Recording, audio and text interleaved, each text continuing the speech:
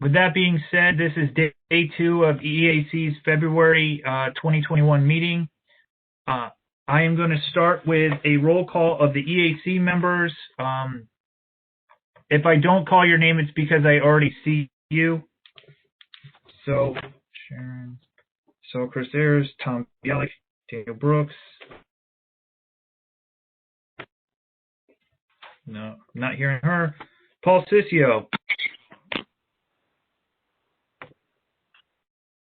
Not hearing Paul. Bob Cummings, I saw you. Ian Delanella. Kimberly Denbo.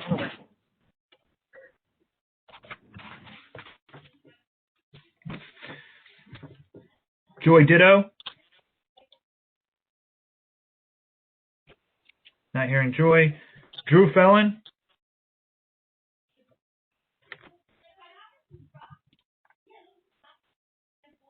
Okay. Flora Flicht. Not seeing Flora yet.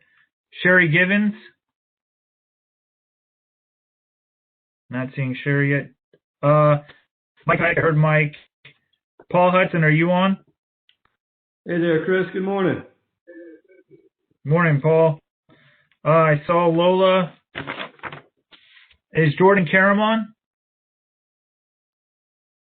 No, Jordan yet.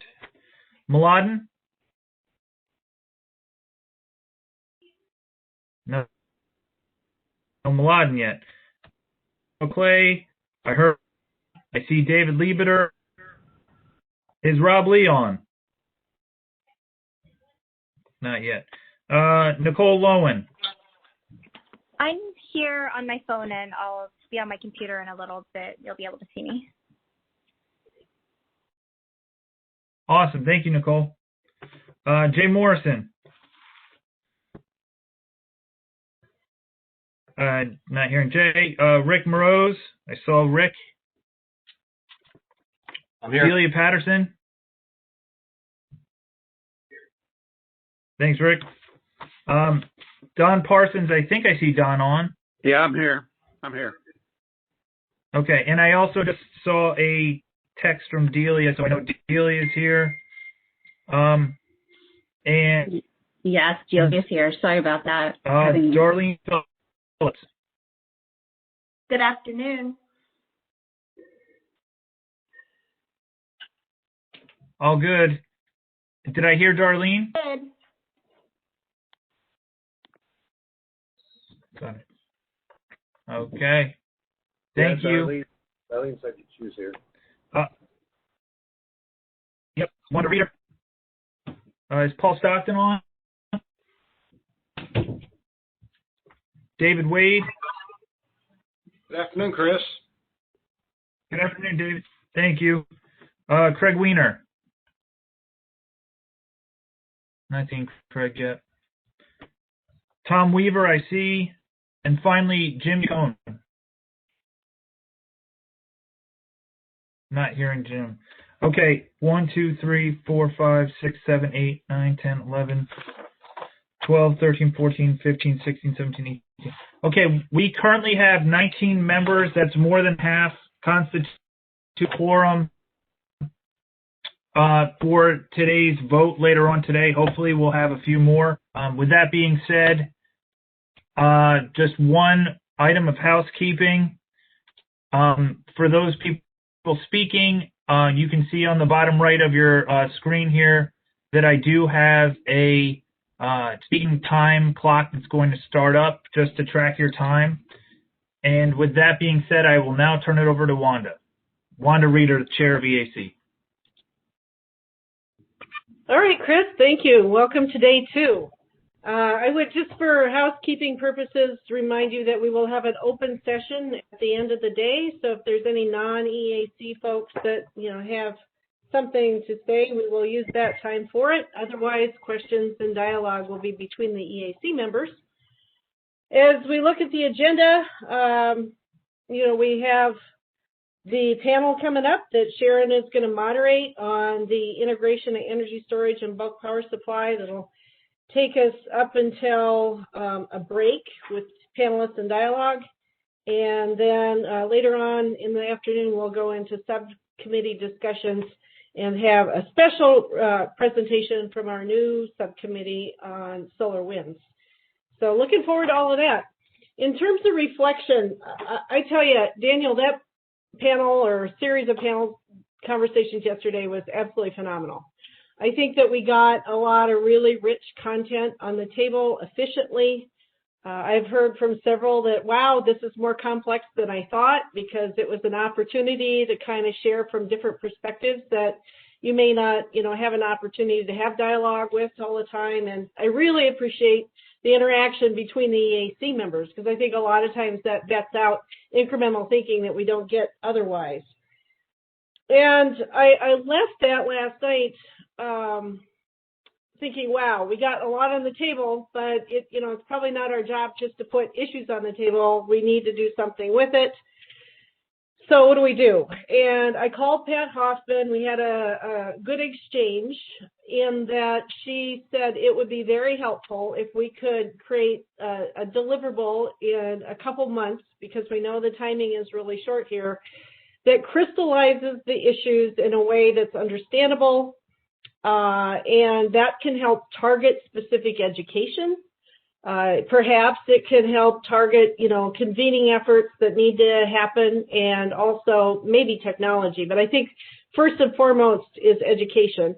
And Paul, I noticed your email, of course, that was so eloquently written that came out to all of us. And I think that really sets a nice context in that, we are all concerned in one way or another about reliability. And to the extent that there's threads here that need to be addressed relative to reliability, it's certainly within DOE's purview to, bring that to the forefront. And the greening, which we're amidst of, is a complicated and, an effort that is expensive. And it takes the best minds working together in order to figure out how to proceed, in the best way. So what I am proposing to do is kick off an ad hoc group that would be relatively small in nature, that would report to me, that would cut across, representation from all of the subcommittees, that could put something like that together within a couple months. The thing that we need to be cognizant of, Darlene, I know you've been working diligently on the state-federal piece, and I think that is a really good piece of work that sets principles out for coordination, right? And you've even articulated some of the specifics where that coordination is needed. And Yep. FERC 2222 is certainly one of many that were articulated. So this is almost a deeper dive of application to, where you've set the construct already. And that, of course, will come out here in mid-year.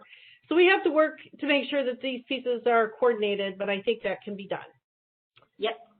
So Rick has graciously said that he would take the lead. I haven't taken this thought any further than that, really. But, I wanted to suggest it early on in the day here, and it's certainly welcome all thoughts on how we do this the best for EAC, the department, obviously the country. Yeah, and So, yeah, I'll Tom, just go add- ahead. Yeah, I'd just add that I think we've got a little bit of time. I put a little note in my presentation for this afternoon that I ran by Darlene to have a little bit of a discussion on this. I'm glad Rick has generously volunteered to work on this. So I think that this will be really good. I think, I would agree that in general, a lot of people think that this is a really easy thing to do.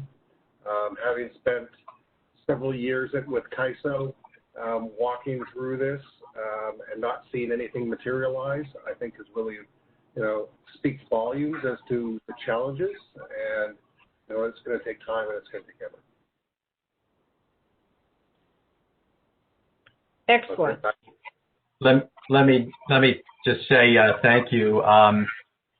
Yes, this is voluntary, especially when the chairwoman calls and asks whether you would do something. So I said yes, but I know that there'll be plenty of help and work that all of us can do My observation to Wanda last evening was that there are plenty of moving parts, lots of issues, but in our capacity as an advisory committee to the DOE, we're clearly in a position to be able to recommend to the DOE the kind of leadership it can show to the various stakeholders that have to come together to make sure that this new world of aggregated DER works and that 2222 can work and be successful.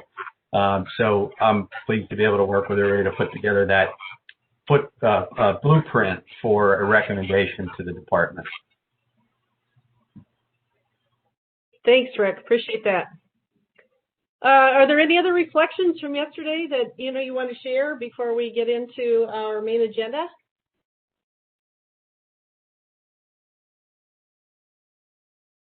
No? Quiet? Well, again, Daniel, I really appreciate the work that you did to, bring those two together and facilitate the dialogue. It was well done. All right. Well, with that as a backdrop, I guess we'll, get into the meat of it here, and we will get started. Sharon, are you ready? I know Bob's there with you. Yep, I'm ready. All right, good. Well, Sharon is here with the Smart Electric Power Alliance, and we welcome her, of course, to EAC. So she stepped up and offered to facilitate and moderate this panel session. She serves as the Chief Strategy and Innovation Officer for the Smart Electric Power Alliance, where she provides leadership and strategic direction for the organization. She's been involved in transformation and growth of several companies. Sharon's been in the industry, and I'm sure we've all had opportunities to touch base with her in her former roles and welcome her in this capacity, and certainly look forward to the panel here, Sharon. So with that, why don't you go ahead? Hey, thank you. So I think today's panel is going to be just as engaging and thoughtful as what we heard yesterday, and it's very timely that yesterday kind of teed up talking about FERC 2x4 and the integration of DERs. And so today we're going to unpack it a little further with the role of storage. So you're going to hear from 4 different panelists, and we'll talk about the need for storage, the value of storage. We'll hear from some of the lessons from the field of what's been experienced. What are some of the challenges that have been seen and are anticipated, and how do we ensure really reliability as we allow storage and storage is playing into the market. So each panelist will go, they will have about 12 minutes, similar to the way we did it yesterday. If they finish early, then we'll take a question or two, but we'll keep each person to about 12 minutes, and then we will have the open discussion that follows. So you will hear 4 different perspectives that I think will give us a more holistic view around this topic of storage. And so up first will be Bob Cummings, who most of you do know on the phone. And he's president of Red Asset Consulting. Many of you know him from the many years of service and industry knowledge and intellect he has contributed through his role when he was NERC Senior Director of Engineering Reliability Initiative. So I'm going to tee it up and turn it over to Bob, and we'll get started. All right, Sharon. Chris, if you want to bring up the cover slide and my presentation. For those of you who don't know me, I retired from NERC after 23 and a half years of work there, plus a number of other years in the industry. I've had the opportunity and the grace of having a catbird seat on all of this. I first got involved in energy storage in 1975 when I interviewed for a job at Blenheim-Gilboa Pump Storage Station, south of Albany, New York. I turned the job down, but it did wet my feet and some of this stuff. So today, you've got the presentation up, Chris, or Matt? At any rate, pump storage is one of the longer standing values of storage. It really was originally put in place to offset and store energy from nuclear and coal baseload units in the middle of the night, and then during the day, during the peak hours, to discharge that power. And that was the original thought. There are about 26,000 megawatts of pump storage across North America these days, but we have many more sites. The last site was developed back in '72. So, but in today's world, today's duck curve world, and technologies today, we have far more opportunities for using storage in multiple roles, and there's some roles in which storage can be done at the same time. Chris, could you please bring up my presentation? Or pass me the ball, either one.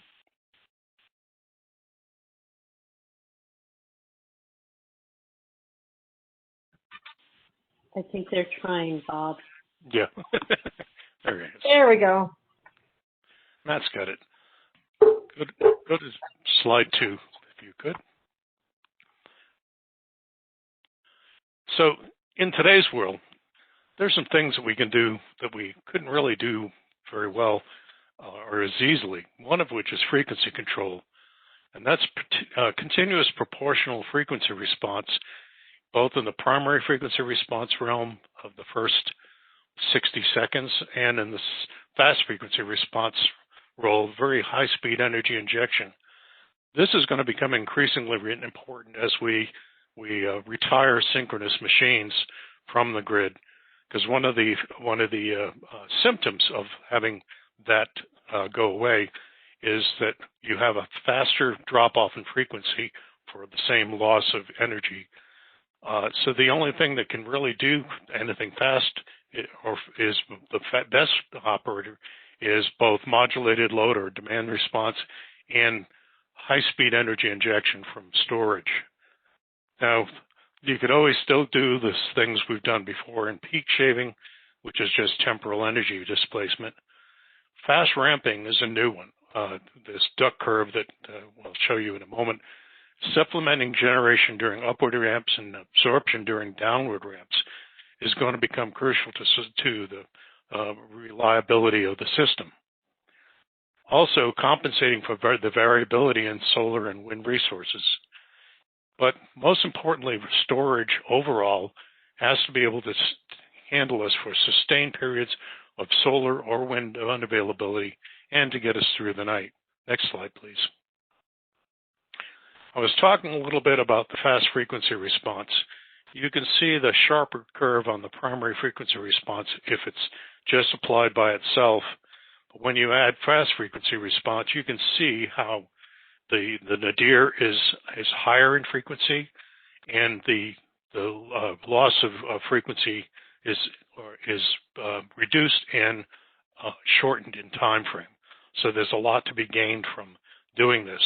Now, if you look at the scale here, it's not linear, but the whole event typically happens in about 10 minutes.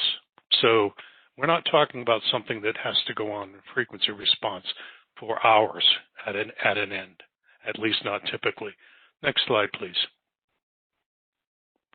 So on the left, we have the new player on the block, which I started thinking about in terms of battery charging, using battery storage.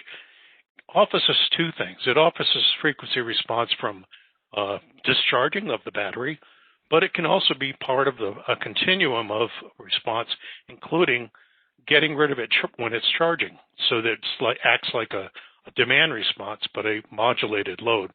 It's sort of like your cell phone. When you're first charging, it charges very fast, and as it reaches full charge, the charging itself slows down. So that this gives us an opportunity to use this as a blended resource.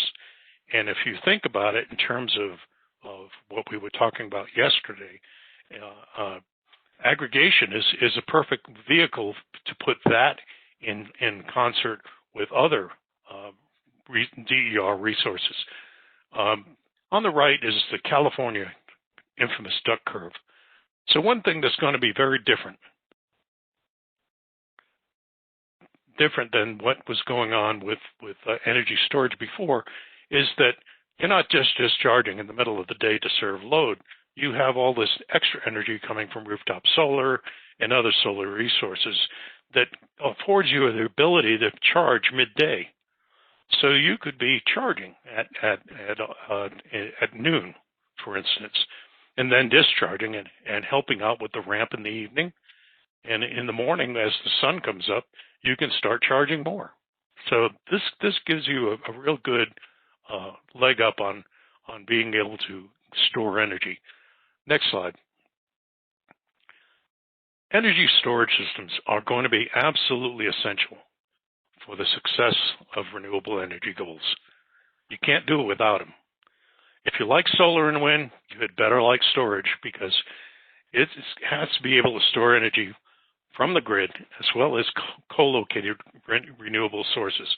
By this, I mean we shouldn't just think of if we're co-locating storage with, say, a solar farm, we should have the capability of charging that battery system from the grid, in addition to being charged from the solar farm. This affords us a wider variety of energy charging from, say, rooftop solar that's out on the system, but you got to do it. You got to get it in there.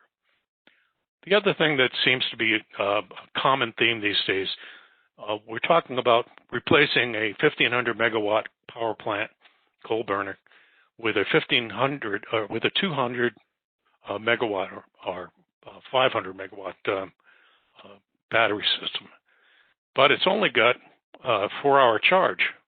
Well, that doesn't work. Turning off the air conditioning in Phoenix in the middle of the night is not an option. I mean, you know, it doesn't fall below 95. So the one thing that's really a cautionary tale is we may not be able to make batteries fast enough to really get this done now. So we need to think about a much larger scale for storage, such as pump storage. So there's an impetus to do more than just batteries here to get prolonged things, especially when you think about needing to cover for days when it's hot and snotty and the sun's shining, the wind's not blowing, but you don't have enough power to make it through the night. Next slide, please. So the aggregation of DERs, it enhances the blending of dissimilar resources to provide some grid services, ramping service, secondary frequency response, and operating reserves generally. We've talked about this in the EAC before of how could we reduce the need for operating reserves. Well, if you've got fast frequency response, you can do that to a large extent. So the other thing is I'm a fan of autonomous devices, but that are addressable to give you cohesive behavior. A good example of that would be car chargers. The car chargers can be programmed to make sure that they don't try to charge during the upward ramp in the evening. That's one of the things we saw in California this summer, was everybody getting home from work and they plug in their electric car and go inside and turn on their air conditioner. Well, that's not helpful. So the cars go into fast charging, and the first thing that happens is you're out of power very quickly. So, you know, those chargers can be addressed by the manufacturer in many cases, and can be adjusted for different things that they can do. So if you have an aggregator who is able to address a DER, a battery system, and tell it to do this, it can handle local frequency response duties in a cohesive fashion, but it doesn't have to be a command and control. The time latency between the aggregator and the device is too long. We talked about this in P2800 on inverter-based resources. We can do that at a plant control level, but doing it at an aggregator level would just have too long a time frame. The one last thing about all of this is that inverters, unlike power plants and rotating machines, they think I can do that in 10 milliseconds. Well, we don't need it in 10 milliseconds. That would just be destabilizing. So we have to be very careful how we engineer all of these things.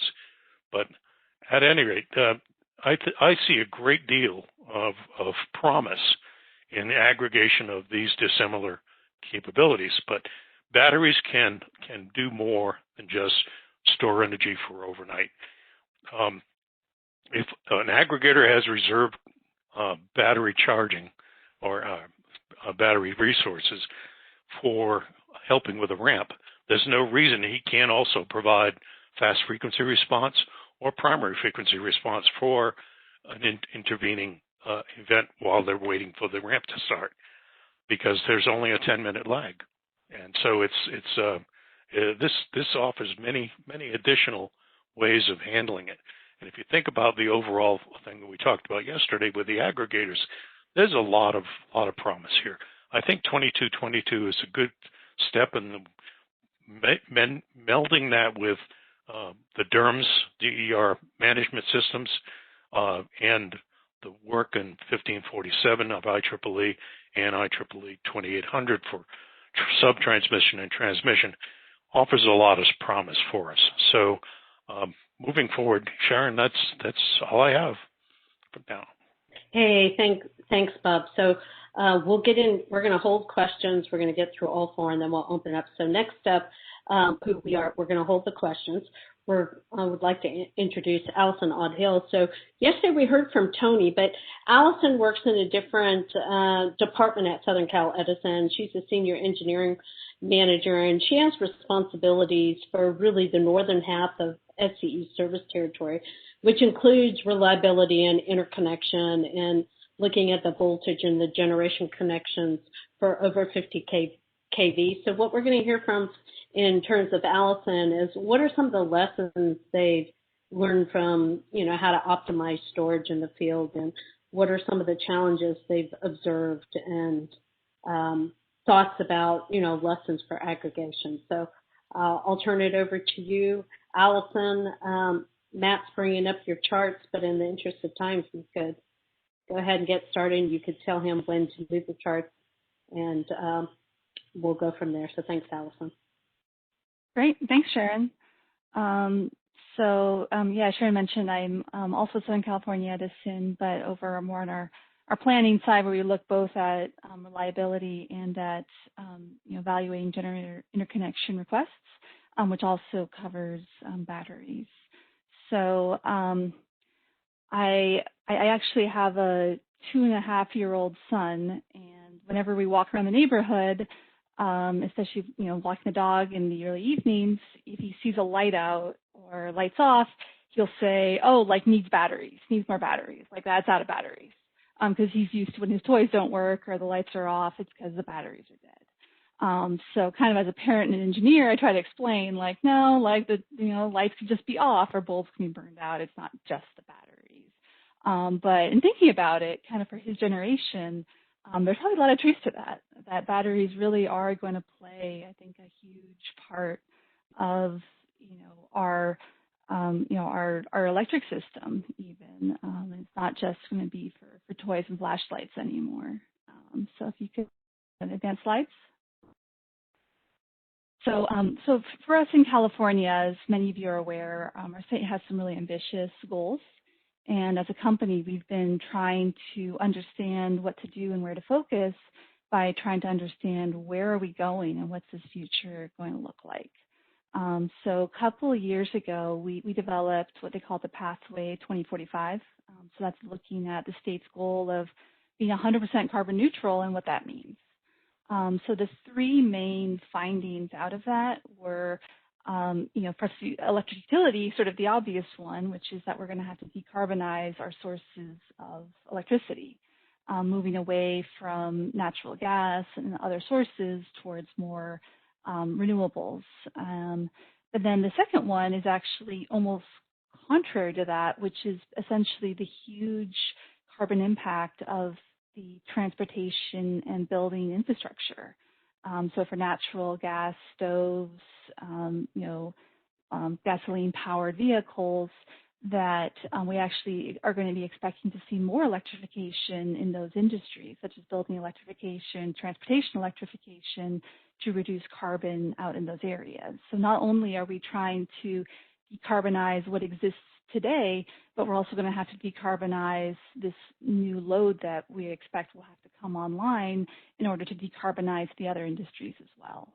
And then the third one is knowing that there are some industries that are just going to be very difficult to be completely carbon free, that there will be a role for carbon sequestration in order to get to that kind of most economic 0-point gain.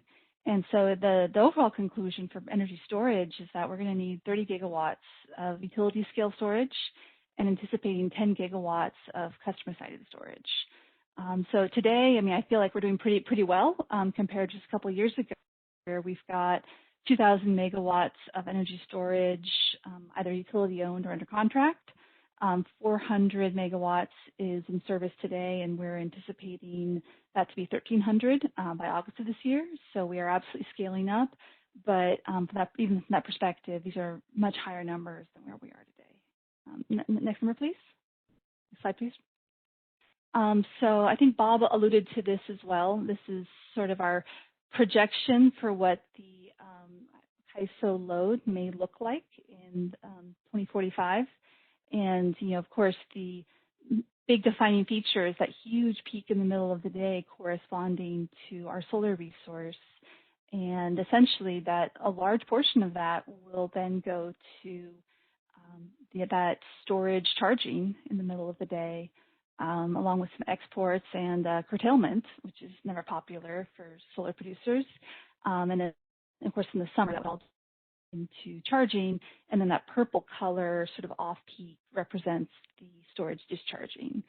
So certainly huge role for storage at that macro level and in the evenings versus the daytime. Next slide, please. So we kind of looked at that at a holistic high level, and there's just the balancing, but then as you get lower and lower into voltage levels, it gets more complicated.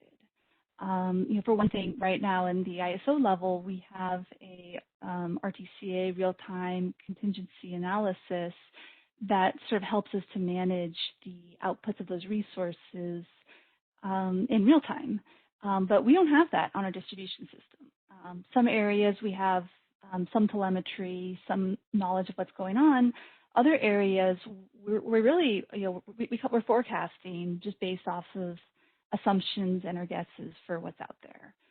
So that makes the integration a lot more difficult, despite the fact that at this lower level, there are more values that can be derived for customers in the areas. And as you can imagine, aggregators are high on that list, where they're right down there with the loads and right at that customer interface, so they can provide a lot of value.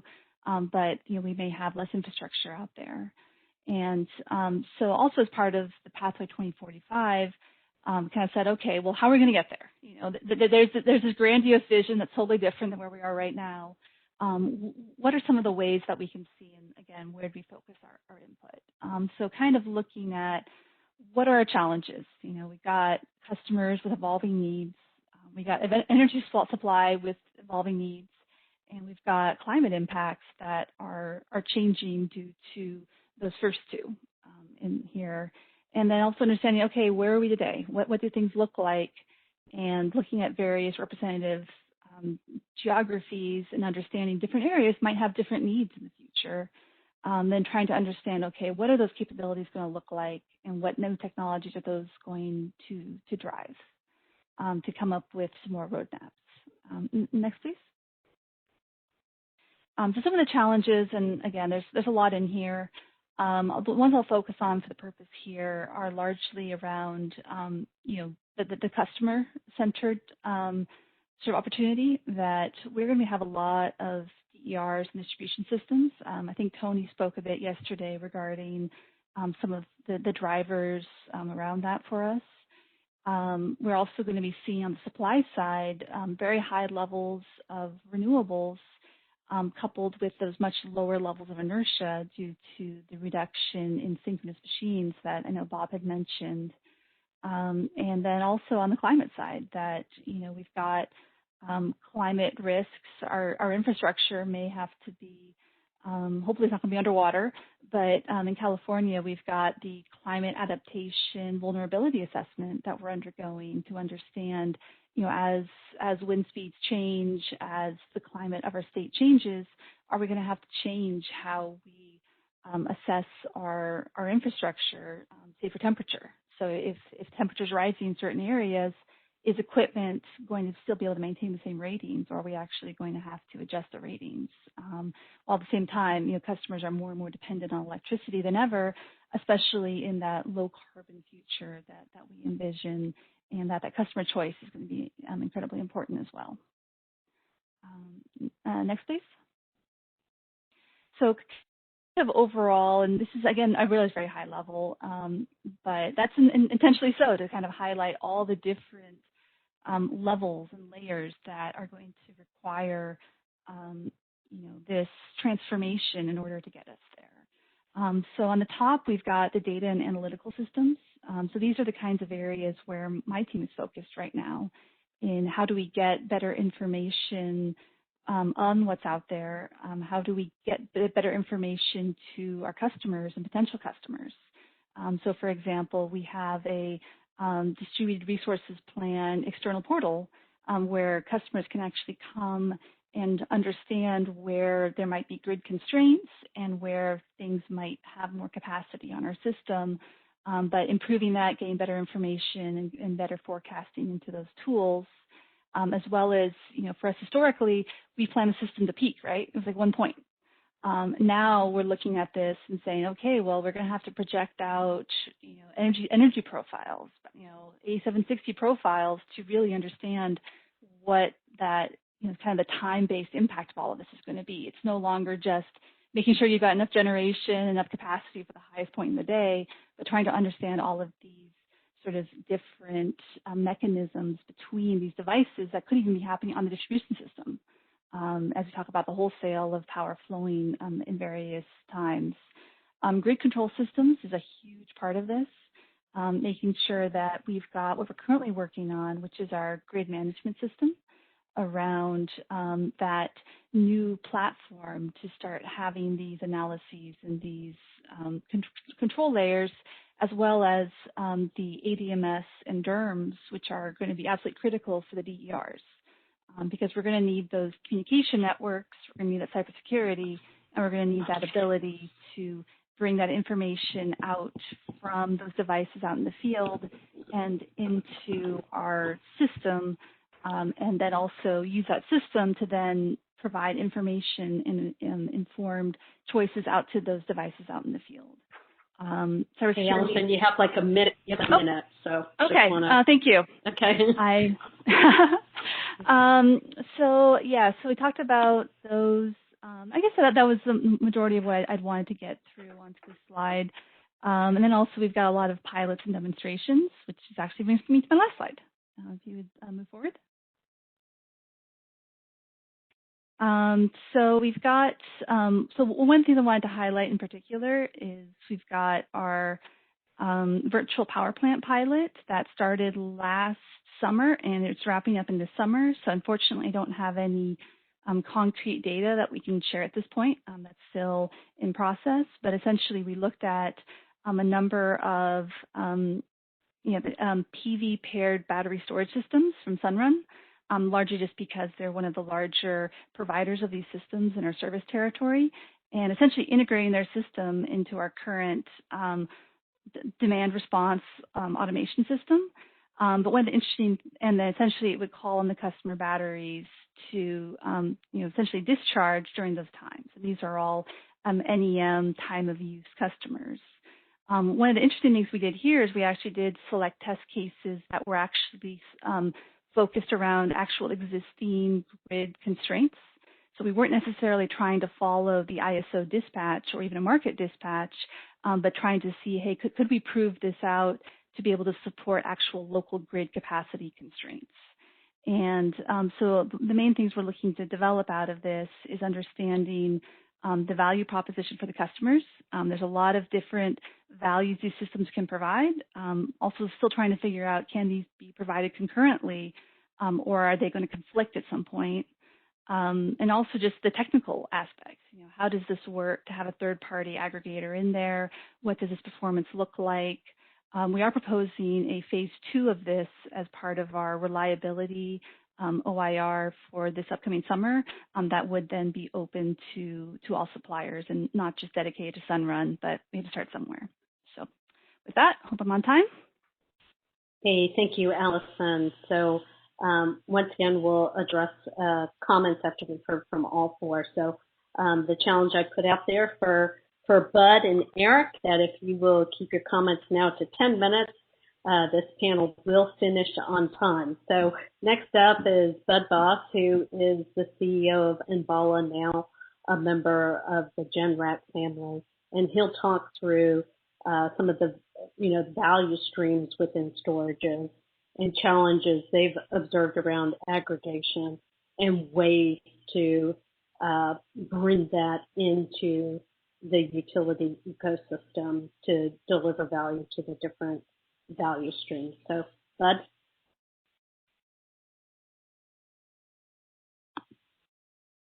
I'll mute myself. Hello. Can you guys hear me okay? You're perfect. All right. And you should see a slide that says Enbala aggregation and orchestration. Is that good? We do see it. All right. Wonderful. Thanks, Sharon. And first of all, I wanted to say thank you so much for allowing us to participate in this panel. Obviously, a very critical topic and very important for us to continue to work on as an industry. I'm going to come at this from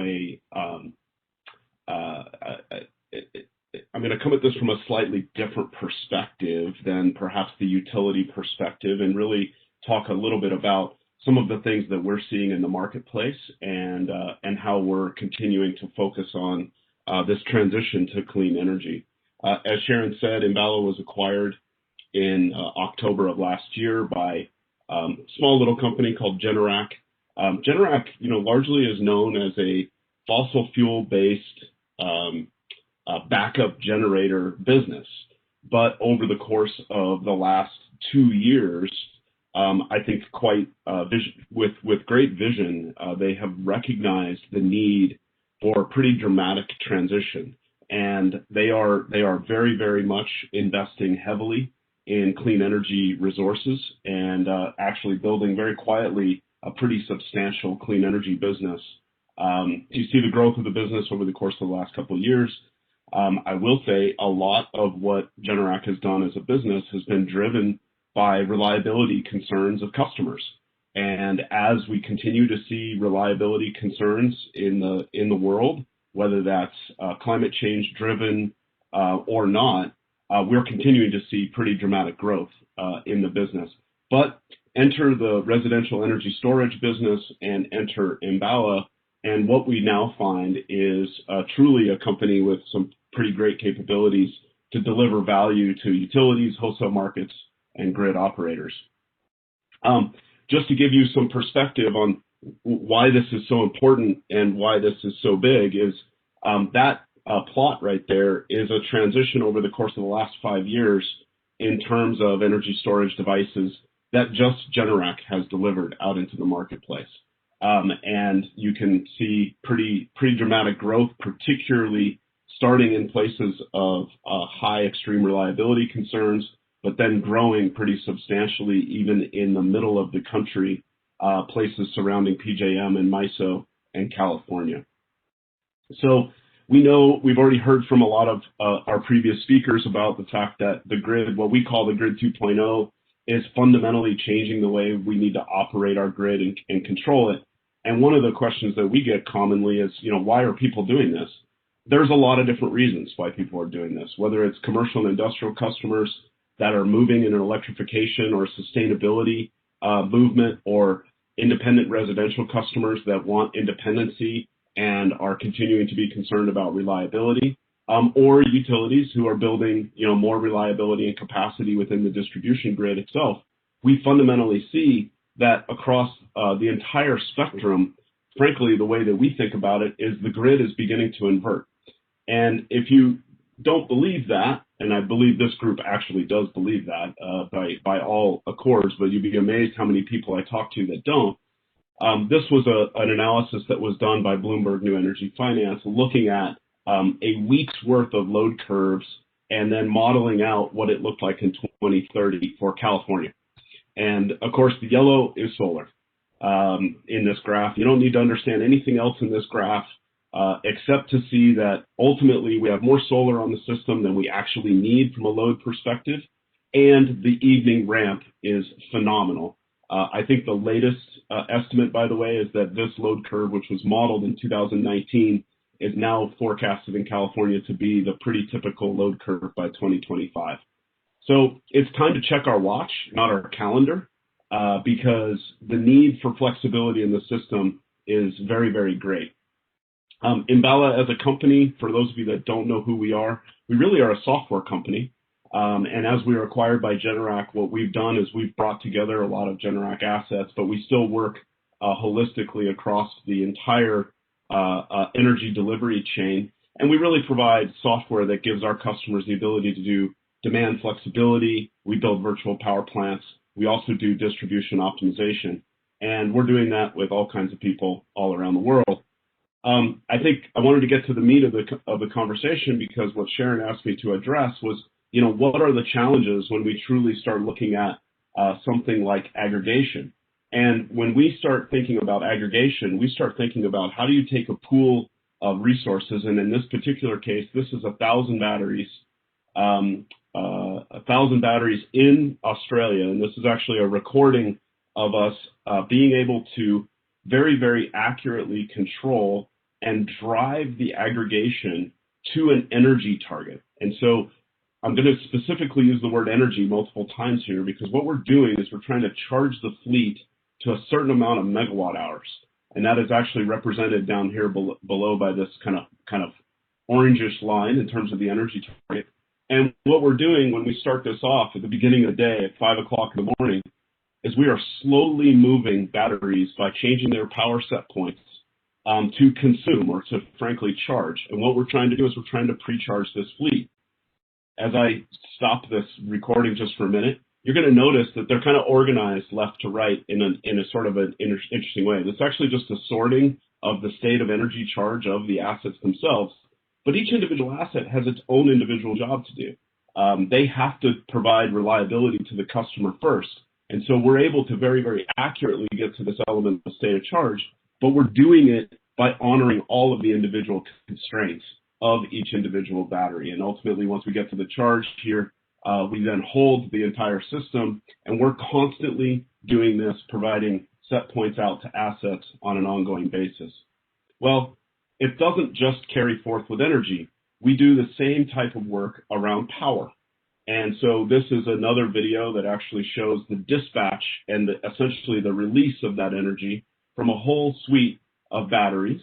That's going to repeat here, and I'm going to pause it right here. And you'll actually see what we're trying to do is we're trying to get to an aggregate dispatch of about 1 megawatt. So now we're in the power realm. We're not charging to energy. We're doing kilowatt control. And you'll see the fleet of batteries, which is the bar charts up above, is constantly moving around. And that is because every minute the system is recalculating what that battery was supposed to be doing for the customer, tweaking its energy target, while also trying to achieve this goal of getting to 1 megawatt of dispatch. And this is actually done in an energy market in Australia again. You'll notice very, very briefly, at this moment in time, you'll actually see the entire fleet changes in terms of the dispatch and the output of the system. And the reason why it does that is because a large amount of batteries actually run out of storage. They hit their constraints, and so we have to begin to shift through the entire fleet on an ongoing basis. And then lastly, let's talk about grid services for just a quick minute. Because now at the distribution level, when you have a suite of batteries, call it 10 or 15 batteries on an individual distribution feeder, and we touched on this earlier with Bob's discussion, you then want to be able to use these for local grid support services. And so here is an example of where we're actually controlling a smaller set of batteries, not 1,000 anymore, only about 10. And what we're doing is we're doing VAR injection. So we are actually moving the inverter, and in real time, we are recalculating new VAR targets, and we're actually asking the system to inject those VARs right across this kind of yellow period. We're not changing the power set point. Power is remaining the same. And why are we doing this? We're doing this for voltage support. So we're able to actually use that small suite of batteries to target an individual part of the distribution system and provide voltage support. So in all of this work, and we've been doing this kind of work now for 5 years since I joined Enbala, and we've really been doing it in large collections. Some of our networks are as large as 400 megawatts, but some of the most exciting work is down in Australia.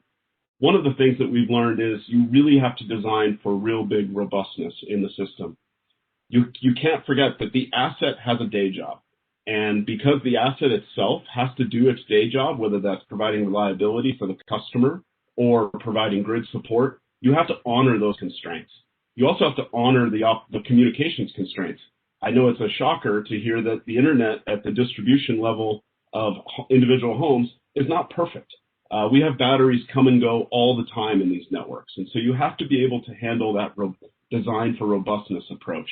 The second is all these graphs and information that we provide, it's all done in real time, and you have to bring it to the operation center of the utility. Until you can operationalize it within an electric utility or a grid operator or a wholesale market, they do not see the value in it. And so what we do is we try and do a lot of visualizations, but as you can see, we're doing it typically at the aggregate level. We're not doing it at the individual asset level because it's just too complex at the individual asset level. And then the last one is you have to provide a lot of flexibility. Some people like to provide their own forecasts. Some people like us to compute forecasts. Some people like to group assets in different ways. Some people do it by geography. Some people do it by feeder. Some people do it by zip code. You'd be amazed. Some people do it by manufacturer of battery. And so you have to provide all that flexibility in order to be able to operationalize it. And so when you're thinking about aggregation and you're trying to bring energy storage into the grid itself and you're trying to aggregate it, we would argue that you really have to have these three elements kind of completely thought through, or frankly, it's not very valuable to the grid operator or the utility. If you're able to do that, it can be highly valuable and highly targeted for both the end customer, which wins in the proposition, the grid, which wins in the proposition, and frankly, the regulator who wins in the proposition as well. Those were all the comments that I had, Sharon. Thank you, everybody. Hey, thanks, Bud. Oh, this is going to be a great discussion because, we talked about DERMS, which we talked a lot about yesterday. So in the interest of time, we're going to move forward with our final speaker, which is Eric Alla. And Eric is a principal program manager at EPRI. And really what Eric's going to take us through is really touching on that famous word that Bud teed up on reliability and storage participation in the market. So go ahead and bring us home here, Eric, and plan to close at the top of the hour at 1. Great. Thanks, Sharon. Thanks for the invitation to be here. I think this is a really good discussion. I think that what I have planned for today follows on pretty well from what Bob was showing during the first talk. So talking a little bit about grid services, where does energy storage fit in? Also talking, also around sort of how does it provide value to the system by providing these services. And we have a few groups at EPRI where we work with the ISOs and RTOs as well as other utility members on electric storage. We actually have a working group that talks about how to model storage, how it provides value. So a lot of this is sort of this discussion that we have pretty often with a number of these groups. I think Bob covered this pretty well, and the others did as well, the different types of services and contributions. This is just, maybe a subset. You can expand on this. But of course, installed capacity to ensure adequacy. This is obviously an important topic that is becoming more important from events last summer and the way that folks are evolving their thinking around this. Energy arbitrage, of course, the ability to lower costs during the high cost time periods by taking energy during the low cost time periods. Flexibility and rapid response. We know that energy storage is able to respond quickly to when it's needed. Reliability services, operating reserve, Bob talked a lot about the different frequency control services, and then of course transmission and distribution, congestion management, as well as deferral type services. And there are others, resilience, of course there are many customer type services as well, but these were kind of the main ones that we often talk about from, at least I talk a lot from the bulk system side of things. So I have about 3 slides that I wanted to talk to you about the key challenges of electric storage resources and the challenges to how they can provide value. So we all know that electric storage has a lot of value. However, there's this sort of question of, are they really providing the most value that we intuitively think they have today? Would they be, installing on the system without any other, subsidies, things like that? When do we actually see them providing that great value to help with integration and to help with reliability? So I have a couple of these different things, some of them probably more obvious than others, but that's really what I wanted to drive home to the EAC today. So first, flat energy prices and costs limit arbitrage benefits. So of course, this is not the same in all regions. In places like California, where you do have the duck curve and prevalent low negative prices during noon and high prices in the afternoon, that's quite a good story for electric storage to help resolve. In other parts of the country, we've seen flatter prices, and we haven't actually seen in most regions in the U.S. any electric storage resources really providing what they were built to provide, which is energy arbitrage, and that really has to do with the fact that electricity prices are not quite as volatile as maybe they were back in 2009 or earlier. I'm known for having faulty animation. So, okay, the second one, resource adequacy contribution can be limited by a number of things. The duration, so if you have a 1-hour battery, it might not be able to actually replace what you would need from a peaking resource, because that peaking time period is not just a single hour. It also is impacted by how much storage is on the system. The more storage you have, the less the next increment may contribute towards that adequacy. And then things like forecast accuracy actually can impact that as well, because just like with renewables, where forecast accuracy is important, if you have poor forecasts and you utilize all of that energy from the storage resource because you think it's the peak time period, and then the peak is actually 2 or 3 hours later because of an outage or because of other things that happen, it's not actually contributing as much adequacy as maybe you had imagined if there were perfect forecasts. And then third, thin ancillary service markets in ISO regions, as well as diminishing value in non-ISO regions. That's something that I think will change. Today, a lot of times when you see a 20 megawatt battery start providing frequency regulation, all of a sudden the prices drop from $40 per megawatt hour down to $10 per megawatt hour because of that 20 megawatt device. And all of a sudden that value stream has disappeared or diminished.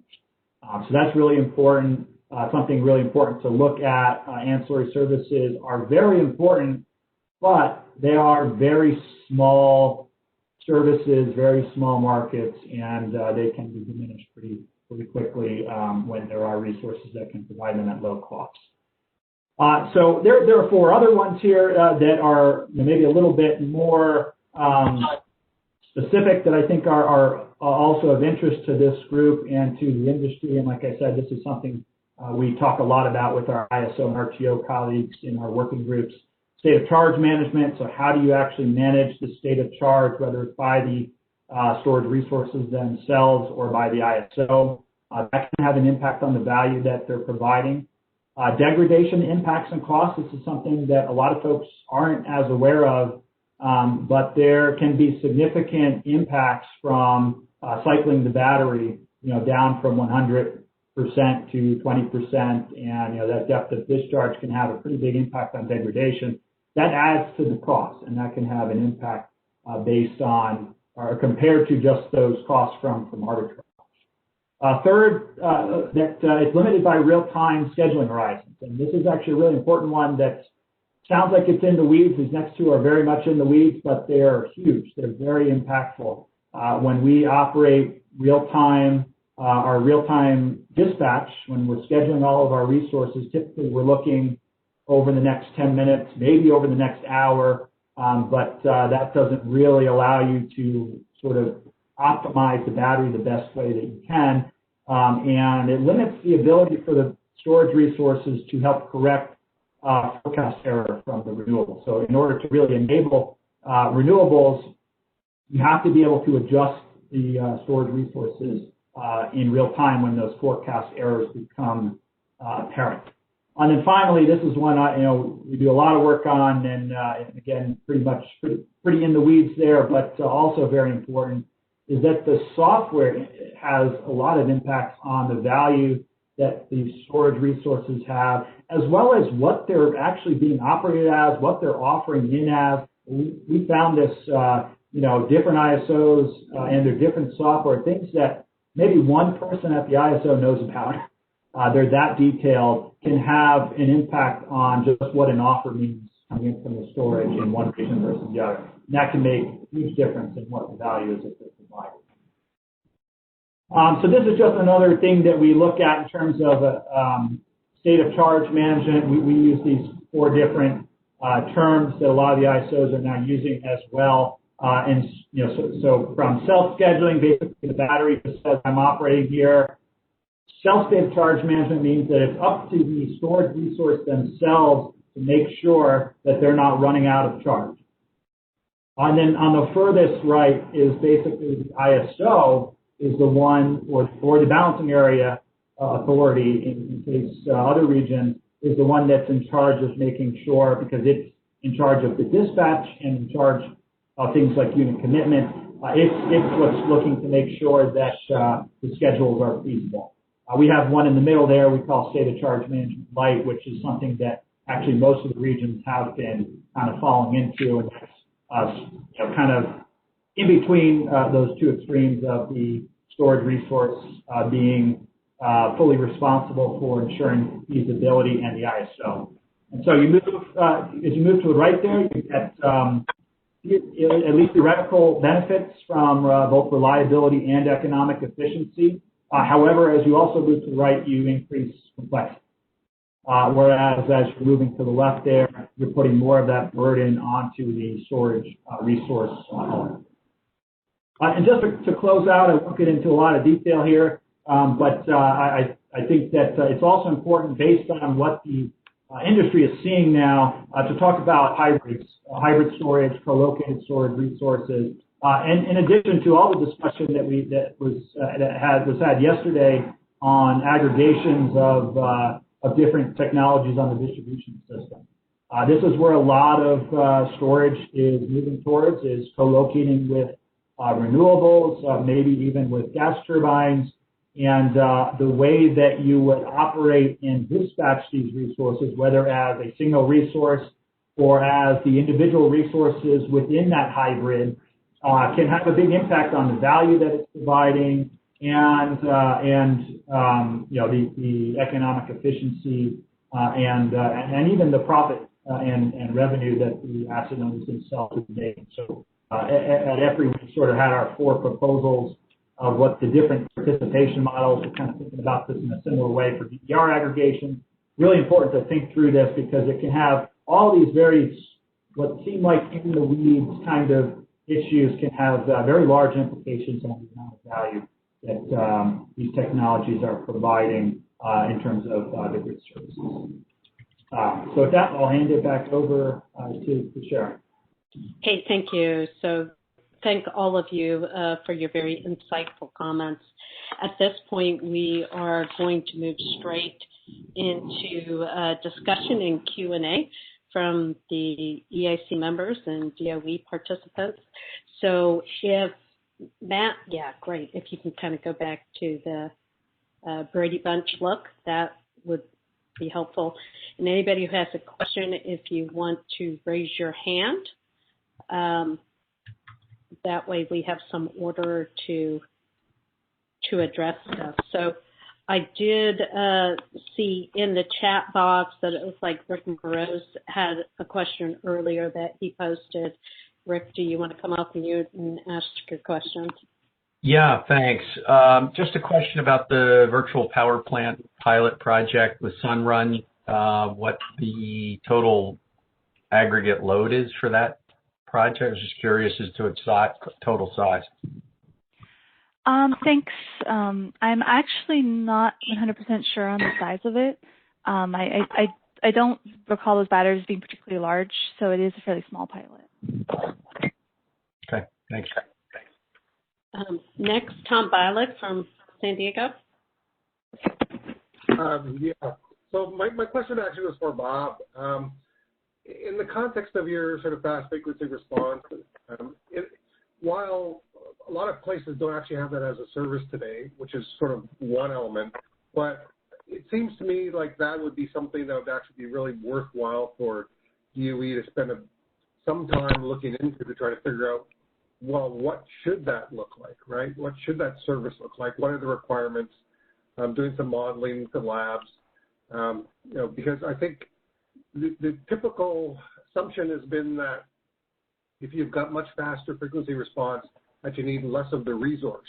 And so if you need less of the resource, then, what does that do from a market perspective, right? It's sort of the first thing basically owns the market, and, then until enough people come in or the prices go up, then by that time there's nobody could be anybody else. Just your thoughts on that, Bob. Yeah, fast frequency responses, I view it as going to be a slower start until we start seeing very steep rate of change of frequency rock-offs and very deep nadirs, and potentially get into some trouble tripping under frequency load shedding during frequency events. People aren't going to understand the value of fast frequency response. It is not synthetic inertia. People talk about supplying this from wind turbines. You can do that, but you're robbing the inertia of the blades. And so when you do that, you have very limited time. You need up to 6 minutes of this sustainability of that response. So to that end, it's not something that I expect to jump out tomorrow, but we are defining what we expect the capability of inverter-based resources connected to subtransmission and transmission that is contained in IEEE P2800. So this is what it is. And also the NERC, Inverter-Based Resource Working Group, has a guideline on fast frequency response. So there's a lot of base work done so people understand what the capability needs to be.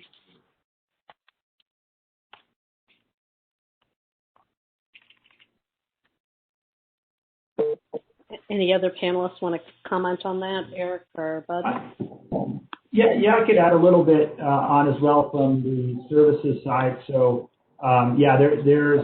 there aren't explicit ancillary service markets for frequency response in most regions today. ERCOT actually has that currently, as well as fast frequency response.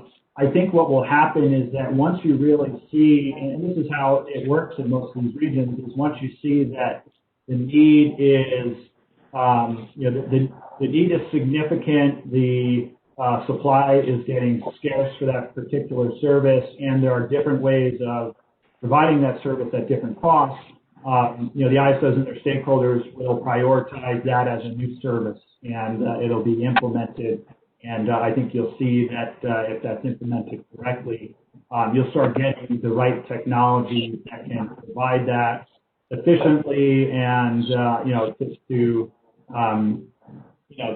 earn revenue and get value from doing so. So I think that you'll see that from other regions once you start getting more of once the service becomes there's so much frequency response today. It's beyond our frequency response obligation for most regions today. Once you get to a point where you're closer to that requirement, having a market might make sense, and then you'll see the right technologies come in to provide it at the right cost.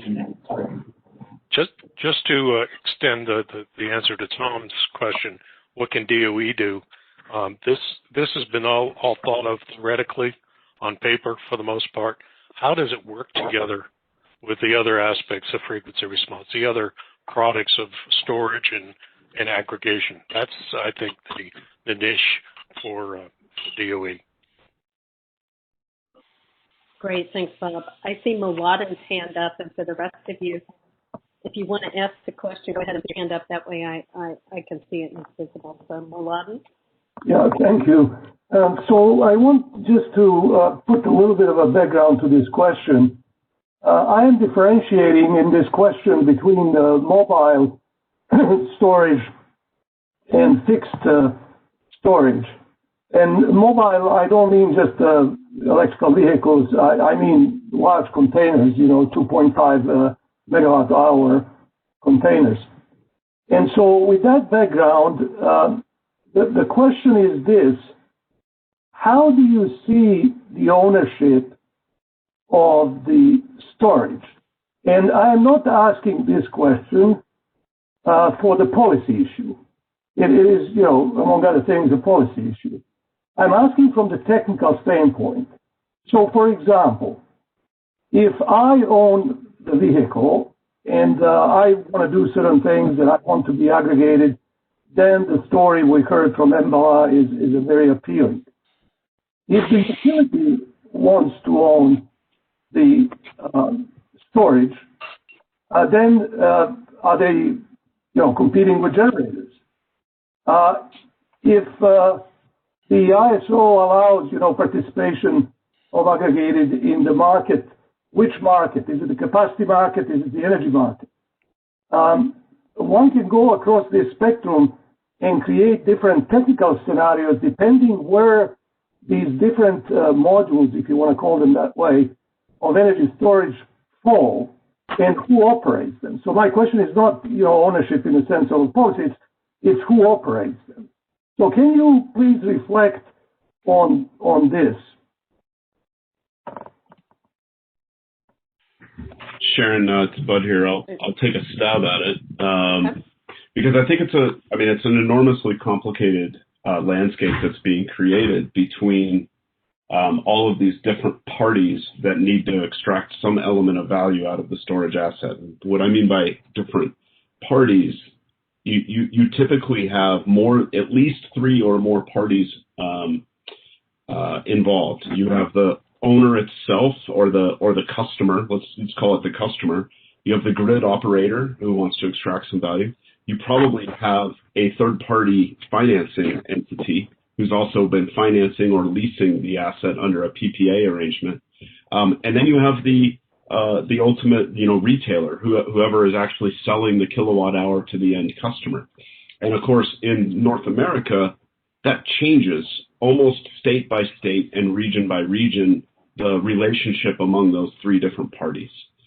So my view, very simply, is that at some level, the wholesale market has to be able to monetize the asset across all of these different services, whether that's, from frequency all the way to capacity and energy. And if that's monetized at the wholesale market level, it's much easier to then decompose which entity of the value stream in terms of coming down through that stack gets what piece of the puzzle, so to speak. Because large commercial entities might go directly to the market, whereas residential customers would go through an aggregator of sorts or a retailer. So you have to, as we've talked about, and Bob just mentioned this, you have to, I think, figure out at the wholesale level or the bulk power system level how to monetize the services, the grid services that are being provided, and then let the aggregators do their job underneath that. But I've seen so much of people being very myopic and centered on energy. And when you think about storage, I think one of the biggest value propositions is going to be provision of capacity when needed on a flexible basis. And so we've got to be really careful about when we talk about all of that together. I think there is a role for energy, but I think the future value is going to be higher in the capacity side. I tend to agree with you, Bob. Mladen, Yeah. does that satisfy your question? Oh yeah, these are interesting answers for sure. This is an area that needs to be explored more, and that's pretty good grounds for us suggesting different things to DOE to focus on. I accidentally interrupted someone who was coming. Hi, Sharon. I was just going to add a little bit on to what Bob was talking about the value of capacity, where we are actually piloting some mobile battery energy storage systems, kind of with that in mind, to say our capacity problem is here today. It might be somewhere else in a couple of years. So, can we physically move that to where the issue is occurring? And then another one on the ownership of that is actually we, through our distribution investment deferral framework, have actually been putting out RFOs around customers that we have a need in an area, again, generally around capacity, to say, okay, well, if we can have some contracts, say 15, 30 days a year, that we can have some control over, say, a market asset, then that would allow us to be able to defer a capital investment project for a certain number of years and thereby creating some value.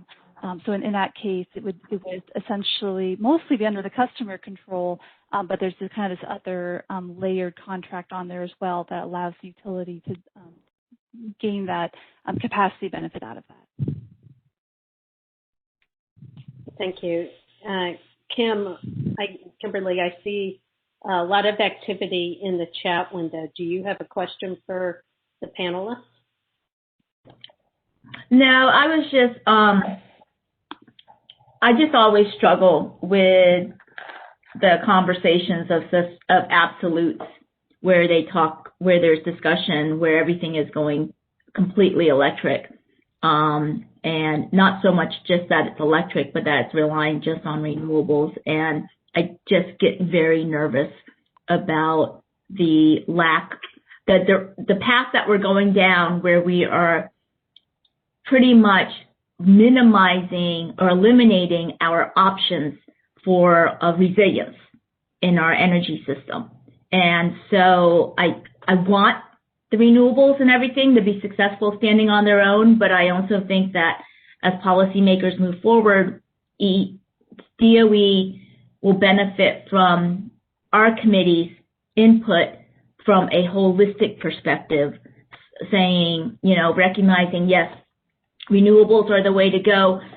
Also recognize that there are not fiberglass forests for the wind blades, and we're still struggling with what we're going to do with the eventual end life of batteries and whatnot. And so that was what drove a lot of the conversation. Of course, I'm a natural gas person, but I am more so someone who believes in a diverse energy portfolio for the purposes of resilience. So that was what was causing all of that ruckus in the chat. No, that's fine.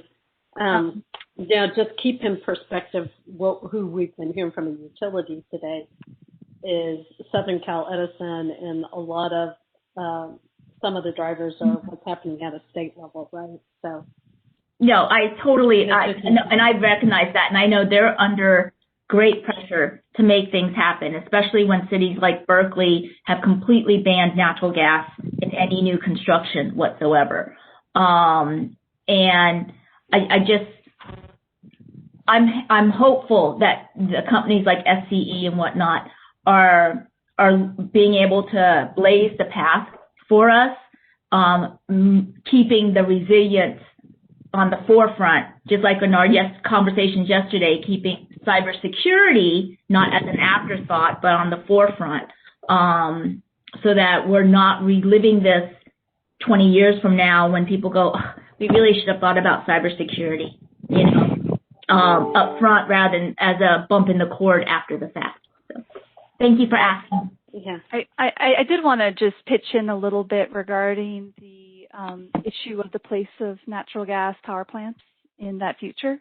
And I believe even when we're looking at our Pathway 2045 study, there absolutely is a section in there of natural gas for backup, it is a concern about whether that will be economical as the capacity factor of those plants drop. But yeah, we are looking to say natural gas is still part of the picture, almost in that backup generator role, so to speak, if you've got a big cloudy stretch or other aspects. Yeah, and the challenge you have is actually it may come to the point where it's out of your hands entirely, because the state may say, we're not doing any more natural gas. We're just going to rely on the sun, the wind and the forces that are out there. And so then that's why you're blazing the trail for us. We just don't want to get burnt in the process. I understand completely. When I think about things being economical, it's not always the case. If I were sitting there with an iron lung in my house for somebody to stay alive, I wouldn't be worried about the price of a Generac to sit outside. But it may not be economical, but it was definitely something I would need. So. Okay, Paul Hudson's been so kindly and patiently waiting, so I'm going to let him come off mute and ask his question. Thank you. I've got a bunch of questions, but I'm going to stick to two things. One, as a pragmatic person, seeing the system changing in relative rapid fashion. I'm interested in this whole idea of speeding up access to tool sets that are useful. And so when Southern California Edison tells me that they have a 300 household pilot program, it feels small to me relative to the speed at which we need to be able to test technologies like buds.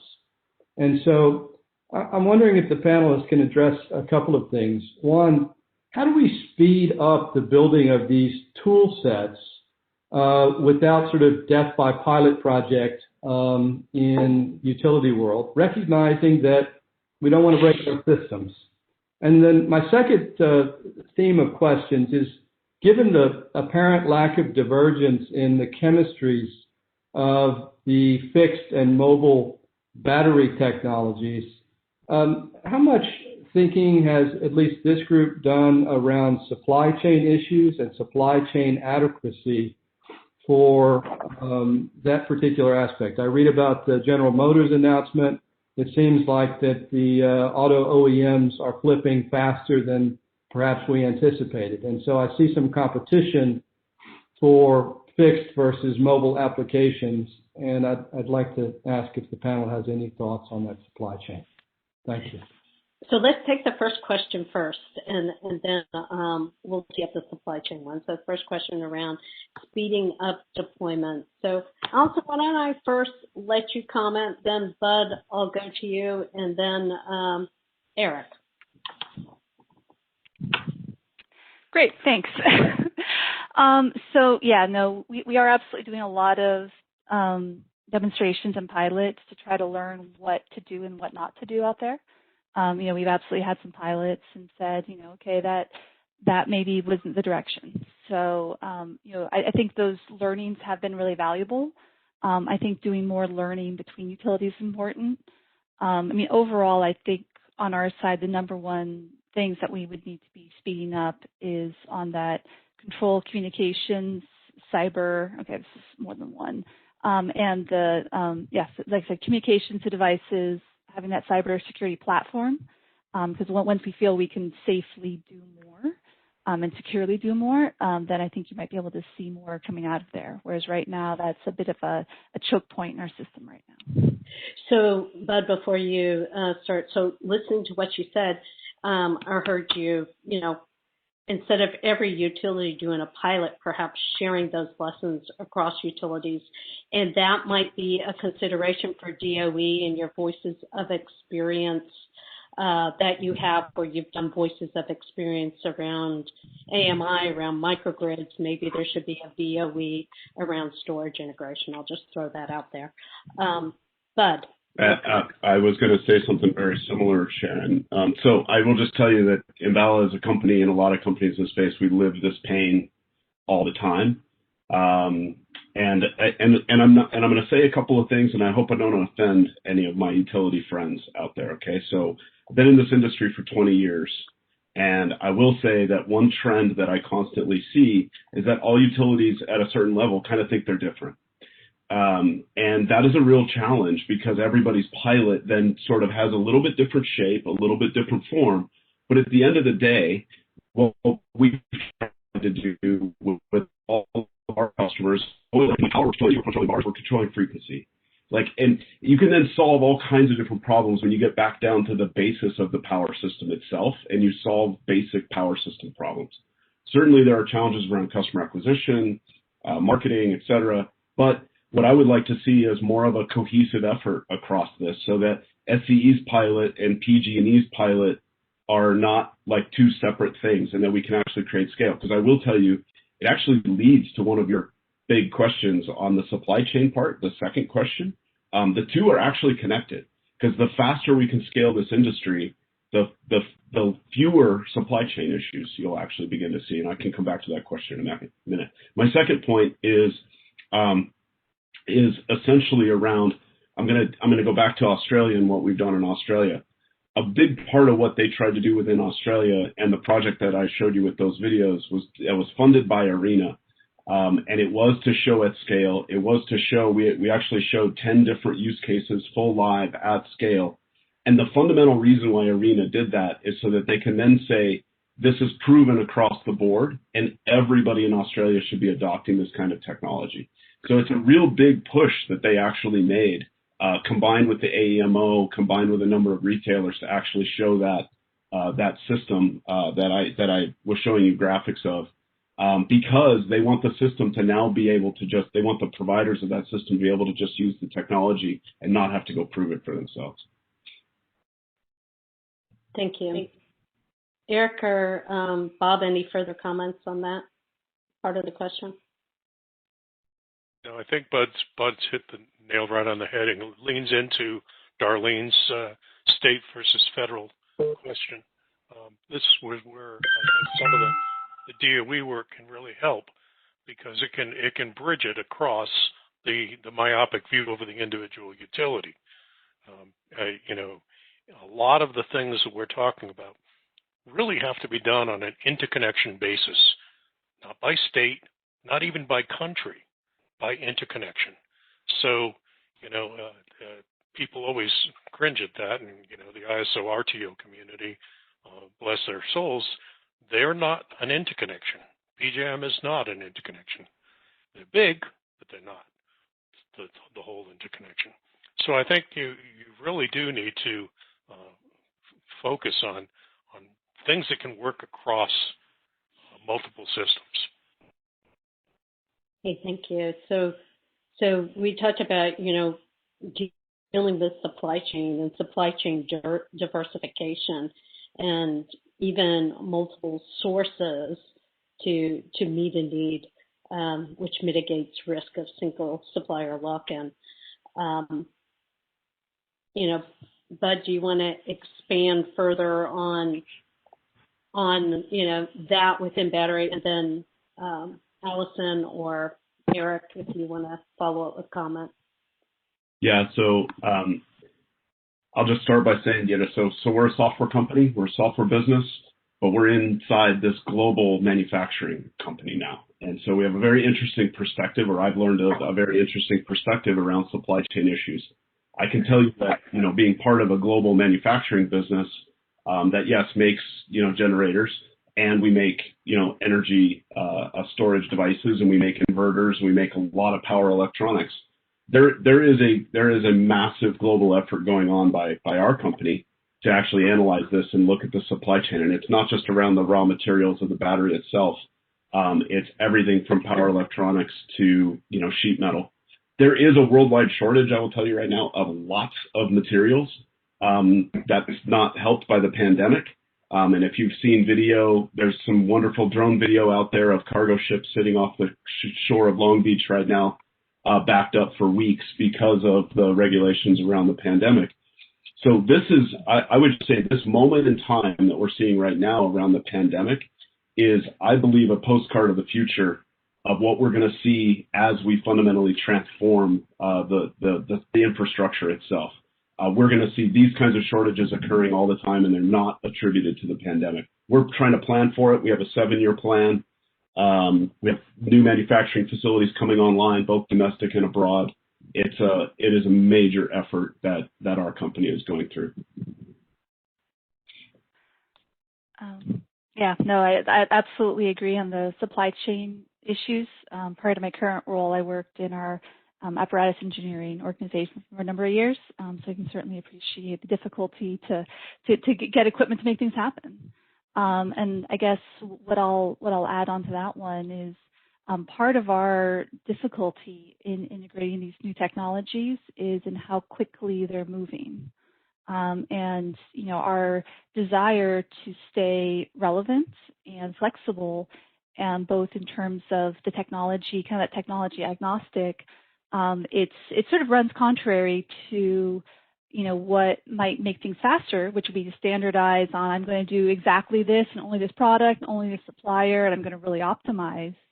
But then I think when that happens, we run the risk of having that, you know, we lose that, you know, supplier diversity that might help mitigate these issues, as well as we risk getting stuck in an old technology or an also-ran. So I think in some ways that they are linked, but almost maybe kind of a push and a pull of the faster we try to do things, the more we're going to run the risk of running into those supplier chain diversity issues.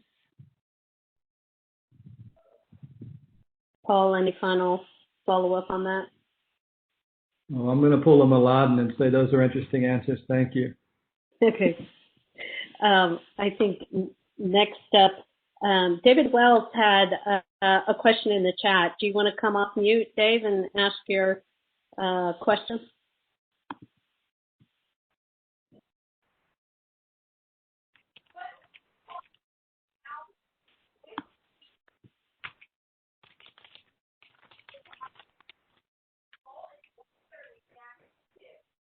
David?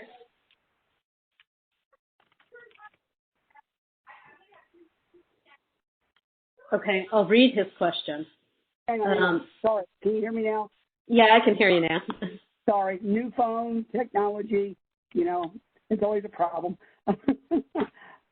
So one of the questions as I was listening yesterday and today, and so I'm Dave Wells, I'm with Department of Energy, Office of Electricity, and the Grid Operations Technology Group. And one thing we've been looking at that I'm not hearing out of the group yesterday or today is when you look at DER, you look at grid storage, and we look at these different options, is that, you know, everybody's not taking a systems approach by looking at this in that who's going to pay for the infrastructure, even though you've got DER and grid storage.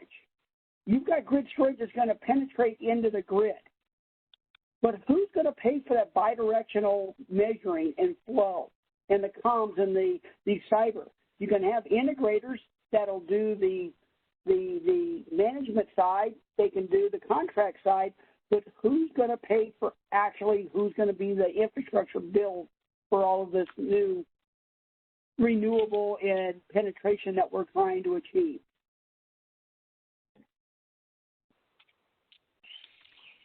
I can take a little whack at that. Part of the DER aspect is that it ends up displacing load, and that is helpful in terms of what infrastructure as far as the system goes. But there's a dark side to all this, and that is how many car chargers can you put on a distribution feeder? How many 350 kW fast car chargers can you put into a truck stop where you need to charge electric vehicles very quickly? These are real aspects of where you're going to find the need for additional wire in the air or in the ground.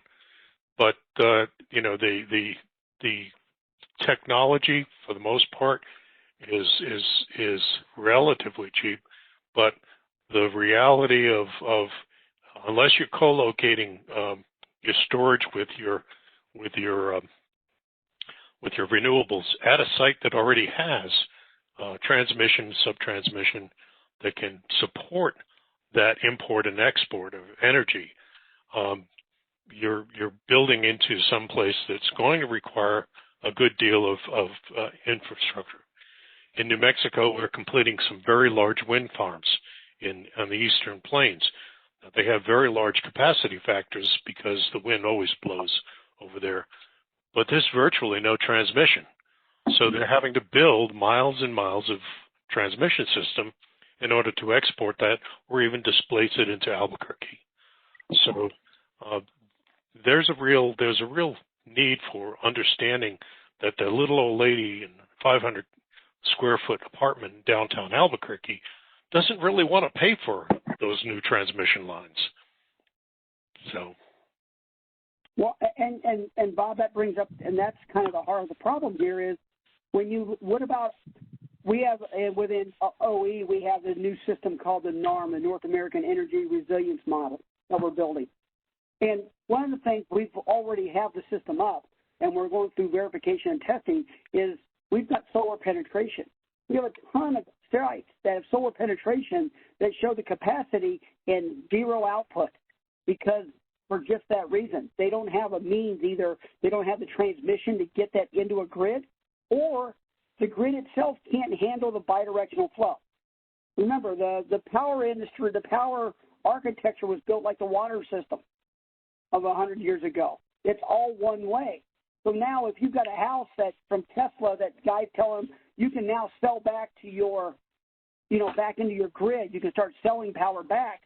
If they can't take that, if they have no way of measuring that flow, that increased capacity, when they've already got it coming in from the transmission, distribution, source generation, these are the things that everybody kind of sidesteps. And as Bob was saying, it's the dark side. But I think that dark side needs to be at least lit up for people to understand that there is a real problem here. It's not just a matter of turning PV on or building DER and we're just up and running. And that's why I'm trying to highlight here with these questions. Bob, one thing I would say, I'm sorry to interrupt. No, go ahead.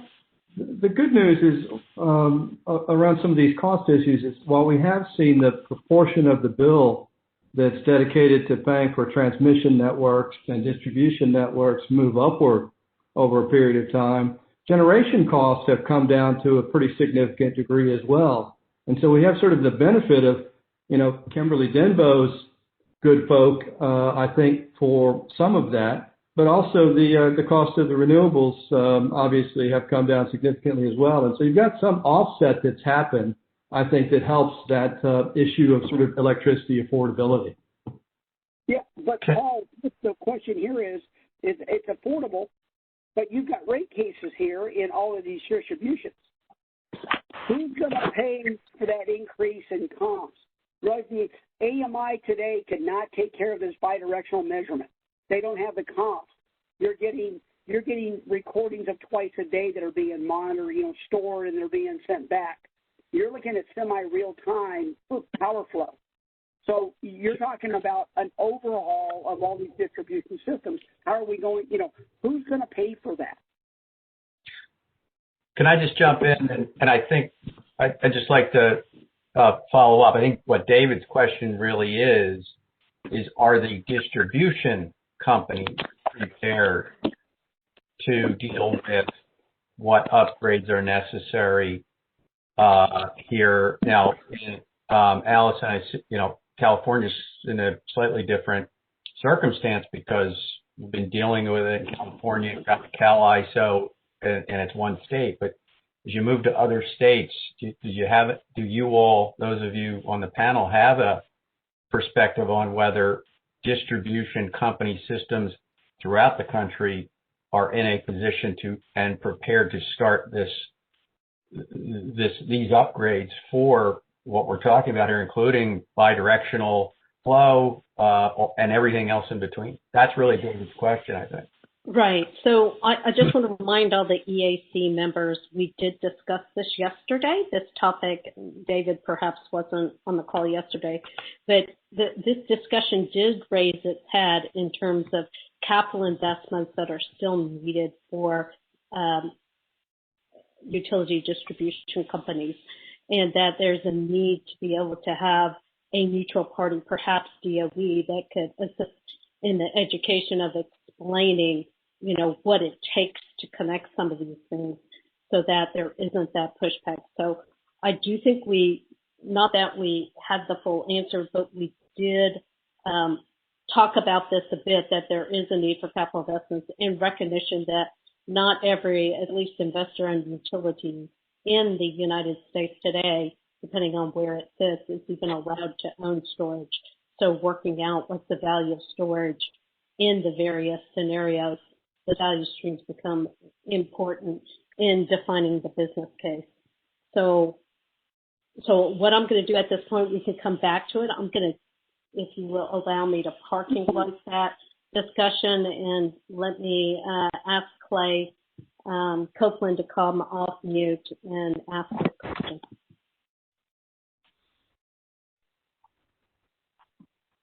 I'll just try to kind of quickly unpack a couple things here. And that's silly. So can you still hear me? Yes. Okay, so we kind of come at this backwards as a small utility who's added storage. So as a remote microgrid, our peak ranges between averages 3.5 kW is our average load, and we peak at 9.5.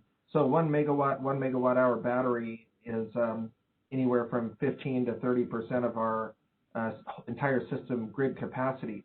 And because there's no regulatory barriers vertically, we own everything from the customer, literally, and the cooperative owns everything up to the generation.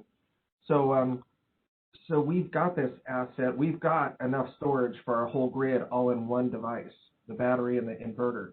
So we get to deliver all these value streams, and in fact think of new ones that are still probably beyond reach for most of you because of the complexity. So just 2 or 3 weeks ago, we balanced our entire systems, our entire grid's power factor just by injecting VARs, as Bud was mentioning. And then literally just watching the physical response of our voltage regulators, our system voltages, and the loss of energy. So we get to recognize that 90% of our savings is by providing spinning reserve and frequency response to liberate all the renewables on our grid. So that fast frequency response puts very, very little degradation on the battery, and we need very little capacity. We're balancing our entire grid. Even as dynamic as our grid is, we're switching as much as 10% of our load with individual freezer compressors that are coming on and offline from our industrial loads. We're only using 1% of our actually energy storage capacity. So we're not too worried about recycling these things. 50 years from now, when they're down to 2% of their original capacity, we're still getting 90% of the value out of them. And maybe that's a way to repurpose them. But and I'm going somewhere with this, if you'll bear with me. So we're looking at a remote site now. A customer's walked through the door and they want power like 35 miles away from our grid, which for us is a long ways. It's hard to even energize a line. So we're thinking about things like instead of having a centrally located storage in a safe place where it's tsunami free and earthquake resistant and everything, and we can support any of our individual generation assets in our grid with spinning reserve and so forth, whether it's hydro or solar. In this case, we're looking out at the end of a line and saying, well, geez, if we had solar plus battery out there, we could be delivering the solar back to our grid. But if we lose the transmission line to this critical infrastructure remote site, we've got a battery right there that can be balancing and providing spinning reserve. And for 10 months of the year, even at our latitude, they've got backup power there until we can get the transmission line fixed. And then I think, wait a second, we have battery assets on both ends of the line. Maybe we can use those to energize that long line because we don't have the horsepower just in our native grid assets to do that. So all these use cases start stacking up, and we get to do all of them because we're just one operator for the whole system. So when we implemented our system, though, we ran into some challenges, and I'm working back to the question for Bud. we found that when you rely on your battery energy storage system to be your spinning reserve and to be a prime mover on your system, and by the way, the one other thing I want to mention is most of our value is in liberating the renewables, but it isn't lost on us that we have this legacy diesel power plant that I don't want to make investments in. And right now we're backing up our renewables, but we're in the process of architecting our grid operations so that we can run the battery system as spinning reserve against our diesel plant when it's online. So that reduces that +1 unit requirement. We can run another 600 or 700, another 30% of loading on a unit before we have to start the next unit. We can take one of our old legacy units just out of the stack now. We don't have to replace it or worry about keeping it for anything. So it's there's tremendous value in those infrastructure. So but back to the question. So when we were actually integrating this battery system into our grid, it has to be 100% all the time. So Bud kind of alluded to they have to allow for a certain amount of unavailability of all these distributed storage assets because of internet failures, I'm assuming cloud-based controls and so forth. But what we found is that there are a lot of problems, and we're still working through them to make sure that our asset is available all the time, that the communications are very robust, that all those little internal alarms that they have to signal them that all get piped out through one alarm they don't really affect the operation or the safety or the performance or the life of the unit. And yet, for us, we need to separate those out from alarms that actually mean, hey, we're having a catastrophic failure, put another asset on. So there's a lot of technical issues that we worked through and are still working through just on the basic communications of our battery energy storage system, even between the battery and inverter. So I'm wondering, just to peek behind the curtains about it, what some of the true challenges you had on almost a unit or a manufacturer by manufacturer basis on all these battery energy storage systems. How available are they really? And do you have a lot of them down just because of controls issues and stuff with the packages themselves? It's a good, insightful question. And there's probably not even enough time left in the panel discussion to go through every individual piece of nuance. But I would say this: I would provide a little bit of this guidance from our perspective. The first is that we've designed all of our systems to sort of handle the fact that we know that the battery energy storage system itself will, number one, come and go from a communication standpoint, and then number two, it will actually never deliver what it says it can deliver. I mean, and that's kind of a fundamental premise that we have going into the way that our software is actually designed. One data point that I'll provide that I think is important in this to understand this element of our thinking is that Imbala as a company was one of the very first companies that started using loads as a form of frequency regulation. Now, it wasn't primary frequency, it was secondary frequency. But that's still a 2-second signal. It's a 2-second down, 2-second up required response. And we did that out of a network of loads. And if you ever control load, you know that it never performs the way that that nameplate actually says it's going to perform. And so the same is true of batteries. Even though we have direct links to every one of those 1,000 batteries, direct communications links that do go through a vendor cloud, they go through multiple vendor clouds because it's actually a collection of 5 different vendors that are out there in the world. We get direct telemetry, we get direct data. We use that to actually compute models that then feed our optimization. But again, even if a Tesla battery out in the world says that it can provide 4 kilowatts up, it's only going to, when you command it to 4, it may only deliver 3.9 or 3.8 or 4.1.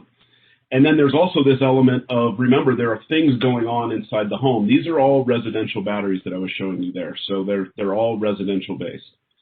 So there's also things that are happening inside the home that, frankly, you cannot forecast or you cannot predict or manage. So you also have this net output effect that's constantly moving around because that battery has a day job, and its day job is to basically make export 0 or net import, net export 0, try and use the battery for local needs first, and then we use it for grid services second. So because of that prioritization, its capability is moving around.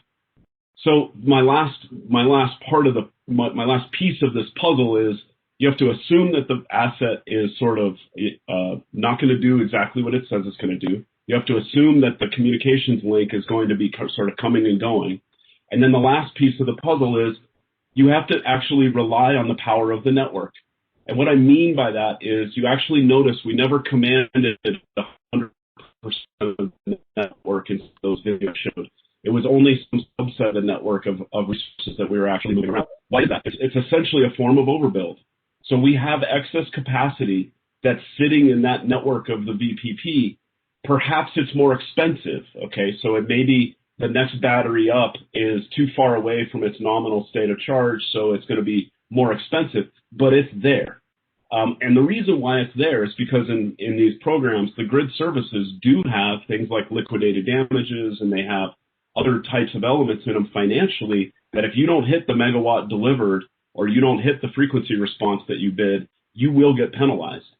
So this is, to me, this is like the basic story of like the fax machine. The power of the network of fax machines increases by a square, right? It's an exponential function the more fax machines you actually put in the network.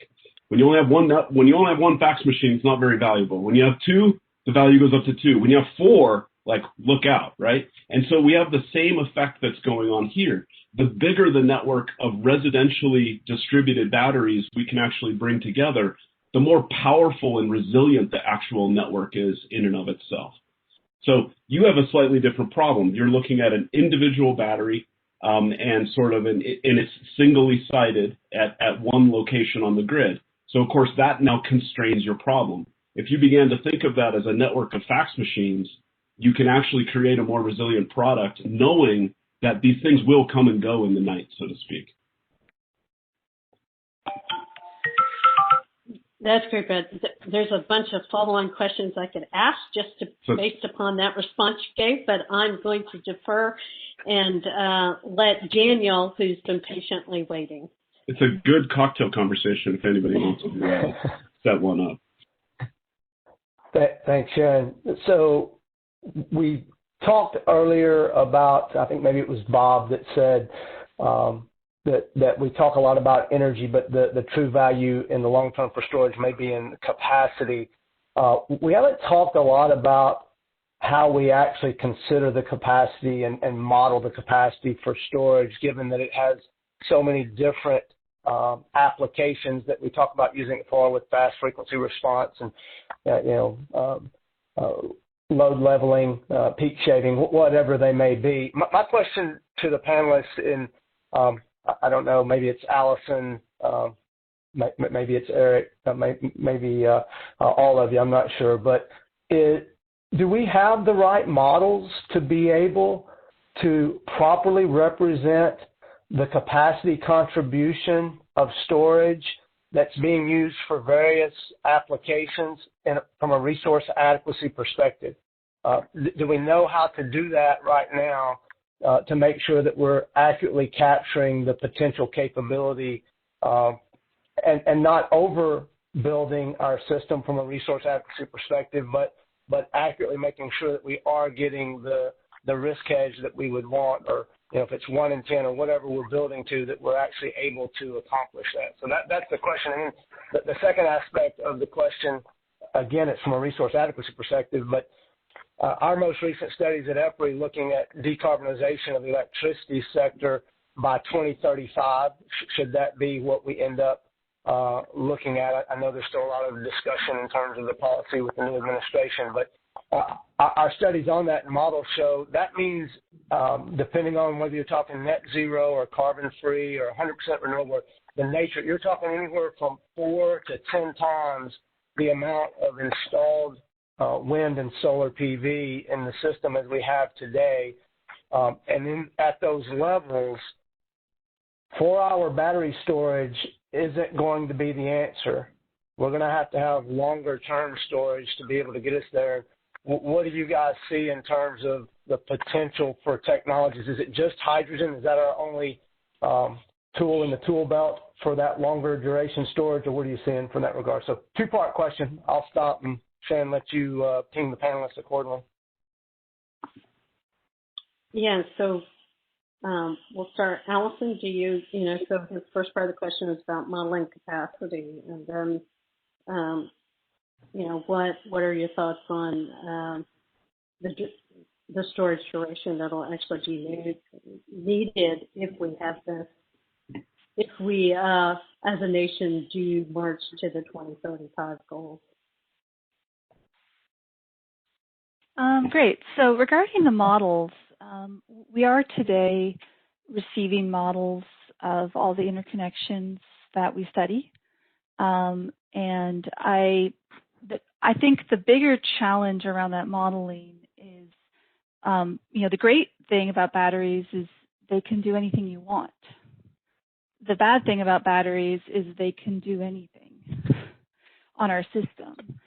And so being able to, for us to know in our studies and reliably understand and have confidence in what these batteries are going to actually produce is I think, certainly a challenge for us because we're charged with reliability. We're charged with making sure that we can reliably connect these devices, even though, let's say today, our forecasting tools aren't perfect. I mean, forecasting is never perfect, but our forecasting is something that we're developing, our ability to do better forecasting into the future. But on top of that, our batteries are largely owned by other partners. They're not utility-owned batteries. And so we don't necessarily have visibility into what they're going to be doing.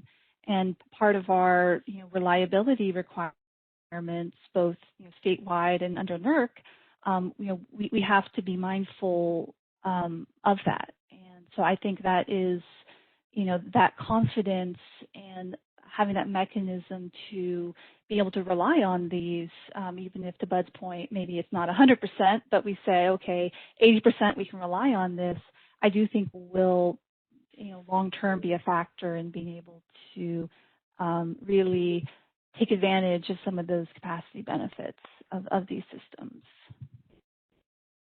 I think there was a second part on that as well.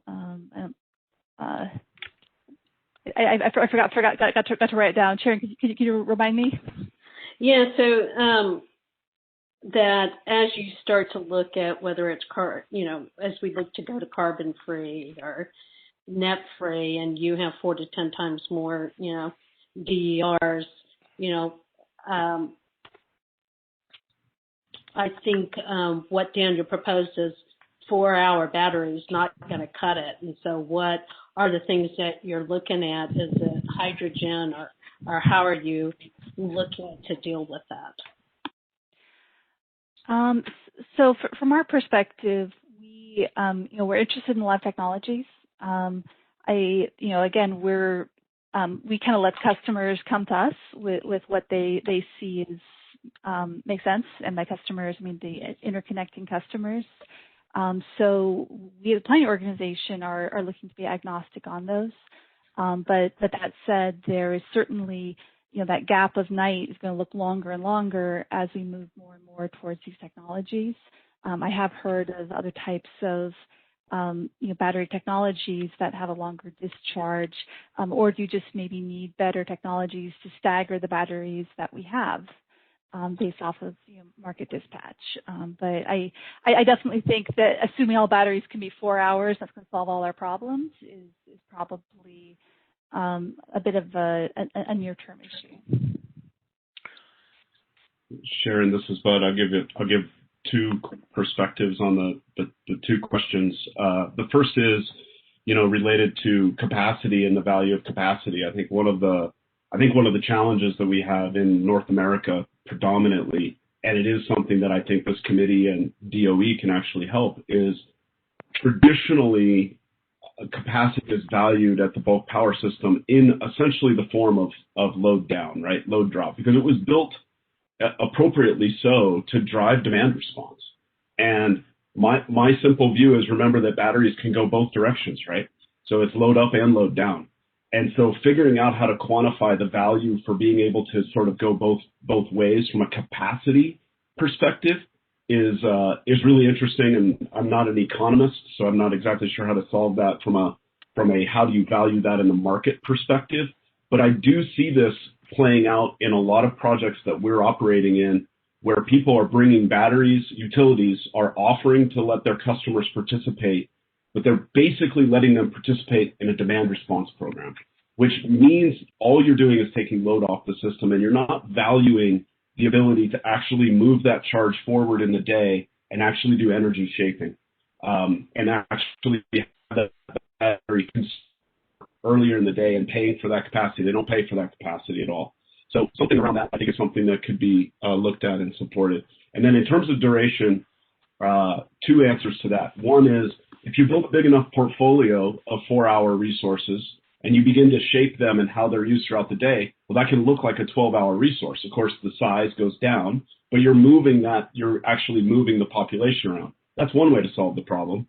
But you obviously need more batteries in the system to ultimately do that. The second piece, and I'll throw out like the Generac view of this as well, is, we make generators as well.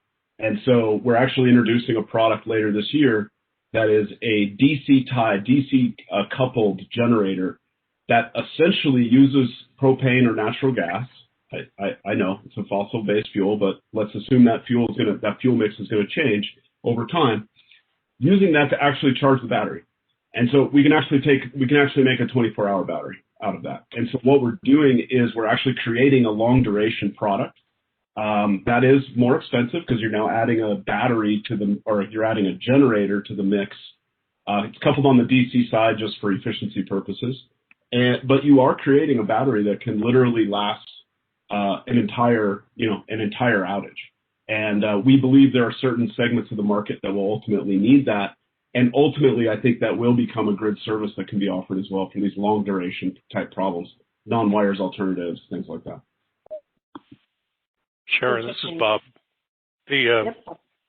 From a modeling standpoint, the utilities are used to doing capacity adequacy for peak loads.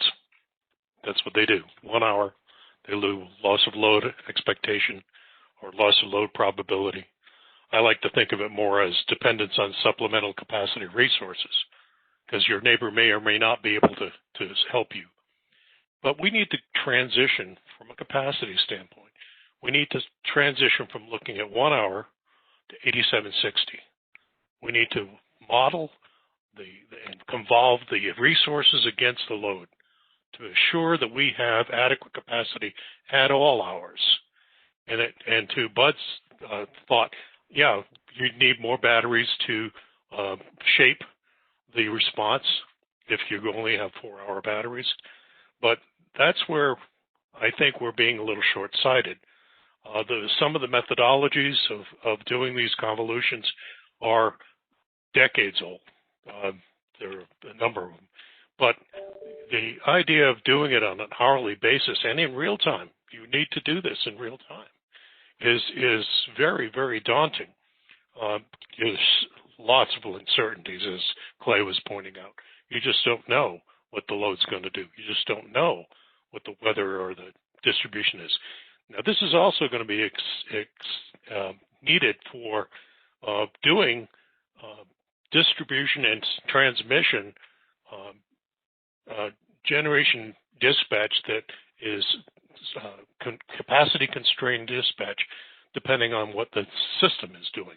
So if you have an impediment at the distribution level, you can see it.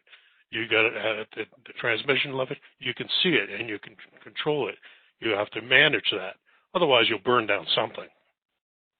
So from a modeling standpoint, we've got to make that transition. And it will be self-evident as the value of those capacity resources show up. So, Eric, do you want to get in on this conversation? Yeah. And this is certainly something I could talk for hours about as well. I agree with all the comments so far, especially like what Bob was saying about, not looking at just the single peak hour. I think traditional resource adequacy has always been pretty straightforward. You can kind of think about what every generator or whatever supply side resource contributes independently. It didn't really no matter what the other resources were doing.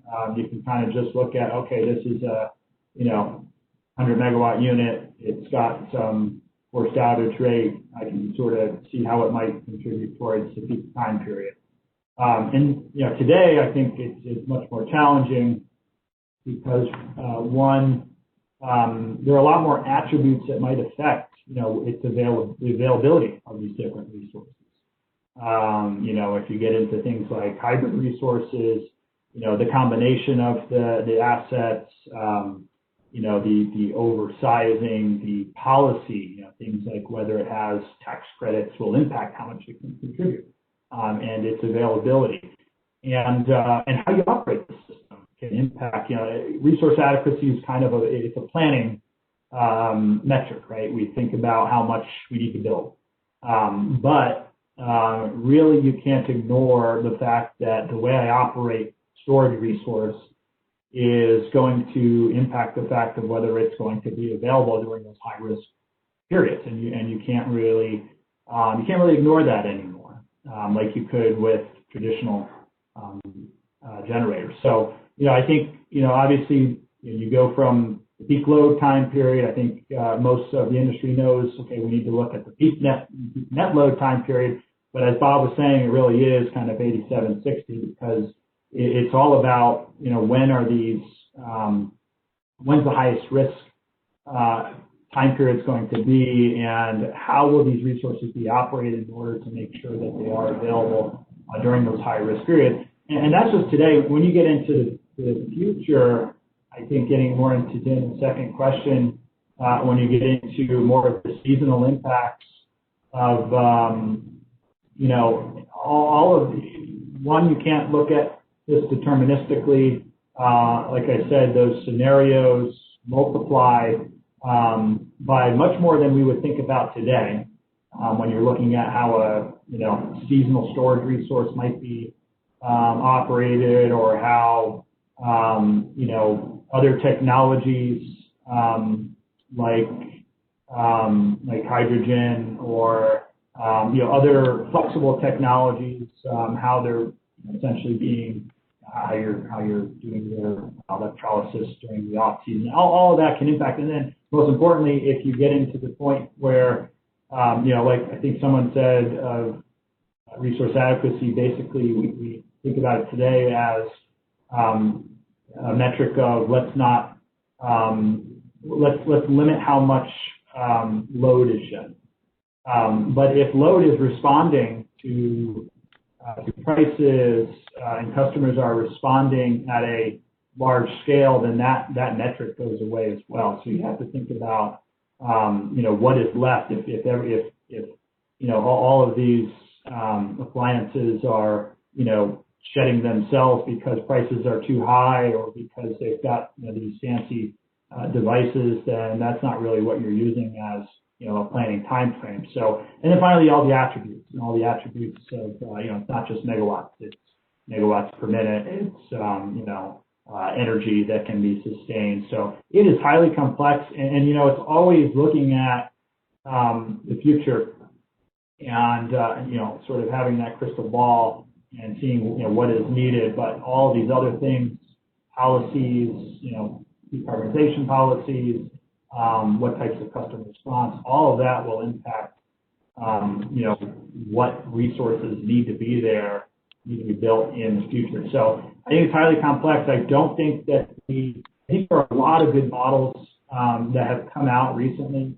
The traditional resource adequacy models that use things like capacity outage probability tables or Monte Carlo that didn't look at operations, that didn't look at these more complex, probabilities of what can happen, probably won't work very, very well anymore. I think that there are a lot of models that work a lot better for today's systems, they're complex, in order to run a, what I would say is robust towards what we all think would be, a perfect way of calculating this.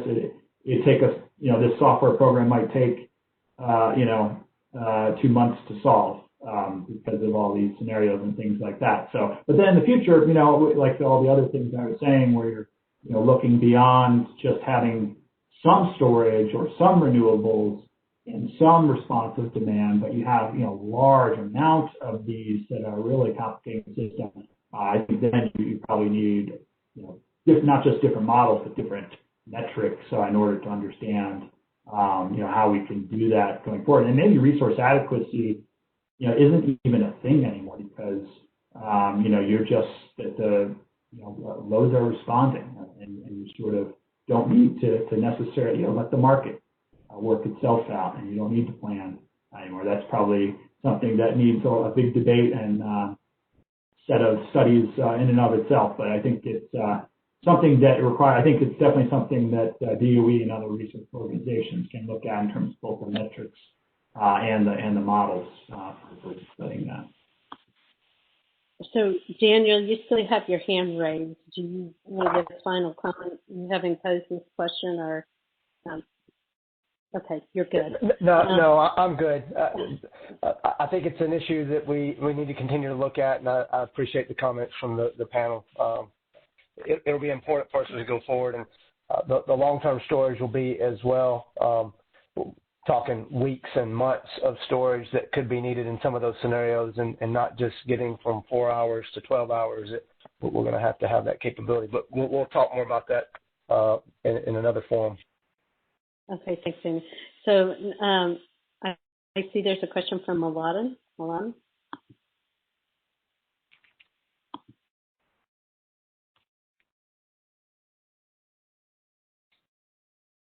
Mladen, if you're listening, you're on mute. Thank you. Yeah, sorry. I just wanted to bring something to the modeling issue. And, we have this work product later today, I guess, for the voters on data analytics. I mean, the discussion is revolving a lot around what I call hardware. Now, Embala is talking about, being a software company, and that's a bright light in these discussions. But a lot of stuff is around hardware, and hardware is important. Wires are important, and how you connect, and that's how things work. But the data analytics allows us. I mean, it's available in other industries. We cannot dispute that. With the data that we have and the data that we could instrument in the solar generation or storage or whatever, to actually predict things, predict within the next 3 hours, predict within the next 6 hours, or day ahead, fairly accurate, including the weather, including behavior of the customer, including many things. And so I think if we're going to make a recommendation beyond just the work product that we have here, related to what we're talking about here, we need to talk about these soft technologies as much. They are, costly in many ways. It's not just software is cheap. No, software is expensive. And so, that's what I would advocate in this discussion, that we have a rounded view, about what contributes to controllability and, everything else in this realm. That's the only comment I wanted to make. It's not really even a question, it's a comment. Okay. I'll take moderator prerogative then to take your thought and turn it to a question. So having listened to Mladen, and yesterday we talked a lot about aggregators and in light of FERC 2x4, that the aggregator now sits between the customer and the UDC, the utility distribution company. So if the aggregator, uses or gets these analytical models to know, customer that has rooftop solar and storage, how they're going to behave or what their patterns typically are based upon past behavior, how does the utility get those insights? So, Allison, I know yesterday we talked about how there need to be tighter coupling communication, at least for planning purposes, between the ISO RTO and the utility. What kind of discussions are going on between the utility and the need for some level of information from an aggregator to help you in your planning? Thanks, Sharon. No, we absolutely, I agree. We've had a lot of discussion about physical assets, but the data assets is a critical layer on there as well. For one, it allows us to better utilize the physical assets that are out there.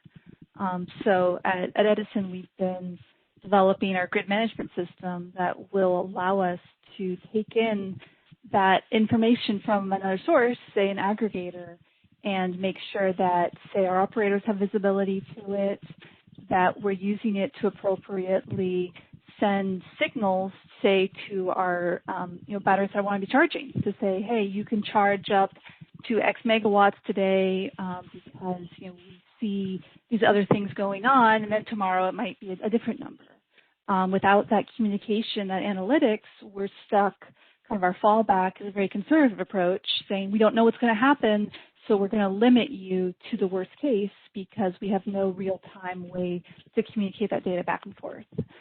So absolutely agree. The sort of the data analytics is just as important, if not more important, than the physical assets out there.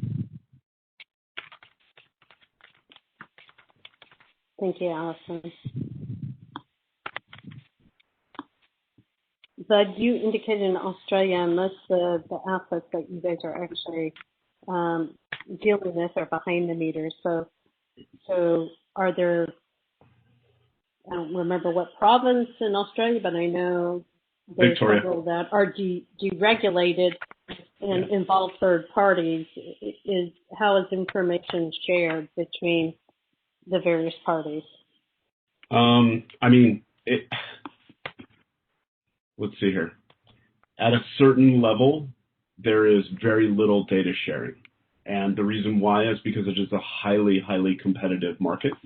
The work there from an Australian perspective that I showed is in Victoria, mostly New South Wales and Victoria, large constraint parts of their transmission network and distribution networks. But recognize that in Australia, the average switching time for a residential customer is about 2.5 months. So they switch electricity providers every 2.5 months. You have unbelievable solar deals, like zero down, zero payments for 10 years, just to secure customers. And it is a highly, highly, highly competitive market. Now, I would argue that we should encourage the same type of competition at the residential level here in the United States, because it's fundamentally better for the customer, and it's fundamentally better for the adoption of these types of technologies. And I think you can see that in places like Australia. So there's very little information sharing as a result of that. In fact, I've seen charts where certain energy retailers literally compare the performance of solar panel A to solar panel B, manufacturing cell A versus manufacturing cell B, and they look at lots of data so that they can understand their warranty exposure, their reliability exposure, total customer cost, all kinds of things like that. Just like you would see in any other industry that's highly deregulated, this data really, really matters to them. But there is a certain level where at the grid interface level, they are also required to share certain pieces of data with both what's called the DSO, which is essentially the wires business. And this leads very closely to what Allison was saying. So that interface layer, when you bring a system onto the Australian network, you sign up and are required to provide certain elements of data streams and information to the DSO. It's actually mostly real-time data, by the way, that you have to provide, and you also are essentially turning over some element of your control to the DSO as well for reliability purposes, and you have to as an energy retailer, you have to basically sign up for that. I would encourage, same type of model should occur here. There does need to be some amount of information flow to the wires business, and you need to be able to, because they have to be able to operationalize and then optimize the actual system around them. Okay, great. But, we're getting close. I'm going to first let Darlene Phillips ask her question, and then I think Rick Moroz, and then we'll close out with final words from the panelists. So, Darlene.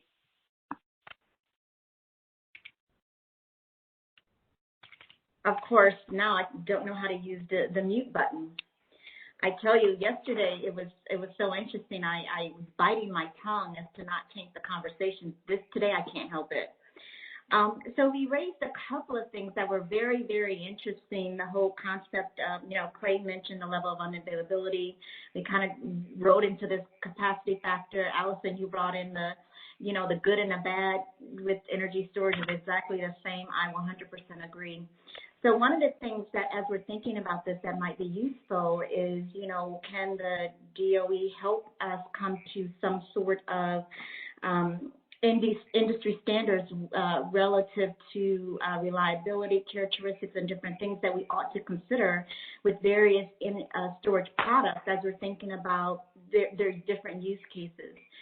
Storage as a transmission asset hasn't even been touched on really today, and that's one of the things that at least another use case that we're considering at PJM, and really wading through what does that mean for the markets and how do we pay them. I mean, it's just all kinds of implications there. My question really is to Eric. You talked about some various participation models across, I think you talked about 4 or 5 different participation models with respect to the markets.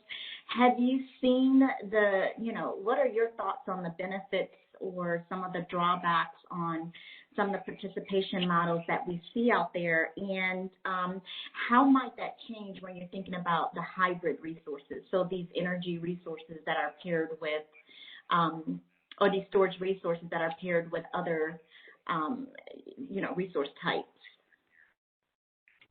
Yeah, that's a great question, Darlene. So, and of course, we're working with a lot of your team on this work also. So they've been providing a lot of input to what we've been doing with them and some of the other RTOs. And I think what it comes down to is, you get to the fact of there's sort of this trade-off between complexity and efficiency. And, so we've had things like combined cycles, where a lot of the stakeholders in the U.S. have said, let's represent combined cycles, in the details of how they're operated, with the configurations and how everything changes based on their configuration. And that'll lead to the most efficient operation of those plants. That'll save consumers money. It'll lead to greater reliability because we have a better, model of how they actually operate in practice. And that's all great. And we can quantify, and PJM and other RTOs have actually done that for combined cycles as well. So good example, because we kind of know combined cycles and we know how they operate. So that same type of thing, but then you get to it and you say, wow, that's very complex. That's, one, I don't know if our software can handle this type of, model, and 2, I don't know if the market participants understand it well enough so that they can put in, efficient bids and strategies that will kind of lead to those theoretical benefits that we all saw through our studies and things like that. So I think that's the same. It's very analogous to what we're looking at for standalone storage, for DER aggregation, and especially for the hybrid resources, where we can go and say, the ISO can build all of these attributes that make this technology different from others, and all the participant has to do is tell us their parameters, and and that'll lead to efficient operation, that'll reduce costs. But, then that's putting all the, all the burden on software, on the ISO staff, and et cetera. So I think it's always going to be a trade-off. So what we try to do is show kind of both bookends and say, look, here's a very simple way where you can just model storage or hybrids, just put in a cost, just put in a ramp, the basic information. And, if you have all these resources, you're able to sort of trust the,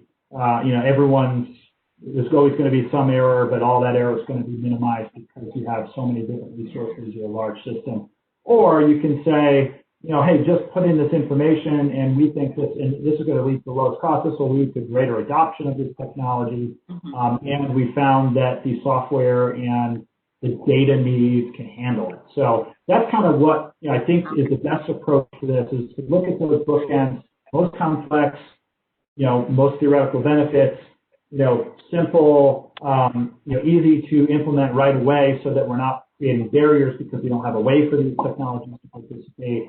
And maybe a lot of times it's somewhere in between those two that makes the most sense. So I think that's a lot of the work that we try to do in working with the RTOs and stakeholders, market participants, and sort of seeing what that, and a lot of times it's, hey, there's different ways of doing this. The market participants can choose what's best for them. Yeah. Okay. Thank you. You raised a good point. I'll just add, there was a lot of discussion on the whole 4 hours versus needing more. And, I think, we have to figure out how we can utilize the resources that are available to us today for resiliency, especially, and then just grow as our system capabilities, as our modeling capabilities, and as the energy storage technologies grow and develop. We just need to grow with it instead of trying to kind of boil the ocean with where we think we will be 20 years from 5, 10, 20 years from now. Thank you. Hey, thanks, Darlene. Rick, we have 3 minutes left, and I want to give the final 2 minutes to the panelists to wrap. So do you have a quick question? I do. It can be for the panelists. It can be a lightning round, yes, no answer. Thank you. Given all the complexities we heard about, and I'm thinking about all this in terms of making recommendations, as we will as a group, to the DOE about what they can do to lead in the implementation of these efforts. Given that, do you foresee that maybe we need to be suggesting there are approaches that are regional or state by state, or something less than a nationwide sort of paradigm on how we go about doing all this? Great. So we'll make this a lightning round. Answer Rick's question. If you can throw in your one suggestion, whether it's overall, regional, state, that would be great. So Allison, you're first. I hate the alphabet. Thanks. So I think that the various areas are in different stages of this development.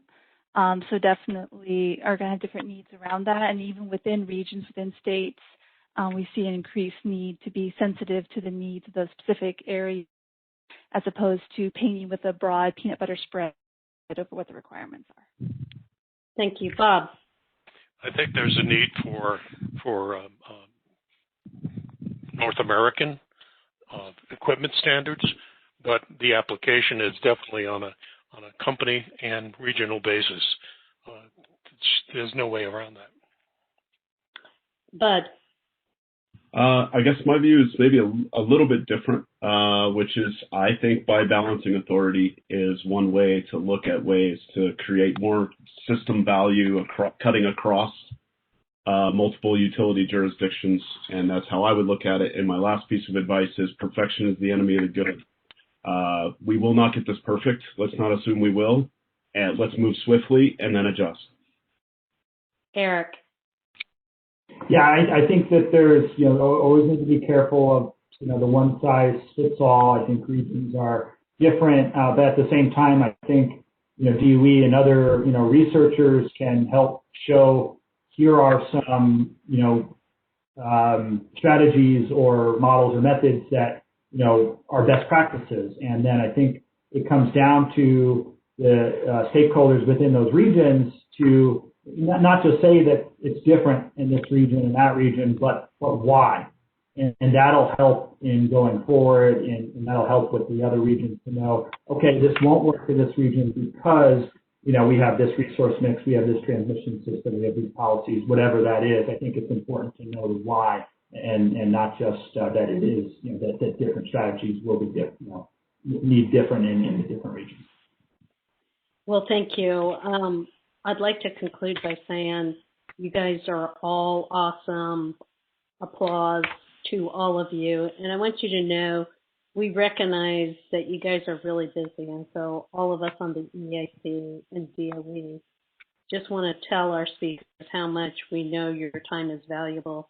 And your thoughts and insights are extremely helpful to all of us as we look for ways to make your jobs easier by DOE being able to contribute to accelerate this transition and ultimately help really many of you on the phone to be the leaders that you are in driving our transformation. So we're right at 2:30, and if the agenda still holds, I'll turn it back over to you, Chris. I assume we're going on break now.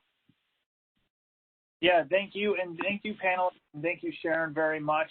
I'll turn it over to Wanda to move to the next agenda item, which is the break.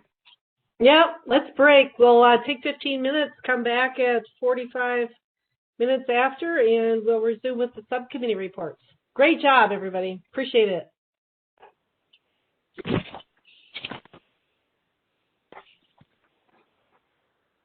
Report out on...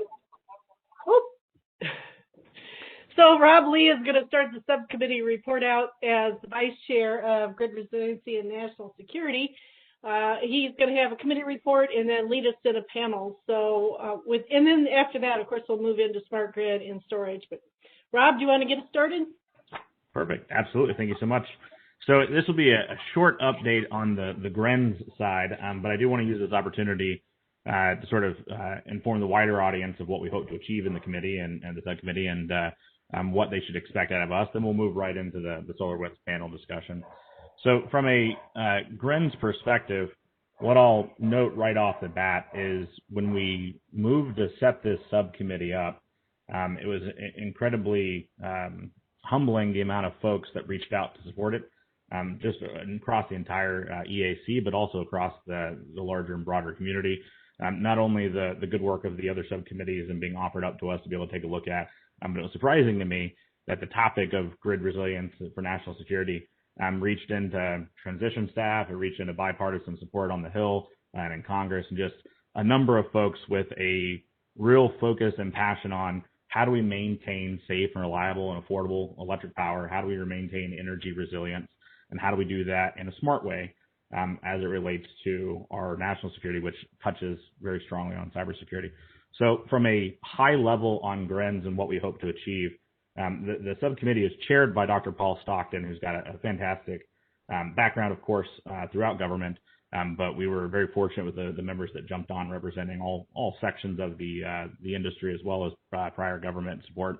And I'll state that the three themes that we wanted to come out the gate with was, number one, when we talk about resiliency, we talk about what we're actually trying to accomplish with that topic. You have to understand where we're going in the future and not to meet ourselves, of course, where we are now. So the first focus was to look at the work of the other subcommittees, the grid storage committees, look at the energy infrastructure of the future, look at the Biden administration's view on renewables and green energy and DERs and EVs and everything coming online. And how do we think about the cybersecurity of that from the start instead of trying to bake it in later? How can we put that foundation to begin with? So one of our first efforts is specifically on kind of that, what we'll call that digital transformation of our energy infrastructure. Of course, that word tends to be hyper-loaded and has been abused over the years, but we'll look at it as our changing infrastructure and the hyper-connectivity and what that means, both in terms of resilience, but also, again, the cybersecurity considerations. That work has kicked off. Luckily, we've been going out across the community and not only working with the EAC members, but also a number of the folks across the electric, the oil and gas, and natural gas community especially, contributing their thoughts on what are we doing? You know, it's very easy. Maybe I shouldn't put companies on blast, but I'll know there's very public work underway by a number of utilities, especially on what the grid of the future looks like for them. And obviously, they've done a lot of discussions and thought on this already. But the key on the digital transformation kind of project, if you will, and the report that we hope to have out is not only understanding the points that we have today, but what are the interdependencies? I think that we don't think about those often enough, especially when you start talking combined cycle or you start talking the impact of natural gas as we change our future energy. Start talking about what does it mean when you can start charging enough vehicles in one location to have quite a bit of an energy impact. So we're looking very closely at that. And of course, the cybersecurity considerations there under both from a consequence perspective as well as intelligence perspective. And what that means to us is what could bad look like anyways, regardless of how we got there? And then what are our adversaries actually doing?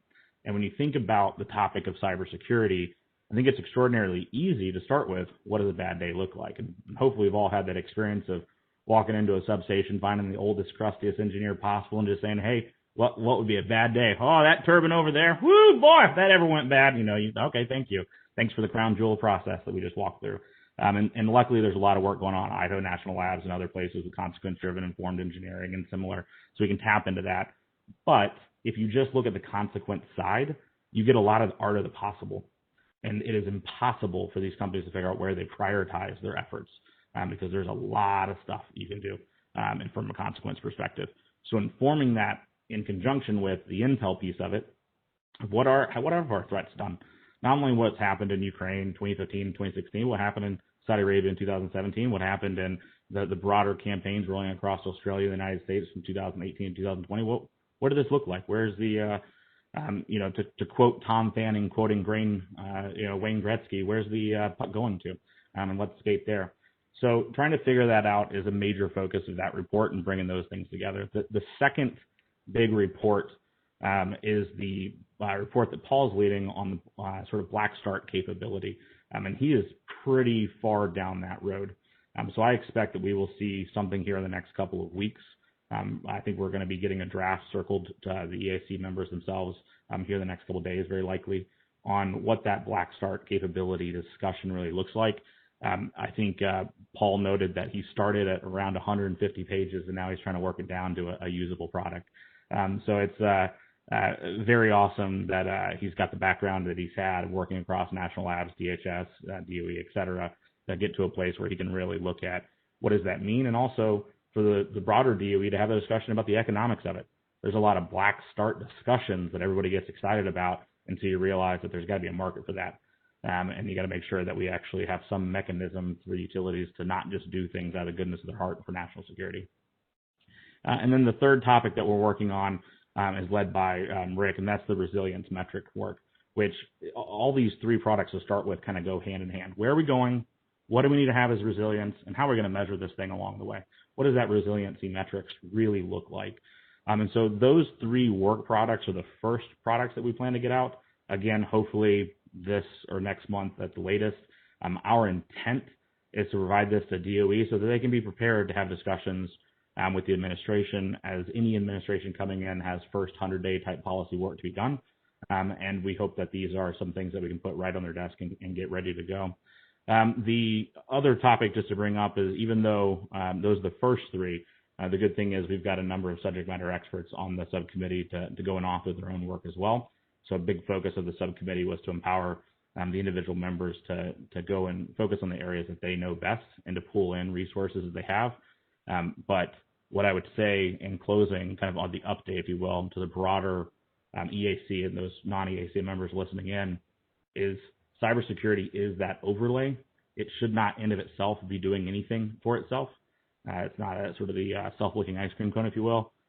What we're looking at is the projects being done under those other subcommittees, looking at all that amazing work that's been done and figuring out what is the cyber component of it that we can add and hopefully amplify. So again, a lot of base of work to be contributed to.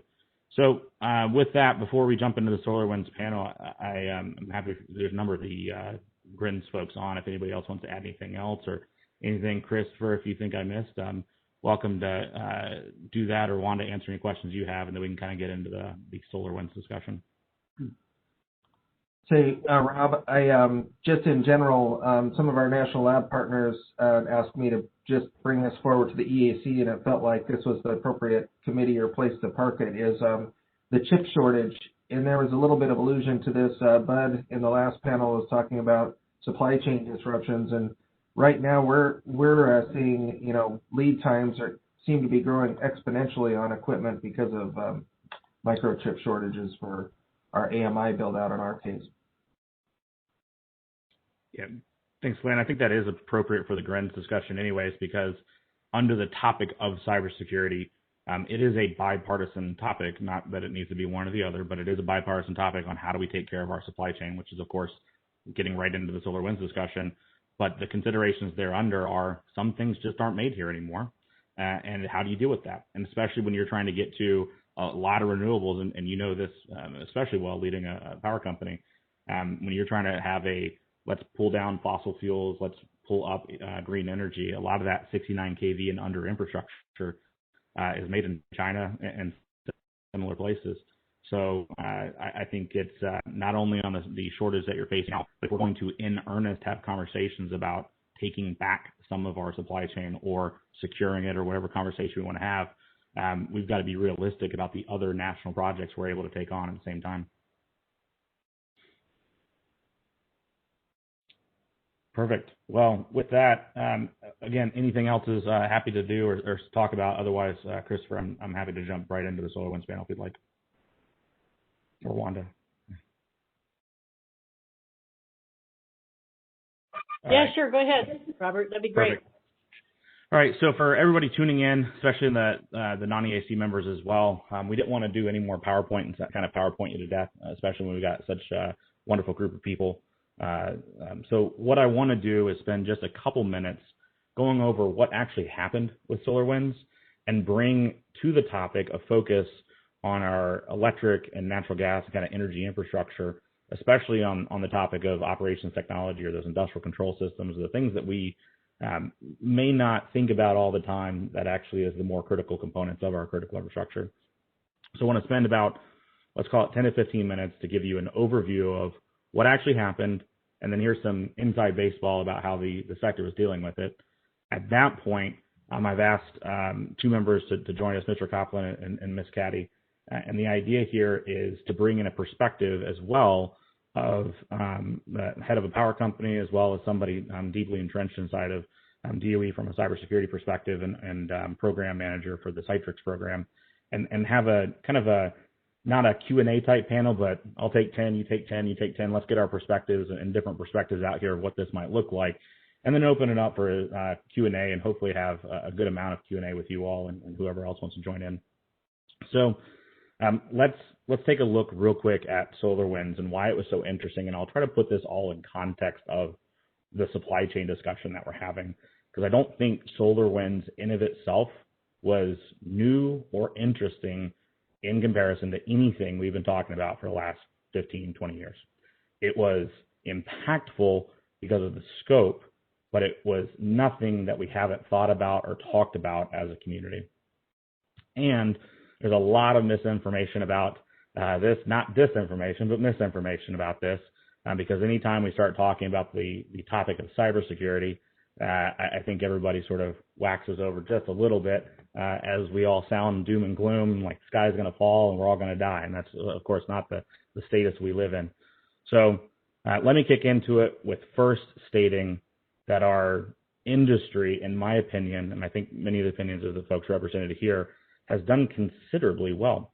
And that as much as we would like to say we should do better, if you look back, say 2015, early 2015 and before, there were not major attacks that we had visibility into on industrial infrastructure to drive a conversation other than let's try to prevent as much as we can, let's try to be resilient. And that was a perfectly realistic strategy. And the topic of let's segment as much as possible. Let's keep our control systems off the internet. It's friends don't let friends put SCADA systems online, something like that.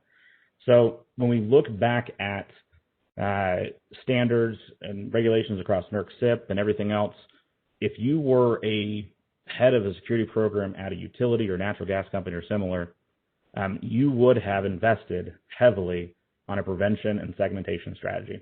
And that work was appropriate, and it is not surprising to where we are today because of that.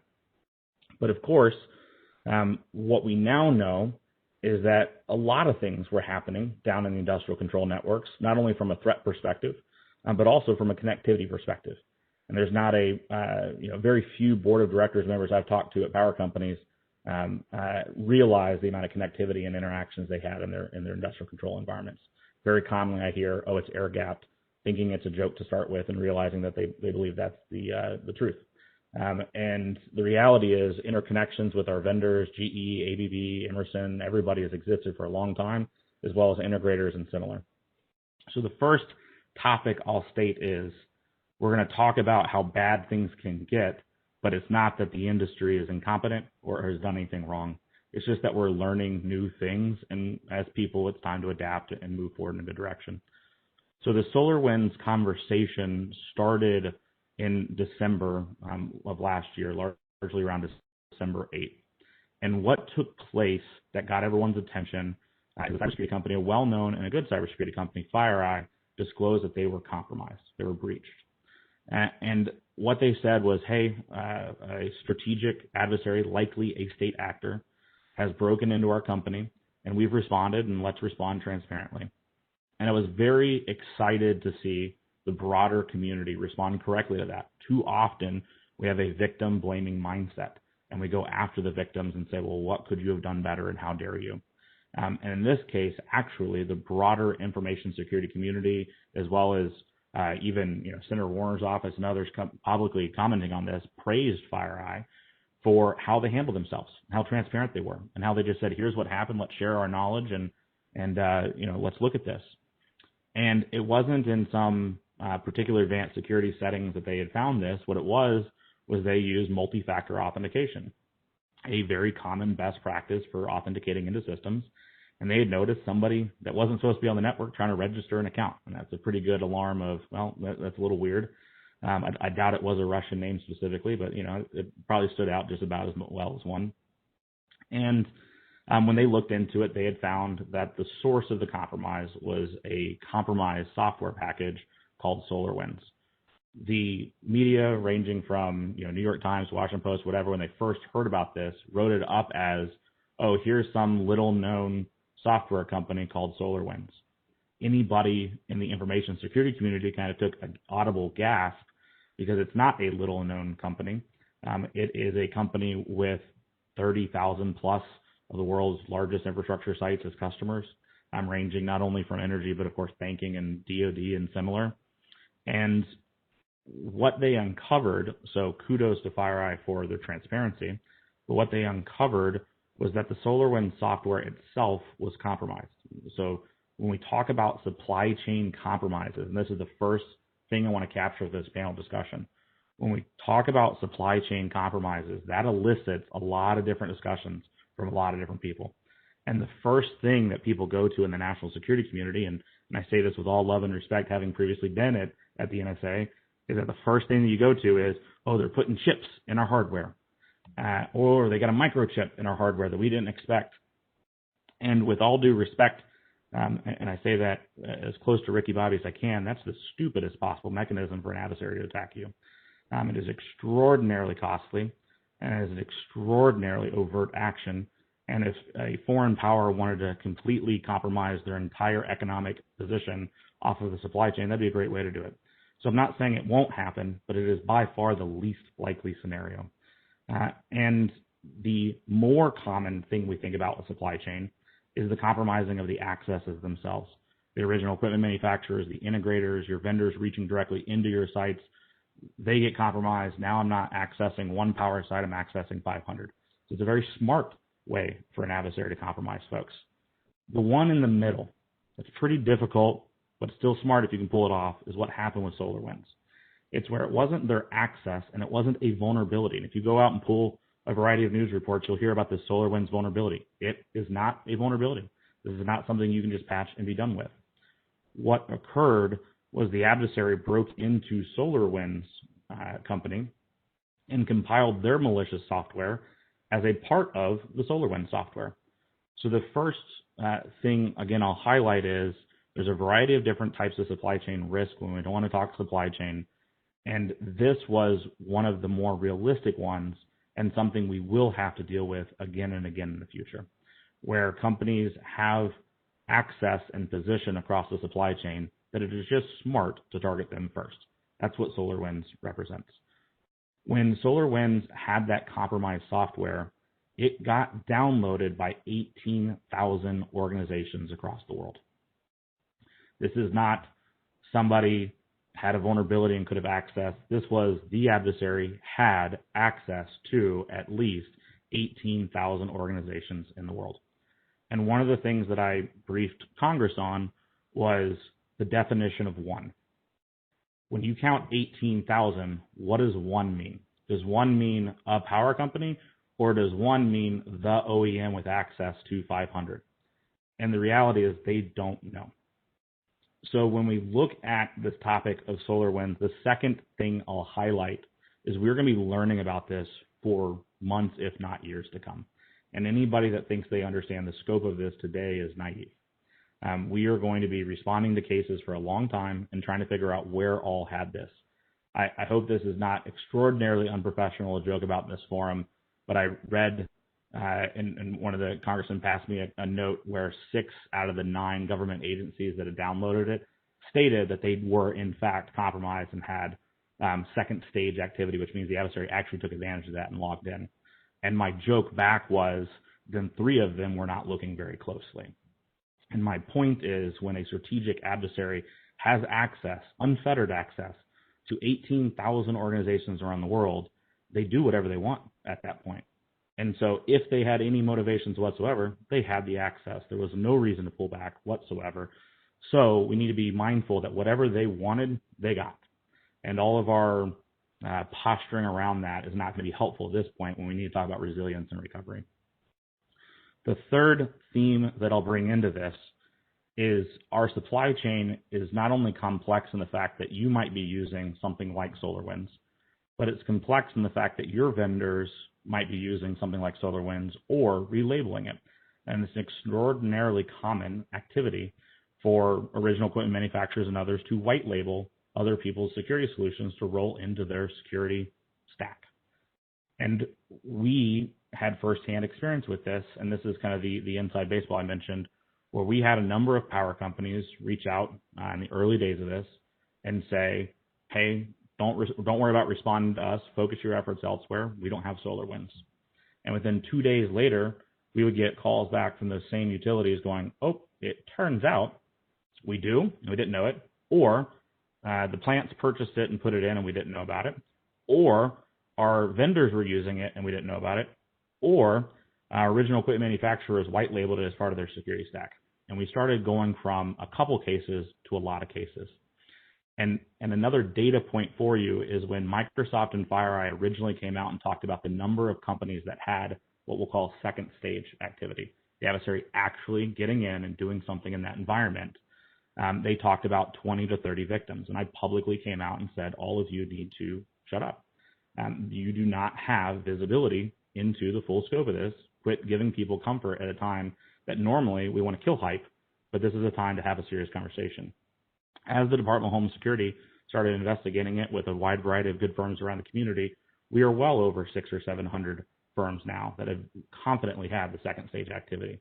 And so that third theme that I want to bring up is that across our global community, it has always been difficult to get visibility on what's really going on in networks, but any of the visibility and understanding of what was going on globally, threat sharing, whatever you want to call it, has been almost entirely focused at the enterprise IT networks, where when we know things because antivirus vendors and others have telemetry coming off those systems to say, there's one. What we don't have and have never had is that same insight into industrial control networks. So we know for a fact that multiple OEMs that had direct access into everything from turbine control software and otherwise were compromised, had the compromised activity, and we do not know with any level of confidence if they had any second stage activity. Why? Because every one of the companies made the statement, we found no evidence of compromise. They're not being incompetent when they say this. Again, we need to have a real serious discussion that nobody here was anything other than the victim. But all the discussion was, we have no evidence of compromise. And the right question to ask was, did you actually have the right data to figure out if you were compromised? And what you would find is nobody did. So where we are currently in our community and the topic of GRINs and the topic of this panel is that our companies across the community have done Herculean efforts to put us in a place where we have by far the best energy infrastructure in the world, second to none.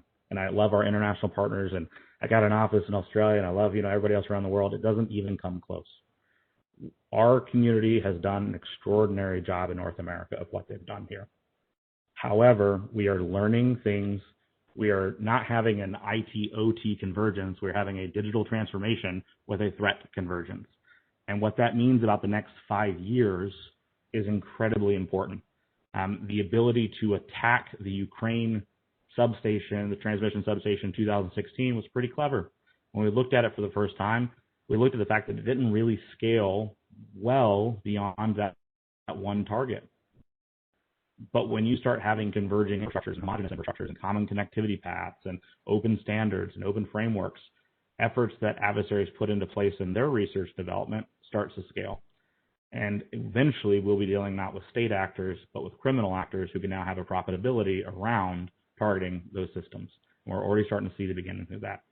So the discussion is not, let's freak everybody out. Today, things are pretty good. I think the lights are going to stay on. I'm pretty happy about that.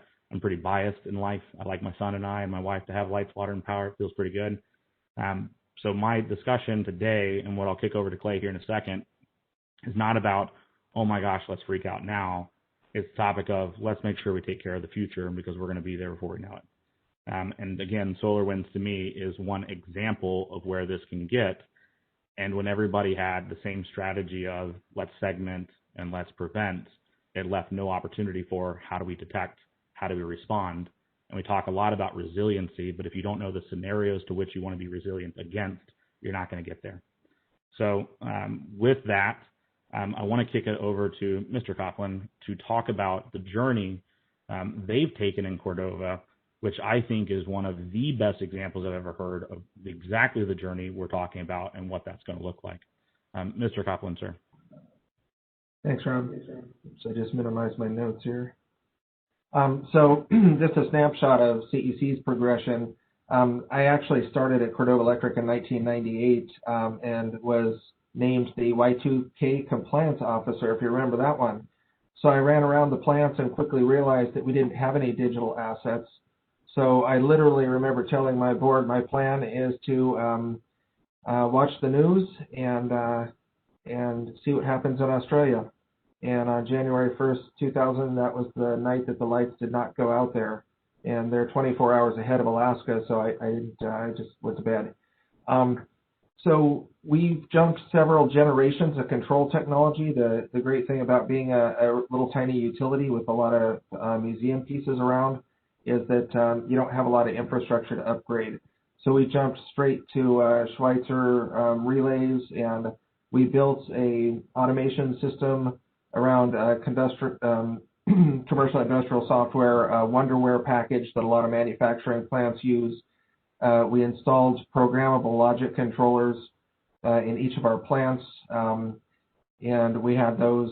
We had control algorithms to operate each plant, but we also had those PLCs connected by a communications platform into a SCADA system. And then we collected and stored all that data and used it for just basic maintenance to go back and troubleshoot. And then over the years, that was about 2000, we had our system fully automated, and we changed our staffing overall, a lot less employees now, but also the way that they work. Now we have a 410 schedule, and we don't have any operators on shift at all during outside work hours. We just have a call-out system that will call an operator out. They can open their tablet and resolve about 90% of any of the issues right on their control screen. And then occasionally there's a physical problem that takes them to the plant. But during that intervening time, we've added more and more digital assets. We've replaced a lot of our old relays with multifunction electronic relays.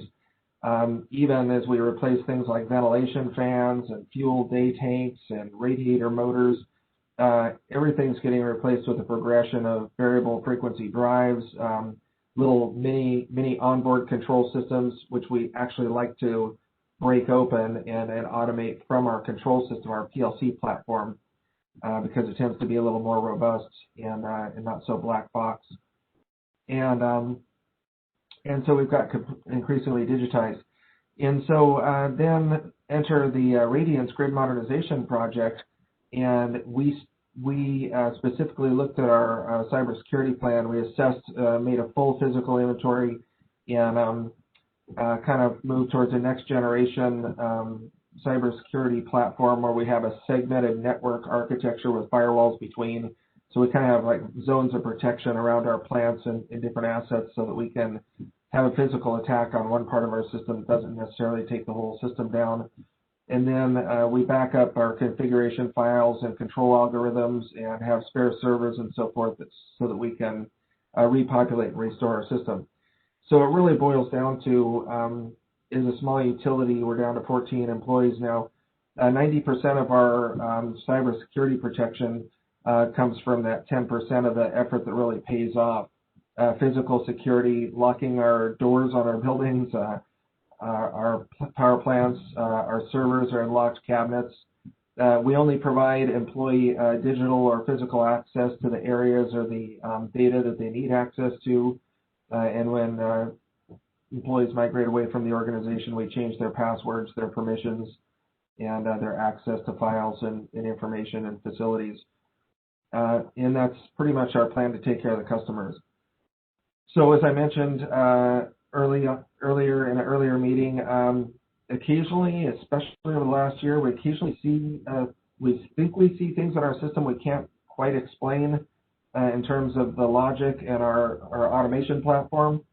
So we worry about external access. And then just recently we had our IT employee, an IT manager, left our organization about the same time as we hired a system integrator. So there's a handoff kind of happening between an incoming employee and outgoing employee just about the times that SolarWinds happen.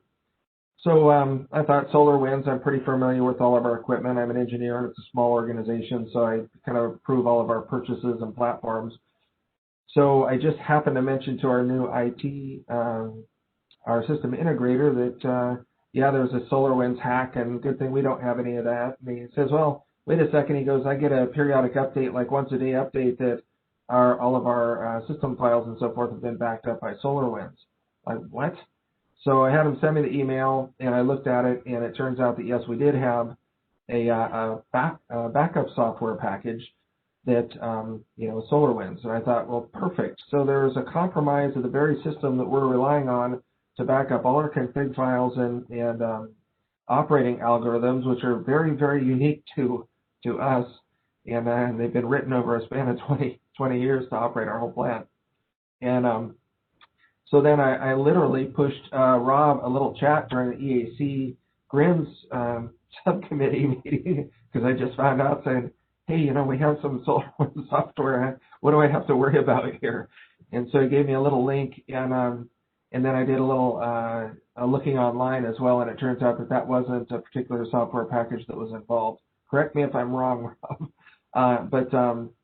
And we didn't see any downstream problems from that. But it started raising some real specters in my mind as to our path forward, because we're very aggressively in the process of extending our networks to our industrial customers. There was just a little engagement on the side, and Paul Sissio was talking about the importance of the reliability of the power system, because so many of our manufacturing, which is 25% of our electric load, and so many jobs and so much of our economy depends on it. And that's Cordova. We're an industrial economy. We're the 11th largest seafood port in the United States, and we produce hundreds of millions of pounds of fresh seafood, pharmaceutical-grade salmon oil. And the fish oil plant, for example, a 1 second outage on our side, all of their sequential controlled processes stop and everything gums up and gels, and it can take up hours and hours and dozens of people on the ground getting that whole thing untangled and fixed. And so as we extend our networks, now we have new attack surfaces maybe and vulnerabilities that we're concerned about. And as we take data from just reference data to actually operationalizing that data, whether it's through, I guess at a little bit lower level for predictive maintenance, into actually operationalizing it, whether through artificial intelligence or control algorithms that are actually looking at data real time and balancing or managing our grid, we're increasingly concerned about cybersecurity, and that probably reflects a lot of the utility perspective. So that's what I had to share. Yeah, thank you for that, Mr. Copeland. So one of the things that I love that you mentioned before to us, and hope you won't mind me recounting, was the discussion that in your career there, and only in a span of 15 years, you've gone from somebody driving out the plant to turn a valve, and that's your black start capability, to program logic controllers, to specializing in waterware, to remote access, to digital transformation, kind of cloud projects, et cetera. That's an incredibly fast timeline, but that is not abnormal what's happening across our sector. And so again, with a little bit of due credit where credit is deserved to our industry, it's not like we had all these problems all along. It's more of a lot of things are happening in a single career when a lot of innovation in electricity surely happens, but the physics has remained largely the same for a long time. So it's a wonder what you all are able to do. I'll also note before I turn it over to Ms. Caddy that I think there's a perception by many in the cybersecurity industry as well of, well, if the connecting it up is the risk, let's not do that. Let's not go digital. And there's some of those conversations that are worth happening. I think the consequence-driven cyber-informed engineering strategy can be boiled down to, should the last relay on the most important piece of transmission equipment you have also be able to update its Facebook status? So there's some things that we shouldn't allow it to do, but there's a lot of resilience that comes in with the digitalization and what you're doing. And I always recall an old nuclear engineer that told me, we had these physical buttons and able to push for alarms and potentially even scram the plan or similar if we needed to, and we moved over to digital, and all these cybersecurity people came in and said, don't do digital, it can be hacked, you push a button on a screen, how dare you? They said, look, I'm glad that your risk is some foreign state, but we actually had more problems with the physical buttons. They're like, what are you talking about? Like, they get sticky. Like, what? You spill coffee, the buttons get sticky, we scram the plant more often than Russia does. And so there's a discussion here of what are we really trying to accomplish, and making sure, again, we overlay the cybersecurity in the right way, not as a barrier to entry, but as an enablement of a safe path forward. And with that, I'd like to turn it over to Ms. Caddy, who is in an extraordinarily unique position at DOE and CSER, and able to see what they're doing on the topic of cybersecurity. And so I'm really interested in your perspective, what you all are up to, and kind of how you see it from the SolarWinds kind of angle. Great, thanks, Rob. Just by way of background, I'm new to the Department of Energy, new to CSER, having come from the intelligence community, and spent a lot of time there looking at Kaspersky remediation, Huawei, really the whitelisting problem that Rob talked about of embedded things that you can't necessarily see, aren't necessarily on the product label. So how do we really get after that? And so I've been working that kind of issue for a long time. SolarWinds is just, I agree, it's similar to other supply chain type issues that we've been seeing before. So here at CSER, I'm the Senior Advisor for Cybersecurity, and in that role, that includes developing what I would call strategic technical responses to cyber vulnerabilities apart from incident response. So what are we going to do to take care of the next instance that we see of this particular tactic? And of course, we work hand in glove partnership with our stakeholders as the sector-specific agency for the energy sector. And we have a number of major technical efforts underway on managing cyber supply chain risk. So specifically, as Rob mentioned, I'm the program manager for the Citrix program. So that's DOE's Cyber Vulnerability Testing and Digital Subcomponent Enumeration program. So for those of you who aren't familiar with Citrix, it is, we partner across a broad array of stakeholders to identify high priority OT components, perform expert testing, share information about those vulnerabilities, also inform improvements in design and manufacturing, getting after that consequence engineering out problems, and then we provide decision support for better supply chain risk management. Ultimately, the more visible that we have, the more you're able to manage that risk. Citrix, of course, leverages some of our best-in-class testing facilities across 4 or 5 national labs and strategic partners with all different segments in the energy sector, really focus on manufacturers, asset owners, developers. So brings together a unique set of stakeholders to really get after this problem.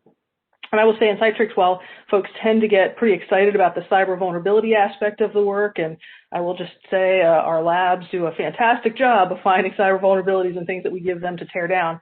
Of no less interest, and perhaps in the supply chain world, is really the subcomponent enumeration work that we do. So we are using a bill of materials approach here in Citrix. We are generating automated software bill of materials, automated hardware bill of materials. So these BOMs show us the digital ingredients of what is in these components and the subcomponents in our critical industrial control systems.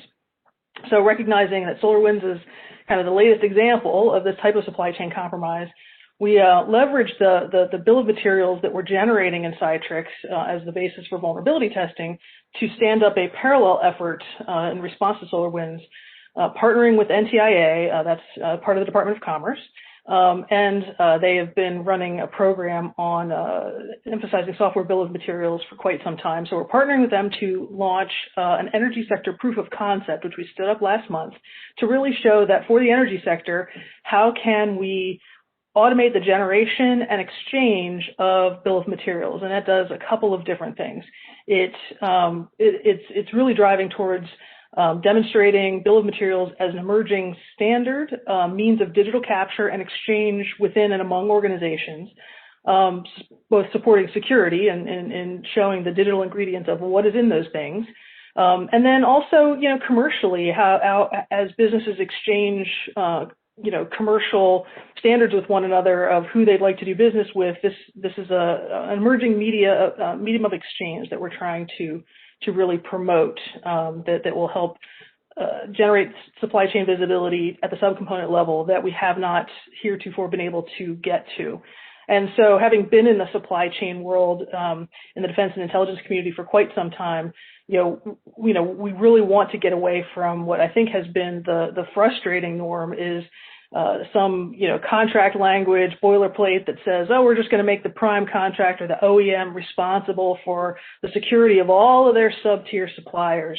And we'll just put that in the contract, and we're done, right? Of course, that is not practical to implement. So we think we have through this subcomponent illumination approach, we've come up with a better way to automate that illumination of the digital ingredients, again, hardware and software, come up with a way to exchange them through a digital bill of materials, transport layer, if you think about it that way. And that this offers the technical better way to manage what has been this pernicious problem of sub-tier suppliers and managing sub-tier supplier risk. So by seeing it, having that visibility, having a standard means of exchange for that visibility is what we're saying is a good way to get after this.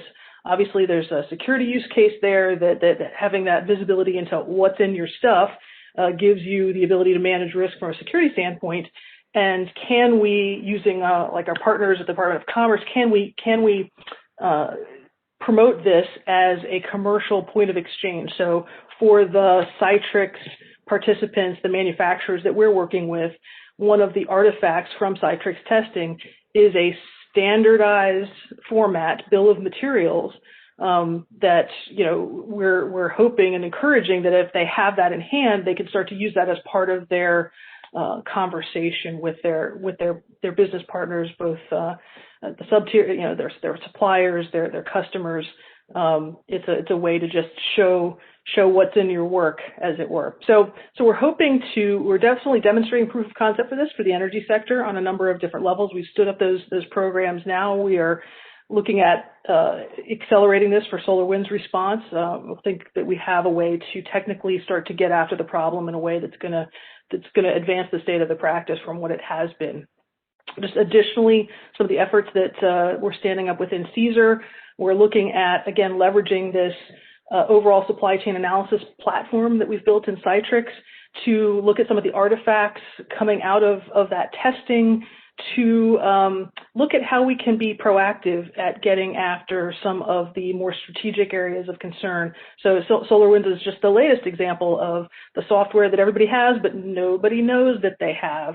So we've asked the labs to look at, establish some criteria of key software that is running below the application layer, that in the course of business touches credentials, that maybe in the normal course of operation beacons out. Come up with those criteria of what would be a strategic piece of software, and then maybe let's proactively start testing that. Let's figure that the adversary maybe has also thought strategically about this, figured out the most strategic pieces of software that are running our network traffic in the background, and maybe that those things have already been targeted. So let's prioritize those for some testing, enumeration, vulnerability look, and try to get to a point of more proactivity in getting after what is a recurring problem. So that's the key pieces that we have stood up. There are more other things regarding supply chain illumination and using some artifacts to train AIs to scrape the web for more information. I can certainly go into more of that, but I'll just leave it there and wait for questions. Perfect. Thank you. We summarize a couple key points and then open it up to Q&A for everybody across our members here. When we look at what we are dealing with, I think it is the scope and, hey, this is where we're going, we need to take it seriously, but it's not abnormal or new or curious about how we deal with it. I think there will be some good research and development efforts, which I'm very thankful for our national lab partners like Idaho National Labs and Department of Energy and PNNL and others, that they can look at some of these. And my personal opinion, things like supply chain risk is appropriately put on the government more so than individual entities. When you have things like, and this is going to be the most religious comment I make today, when you have things like NERC CIP 13 roll out saying that every single power company needs to assess their own supply chain when there's so many overlaps, that could probably be centralized and save a whole lot of people time, money, and effort. So there's those types of efforts. There's also the efforts that we have going on in the private sector that we know how to do this. This isn't science, magic, or similar. It's just actually putting in some hard work and understanding it. And too often, we will get words thrown around as the answers to everything. And I'll pick on AI, but not necessarily what Ms. Kelly is referring to, but AI somehow will sprinkle some blockchain over it or, whatever else. There's always these next, throw out a word and somehow we're magical about this. And the reality is we know what to do. We could all sit down and come up with the 5 most impactful things that would matter for national security and energy infrastructure resilience. It's the aspect of getting it rolled out. It's the implementation of these things, not necessarily in how do we come up with good ideas. And I'm thankful in my experience, not only EAC, but across the electric sector, that I can say we've got a coalition of the willing.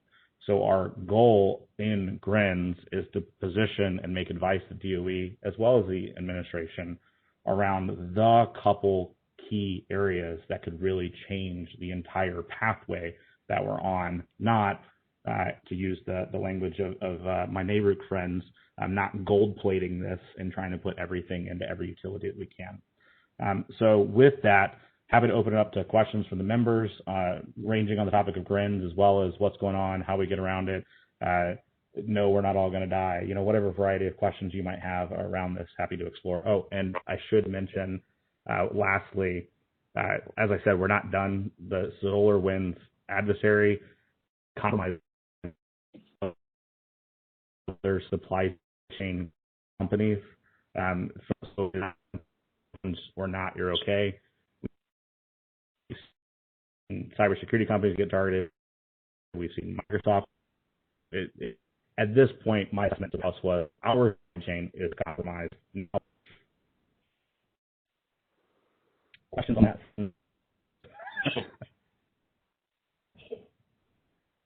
All right. Yes, so as far as people are concerned, if EAC members or DOE, if you'd like to ask a question, please raise the hand in the participants box. Or if for whatever reason you can't do that, just type in the chat box you have a question. Mladen, you're first, and then Rick, and then Tom.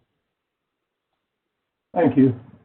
It's always a fascinating topic to me, at least, and I'm pretty sure to the entire nation, But this is my question: as you're analyzing all of these things, how do you evaluate the impact of these things being compromised? Now, there is a simple notion: if somebody has compromised everything that the asset owner has, one can conceivably operate the system just like the asset owner would with bad intentions.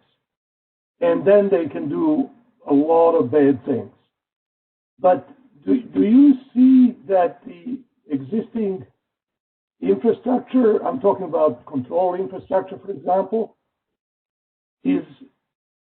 is that much connected that somebody can, penetrate one side and then penetrate everything else?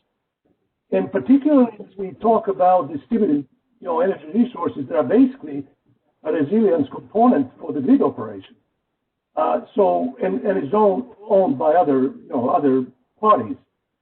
So how do you evaluate the level of penetration, potential level of penetration against the impact? Yeah, that's a great question. I'll take first stab at it. So I often like to tell people that the threats are not as bad as you'd like to imagine, but they are worse than you realize. And so we live kind of in that middle area. Not all of our system is connected. There are certain things that I'll see red team cybersecurity professionals get onto a human-machine interface. They talk about how they could kill somebody with this access, and it's like, nope, there's a valve and an overpressurization valve over here that you don't see on the network, and no matter what you do here, you're not going to achieve the effect you know about.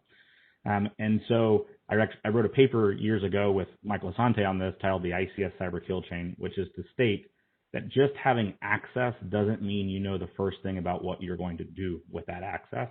And it takes an extraordinary amount of time, if things are going well, where you have to learn the physics of the problem to be able to achieve the worst types of effects.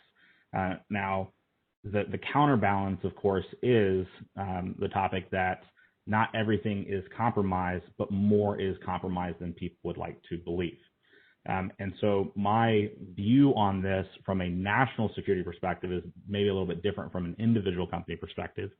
But my view from a national security perspective is not only on things like Section 9 or DCEI or similar, but we should actually be looking at what are the 100, 150, whatever you'd like to say, most important sites across the entirety of the United States. What are the interdependencies that those sites have? And let's take a risk-based approach to saying, well, from a national security perspective, we should go take a look at those sites, offer whatever resources the government has available to them, fast-tracking clearances, fast-tracking this, hunting, whatever else. And there are some private sector approaches that are great. So let's do direct funding, not make the ratepayers pay for that, et cetera, for a national security need. And let's go make sure that we have resilience on the things that we're most concerned about. Then, to the actual rest of the asset owners and operators, the government could share not in here's some new technology, but in here's what we think right looks like and what we did at some of these sites. Here's our best practices. You go and innovate off of that to do what you think is right and allow those companies to make those same choices. So I guess my short answer to what you said was, yes, there are some things that are hyper-connected and compromised. And I think for people that dig in deep enough to miss op reports and similar, there's enough things going on that you don't feel perfectly comfortable. But there's also enough reality here that you don't go super paranoid either. And you realize that we can do this, but we do need to be focused because we don't have all the time and energy to do everything.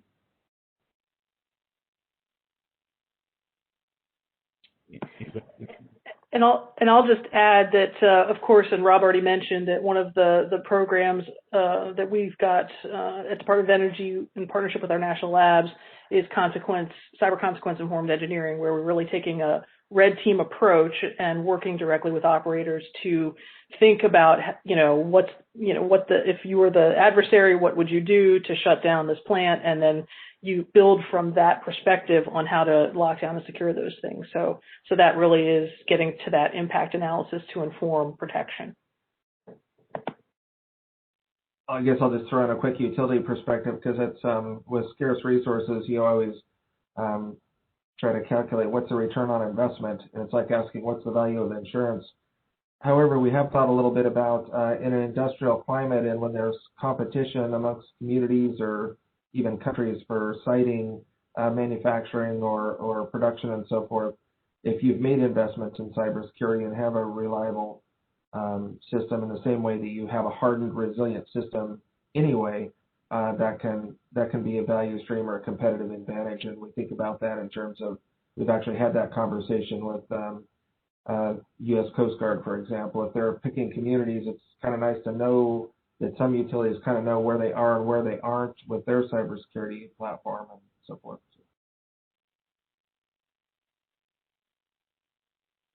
If I could just make a follow-up comment, the way I understand what you're saying is that detection matters, because the detection is where the confusion is.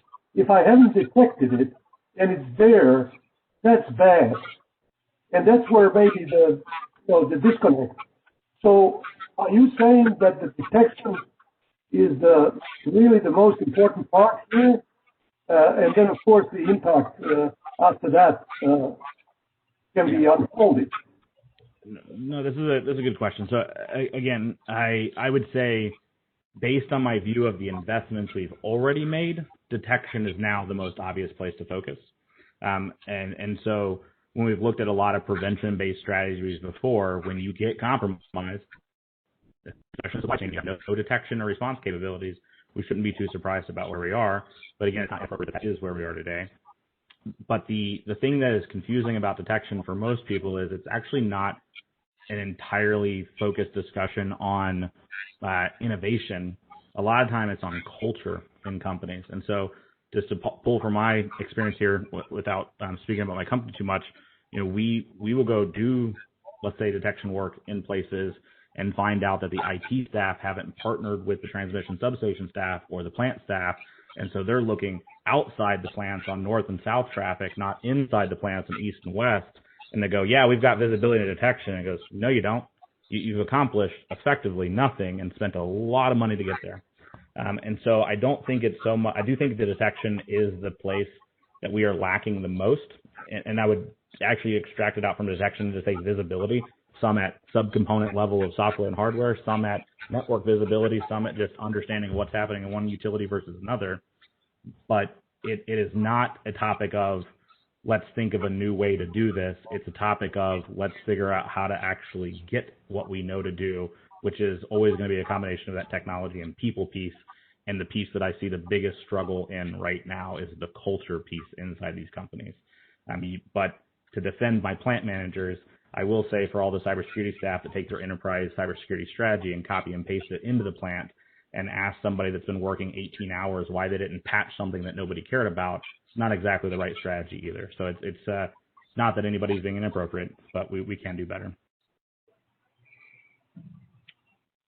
Rob, this is Wanda, and I wanted to carry on a little bit more on the skill piece. You mentioned Clay has seen so much evolution in the last 15 years, and I think you're illuminating the emergence of a skill set that, we can barely scratching the surface when we look across the industry. And the question is, really what can DOE do about that in order to bolster it?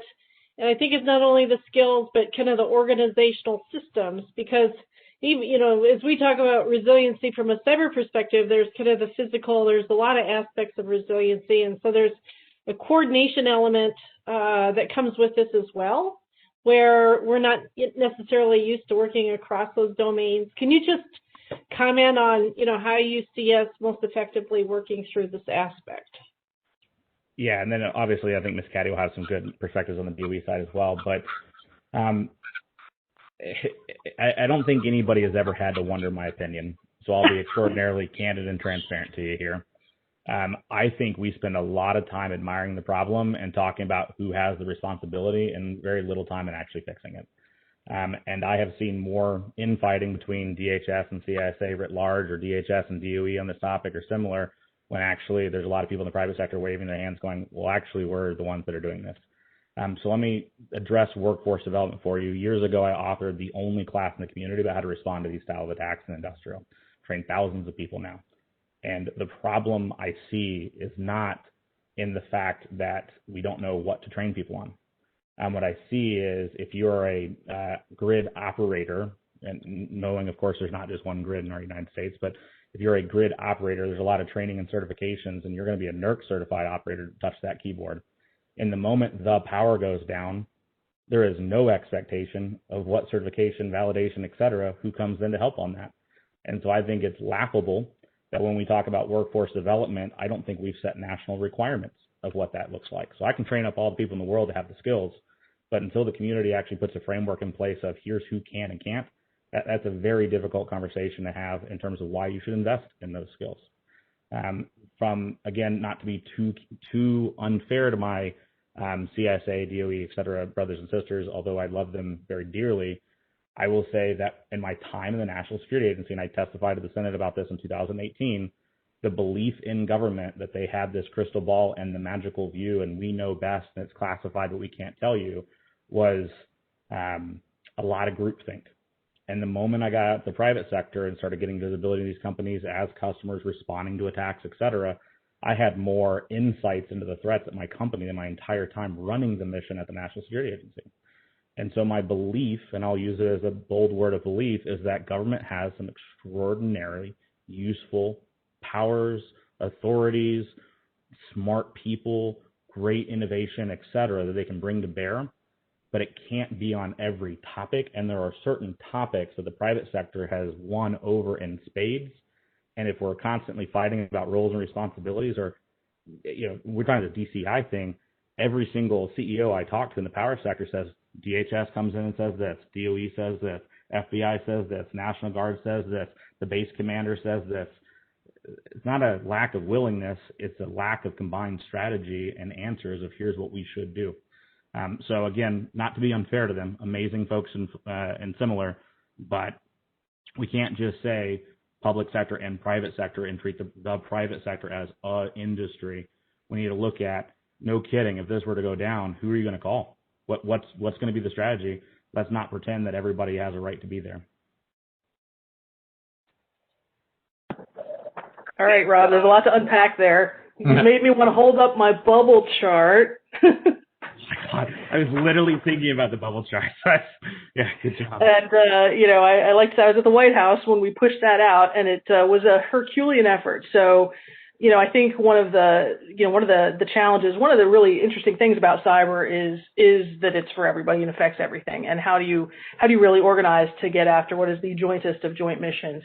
And, everything you say is, of course, accurate, but I would say, having been in this business and government across the intelligence community and critical infrastructure in multiple places now, I think the good news is we are making progress. Are we done? No, we're not. Can we do better? Yes, we can. And I think, where we are in this movie, as we've built up our defense intelligence capabilities, as we've spent a lot of investment in building up CISA, creating CISA, and getting it the resources and authorities that it needs, in my view, of course, influenced by where I sit now within DOE as a sector-specific agency, this is the place where we need to invest in building this capability. It doesn't look like CISA. It doesn't look like the defense and intelligence community. It's something entirely different. And I do think that, the Solera report reflects some of that, and we just got into the 21 NDAA.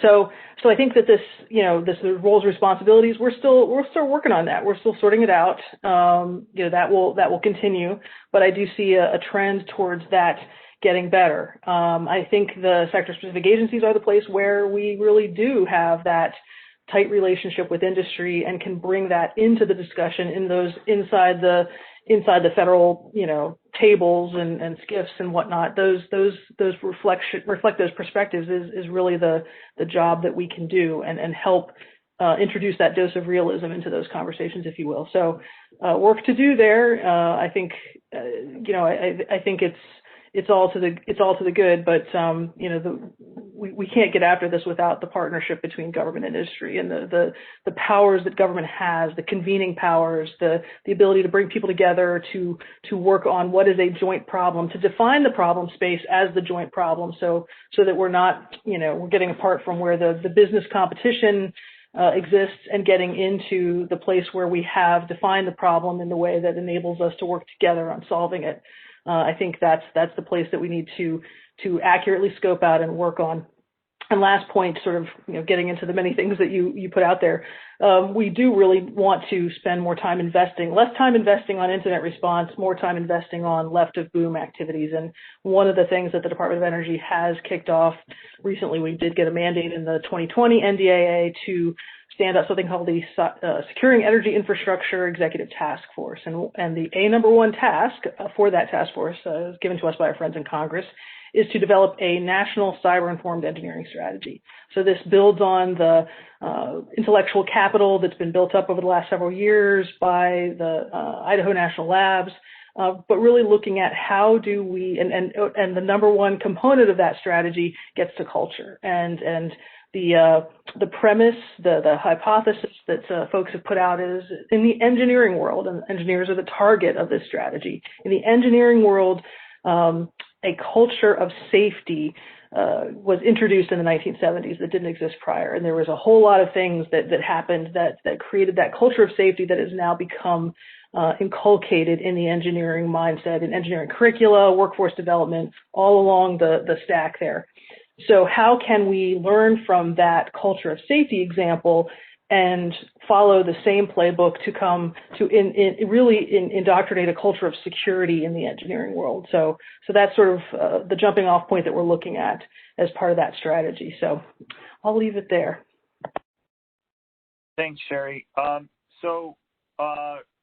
Rob, there are 4 people from the EAC that have their hands up, and I think we're going to have to cut the list off. Are you telling me to talk less, Chris?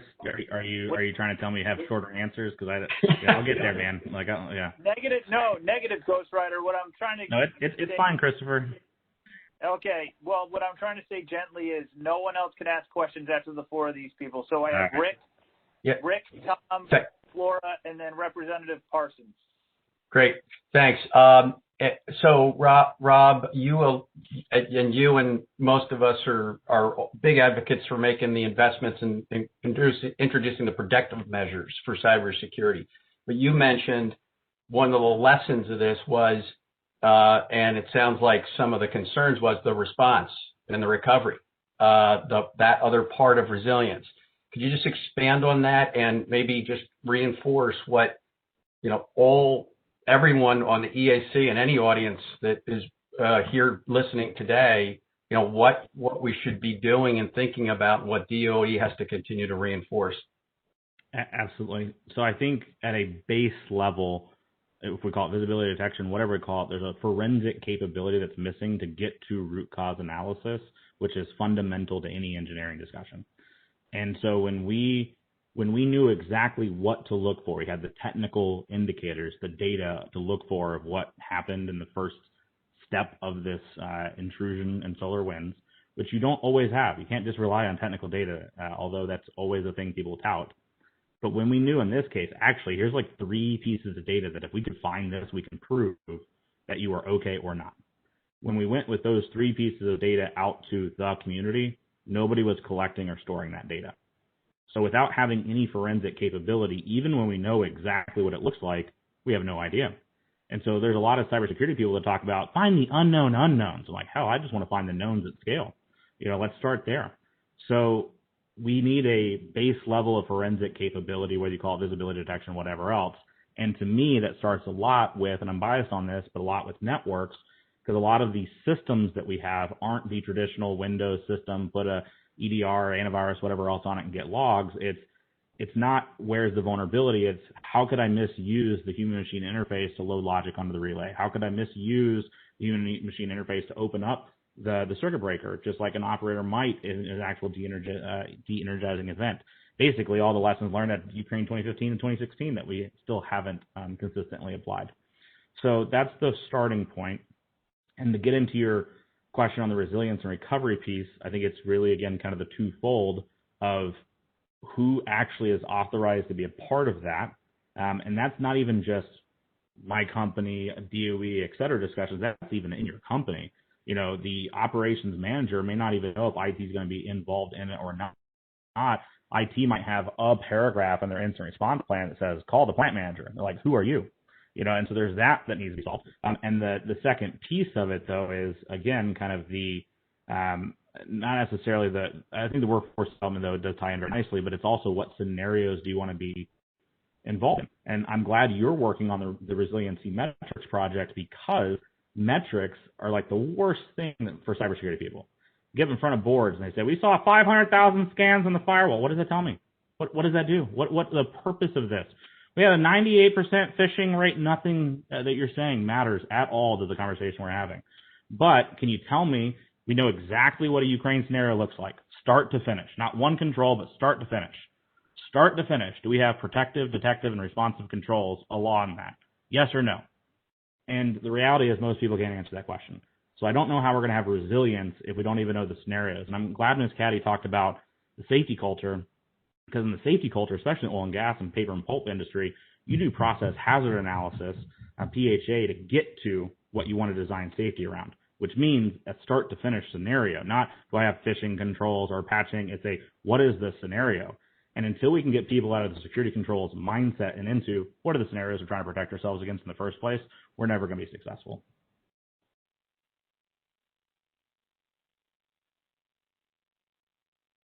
Okay, so Rob, I really appreciate what you guys are doing. I think in the context of sort of the idea around NERC 2222, because we spent a lot of time here discussing, the question becomes, now you've got all these third-party, small scale parties that want to participate, replace large generators. There's proliferation of endpoints. Security is not real high on their priority list. What should DOE think about in that context? Because we've been looking at implementing IEEE standards. The IEEE standard 1547 currently doesn't have cybersecurity in it at all. We have that conversation internally in California, and then you go, vendors are going, well, yeah, trust us, we've got it covered, and you go, and we've got 2 vendors that control 60% of all the DER in California or more. And then you look at that and say, that's a big number, and it's no longer that I need to control necessarily, get out a big, large generator, but if I can get, 5,000, 6,000 megawatts of rooftop PV and slam it on and slam it off, I can guarantee you I'm going to have the same effect as controlling some of those big generators.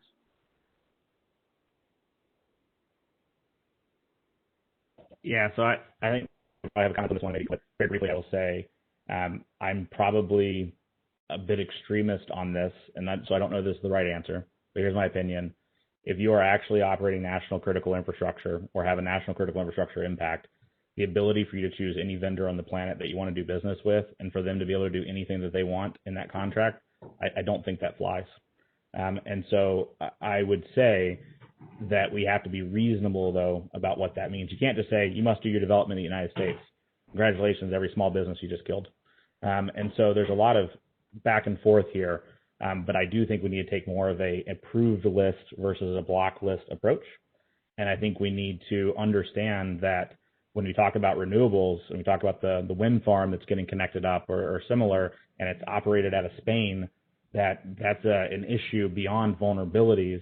And we need to have a discussion on where is that, what does that cost recovery look like, who funds it. There's a lot of the politics piece of that, but I don't think there's a lack of knowing what to do. And I guess my last comment on the standards piece is, with no offense to all the standards committees, all of the standards I typically see for ICS are lagging at best, and oftentimes whatever worked in IT that doesn't break the SCADA system.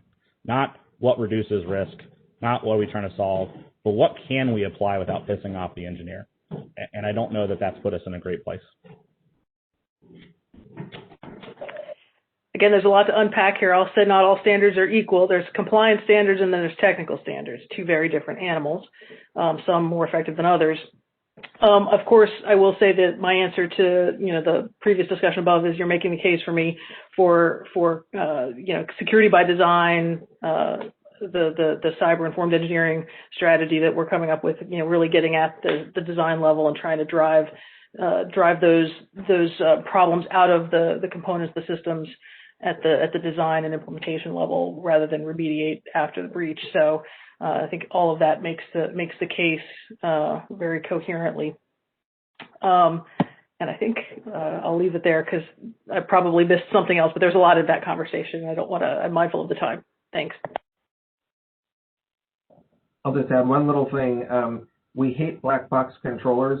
I'll give you an example. We have a rubber inflatable dam. It had 38,000 lines of code in it to operate two, and one was a backup, two small air pumps to inflate the dam, and it had 2 or 3 pressure sensors in it.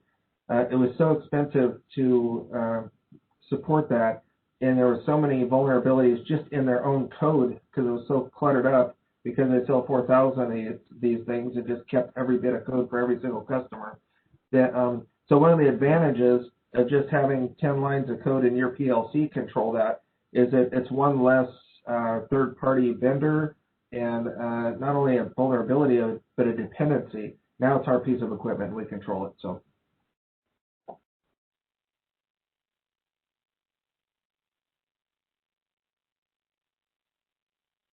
I think there was one more question, Chris. Who was it? I had to walk away for a second before I asked the question, or did Tom?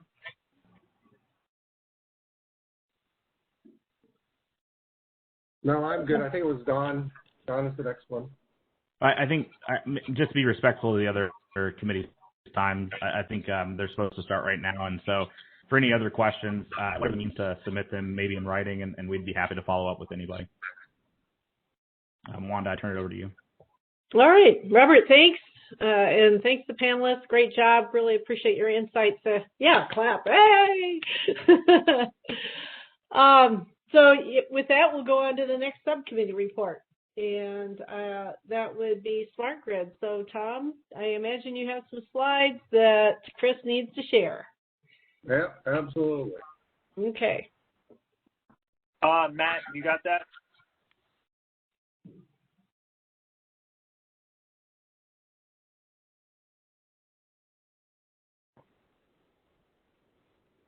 I would expect Matt has it. So I think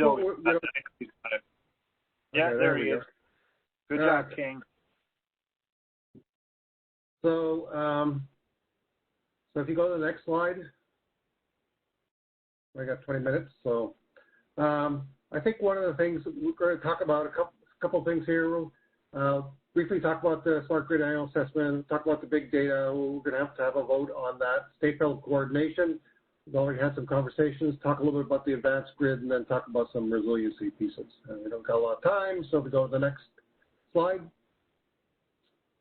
So I think the key here is that Joe Palladino sent out the smart grid annual assessment, and members of both the smart grid committee as well as others provided feedback to DOE. Hopefully, Joe, that was helpful, and it has now moved on beyond additional input from the Smart Grid Committee? Yeah, hopefully you can hear me. It's with Pat right now. Okay, great. And thank you very much for all your input. We try to capture all of your comments, and I appreciate the attention that you guys gave to it. Okay, great. Next slide. So big data, just sort of recap where we are. We did have a variety of different panels, really 4 different panels, talked about vendor capabilities, space and measurement units, DOE sensors, and a utility perspective on big data. We have completed the work product with recommendations to DOE. We voted it out from the Smart Grid Subcommittee to the full AEC. All of you have received a actual clean version of that document. I guess the question right now for EAC members is, does anybody have any issues with the document as it currently stands? Or is there anything that we need to modify? I'll give you people a few minutes.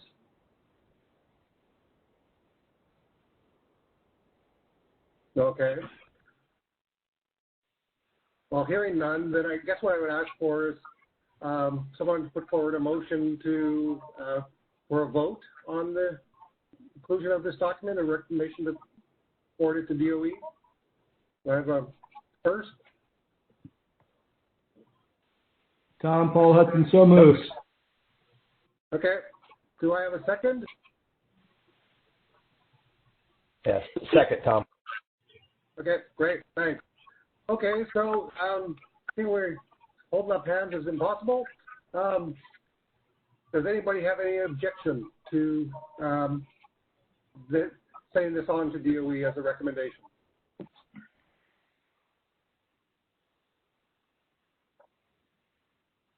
Okay, well, hearing none, then I'll take it that it was a unanimous vote in favor of forwarding network product on to DOE for the recommendation on big data. Okay. Let the show that there were 29 EAC members on the call representing more than quorum. Excellent. Super. Okay, next slide, please. So let's talk about state federal coordination. Darlene, do you want to take this? Sure, I can take this.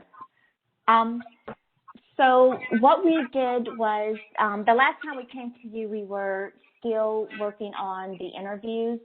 We had come up with initial recommendation, and then folks on the Smart Grid Committee thought it might be a good idea to kind of gauge what others might want throughout the industry. So we devised the questions that are on the right and really interviewed across, sectional group of folks to gauge their interest, trying to get at what things might be valuable, what topics might be valuable, what do they think are the hot topics in this space. So we completed that work. We still completed a couple of more interviews in the December time frame just to kind of make sure that we had a couple of the other sectors represented in the responses. We completed a draft document. We had waited to bring it to the full committee to listen to the FERC 2222 panels because we have DER was the #1 topic. So the recommendations consist of a lot of DER around communication and then really getting at some of those other, federal state intersections that we thought the DOE might help with. This other one is a one that we added just last night, and Wanda spoke to that earlier, really thinking about a subgroup providing specific FERC 2222 recommendations. So I wanted to highlight that. We'll talk a little bit more about that, I think, offline. There might be some overlap. We can kind of figure out how to close that gap. And then the goal is to complete the recommendations by the end of Q2. Since we're going to do, though, the FERC 2222 piece, we may be able to close this out sooner than that, though, within the next month or so. That's all I had, unless there are some specific questions. Well, and I guess I would put this to Wanda. I know you want a turnaround time on, a sort of list of recommendations for FERC 2222. Rick's going to lead that small group. Given that, do we want to try to get volunteers, people to volunteer now? I mean, I think it makes sense to do so. Well, I think, we'll reach out to folks. Obviously, if you're interested, let Rick and I and Chris know, and but a big part of this is figuring out the coordination aspects. So we'll I think, deal with the members offline. Okay. And work it through. I do think that the FERC 2222 is actionable, and we have a relatively short time frame in order to be impactful. where, the paper that the state-federal coordination was along the lines of principles in order to facilitate these boundary interactions. So more long-term and strategic and kind of foundational, if you will, in order to get some systematic exchange in place. So I think FERC 2222 is right in front of us. We got it, it's here and now, and it's a good place to extract those ideas and put it into action as it relates to one topic. Obvious coordination, yeah. Yeah, some of it was specifically around, we talked a lot in the panels yesterday around communication, the communication needs, and how we manage the communication needs across the various entities. That's specifically spelled out as well. So that's one of those, for examples, that there might be an intersection with these efforts that we can just kind of talk through a little bit. So some of them, it is more strategic, but they're very specific into what we are asking the DOE to assist with as well. Good. Okay. Yeah, I just add that what you should take away from a lot of the effort is that the whole idea of state and federal coordination is really, a large component of sort of some of the policy frameworks that are moving forward.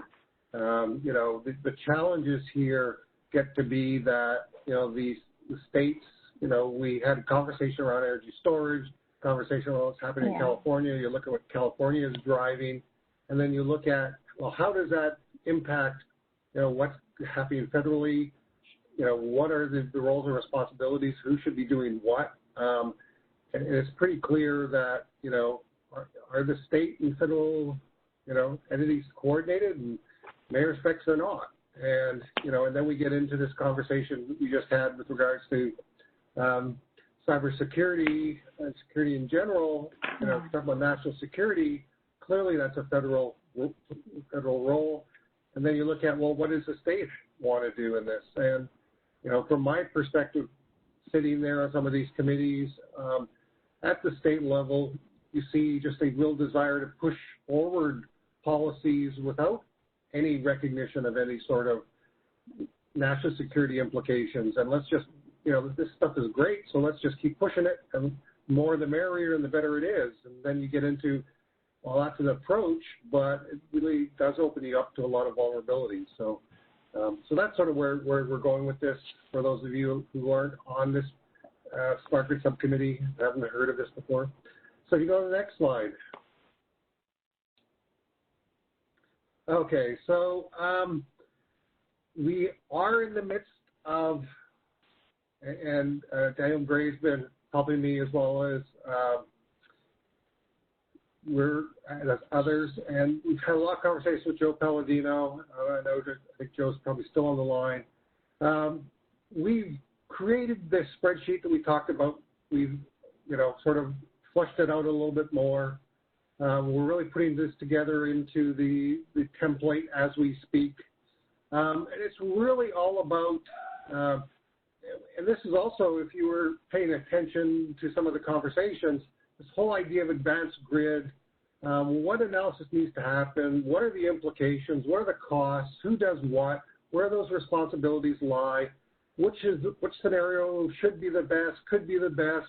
If you're a small entity, do you really want to take on all these roles and responsibilities? And if you do, can you even afford it? And, and I know we've had these conversations, I know I've had this conversation a lot with Darlene and others, where you're looking at, well, if you're a large investor-owned utility or you're a large RTO, you've got staff, you've got manpower, and you look at Clay and saying, well, Clay's got, I don't know how many people you said, Clay, 10 or 17 or something like that, you're down to 10. Do you do this, or how do you do all of this stuff? And what does it really look like, and what are the implications of doing this? And so that's really the goal of this, is to sort of build on to some of these conversations to say, okay, if we believe that customers are making choices and they're wanting to provide and use their resources that they've purchased on their own, what are the implications? How do we continue to maintain a grid that is safe and reliable. And you'll hear the utilities, anybody in the utility world talk about that a lot. And so this is really where we're going with this, is ultimately the recommendation for DOE is to take a look at these services, look how they're done today. We've tried to provide some description of these services, and then look at some scenarios and look at, in particularly, a deep dive on a scenario or use case to say, well, what would it take? For example, what would it take to aggregate energy storage to participate in wholesale markets? What is it going to take? We had, Bud talked a little bit about what they're doing. It's a challenge, and it's more complex than what we have historically done. So what is it going to take? What systems need to be in place? What would those costs look like? And that's really sort of the idea. My hope is that, we're completing the deliverable template, and then ultimately we'll vote that out, get that to the EAC for voting out by the May meeting. So that's the goal, Wanda, on this one. Next slide. So resiliency. Smart Grid Group also, or subcommittee also agreed that this was something that we should tackle. Really looking at what are the questions we need to address to provide value to DOE. And it's pretty clear the need to coordinate with the Grid Resilience and National Security Subcommittee on this effort, and with the energy storage folks as well. I mean, I think that's one of the conversations we've had at the leadership team, is sort of the smart grids, that sort of broad brush across all things, and everything else is sort of underneath that some way, shape, or form, and it all sort of plugs in, and how do you deal with that? And so, I would encourage folks to think about how, what are those questions that we need to address? What are the issues? And start putting a little bit of some of your thoughts down on paper and sending it to myself and sending it to Chris and Darlene and others to just start the conversation. So does anybody have any questions, comments, any concerns, anything else that you think we should be doing? I know Mike's talked about, and Wanda's talked about direction-wise, that given the new administration, we'll probably get some other things thrown onto this plate. So, yeah, I suspect electrification will be coming up in a little bit more than what it has been. I would expect that too. Yeah, and it's interesting because actually it does play into the FERC 22 conversation as well. Because I'll just give you some perspective of what we're seeing in California. We're being required to do V2G pilots. And if you look at what those V2G pilots are, you have the car manufacturers and they want to do these pilots, but if you look at the inverters, which would be on board in the vehicles, the question is certification of those inverters. Who's responsible for what? All the utilities use IEEE 1547 as the standard and as third-party certification, and you look at the car manufacturers and they're going, wait a minute, no, we self-certify.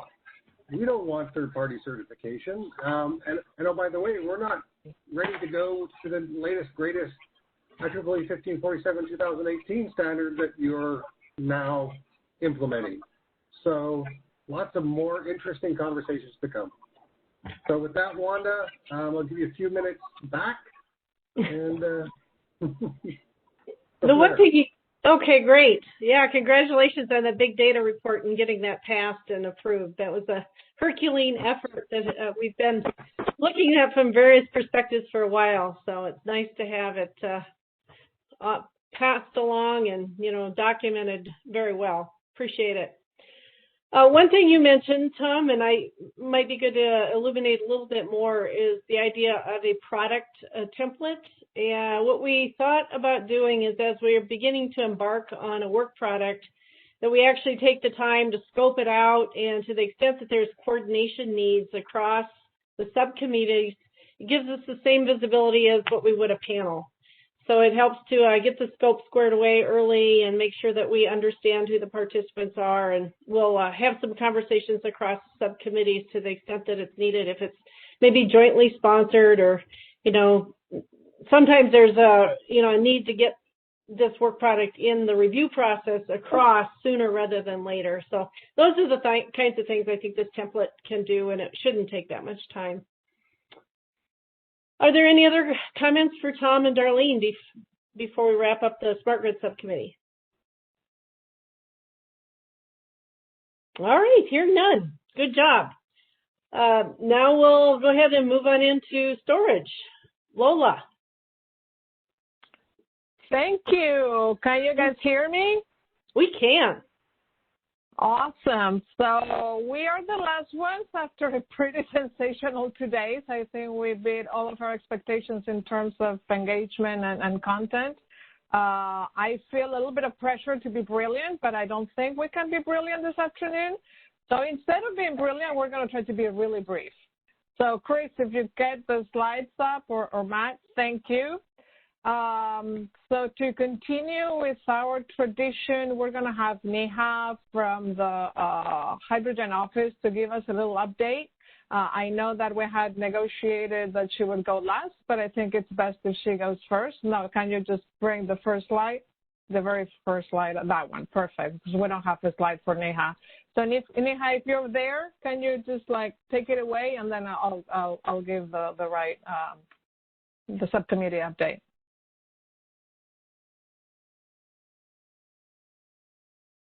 You're not there? Or we're not hearing you? I'm not seeing her. Oh. So maybe she left. Okay, that's all right. So if you see if she joins later, will you let me know so we can give her a couple minutes? She didn't have much updates. Thank you. So she didn't have much updates, but she wanted to flag something that's happening in June for the subcommittee. And again, I think it's just good that we see her. So maybe next slide then, Chris. Thank you. So we only have one pending project, the 2021, that's okay.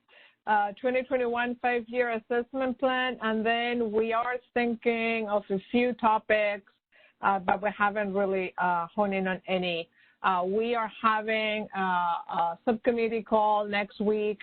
We will be discussing all that then, so I really encourage you to join that meeting, or drop me a line if you can't, but are still interested in participating.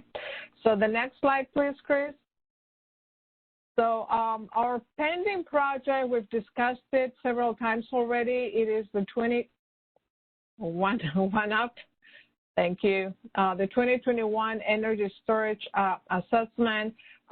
In a nutshell, every 5 years, the EAC has the statutory requirement, the obligation to develop, along with DOE, a 5-year plan for energy storage R&D, and that includes storage for stationary applications, transmission and distribution, and one that you'll like this for electric vehicles as well. So here comes another angle on the electrification side, right? So the plan is also meant to assess the performance of DOE in meeting the previous plan, and should also make recommendations to the Secretary on programs and activities that should be established or taken on or finished to meet those goals. So it so happens that DOE's energy storage roadmap was released before Christmas. That's the grand challenge that we've been discussing for a few months already. And that is that forward-looking plan that the statute is asking us to develop with them. So we will just use that as the basis for our assessment. It also happens that the EAC has been very involved in that already since the very beginning. We started discussing the grand challenge with DOE, I think, about a year ago. We had the best meeting with DOE about it, and we have been chatting with them all along, and even provided some recommendations to the draft grand challenge in the summer. I believe it was August. So now we will be meeting again next week to start discussing the process and next steps for that. I think the general plan will be to build on that foundation and those conversations that we've had, that we created over the last few months, and also build on some of the insights of today's meeting, and hopefully we'll have some recommendations and the assessment ready for vote in May, but that is tentative at this point, but so we're going to give it a shot and see what happens. The other topics, next slide, please, Chris, thank you, that have been coming up in conversations have been, again, continue to be very interested in power to gas, and having NEHA participating in our update is a testament to that interest. We continue to think that, power to gas, hydrogen technologies, the outlook and the potential are great. We see that, hydrogen and other advanced fuels, for that matter, as a promising way to decarbonize the electric and gas sectors and help others as well also. There's also a lot of issues around energy storage and its deployment that the subcommittee would like to continue to explore. Some of the topics that have been discussed today are part of that, and as Tom was saying, there's going to be a lot of topics that we will have to coordinate and collaborate with the other subcommittees on, because there's a lot of overlap and interesting cross-cutting themes. And lastly, past those vitally important tactical, I would call them tactical, but shorter term issues related to energy storage, we also thought that the time was right with the new team at DOE and with the 10-year plan rolled out. We thought it was time, or the time was right, to take a step back and have a more strategic look at energy storage and go even beyond those 10 years that the roadmap is planning, and look at what we have now, what it looks like, and why do we have it, what is realistically coming down the pike, for what purposes, and what is really missing, what are the needs that we need to give more attention to in the long term, what are those long-term goals that we may not be paying enough attention to, but that maybe we should. On that note, I'm going to turn it over to Clay, to the Vice Chair of the Storage Subcommittee, to provide a little bit more color on that idea. Clay, you there? Yeah. And Thank of course, you. when I unmute it, blocks my notes very conveniently. Overall, the EAC has been focused on gas storage, supply chain, battery energy storage, and appropriately so, kind of leading or near-term opportunities. See some of the other technologies we haven't talked about as much that are kind of either in development or various applications: flywheels, compressed air, thermal storage, ranging from the heat side and heat storage, something that a lot is done in Alaska, but also cryogenic storage, whether it's compressing air, liquefied air that can be utilized later, or elevated mass, supercapacitors, and then hydrogen extended, maybe even sequestration and anhydrous ammonia, for example, is a carbonless liquid fuel that has half the energy density of gas and diesel. And then, of course, on the dark side, the EERE office, the Water Power Technology Office, and the pump storage hydro that was mentioned earlier, and some new opportunities even along those lines. So I think what we'd be looking for from the EAC as we start that planning process is to do just that, look at where we're at and try to look over the horizon at emerging technologies and try to capture those as we start the review. Thank you, Clay. So with that, any questions for us? Yeah, Lola, it's Tom. So there's a couple things. First off, I saw that Neha's on, so just want to let you know that, I mean, given everything else, there's a lot of conversation in California about accelerating that 2045 goal. Lots of talk about making it a 2030 goal. So, that increasingly will put pressure on new technologies.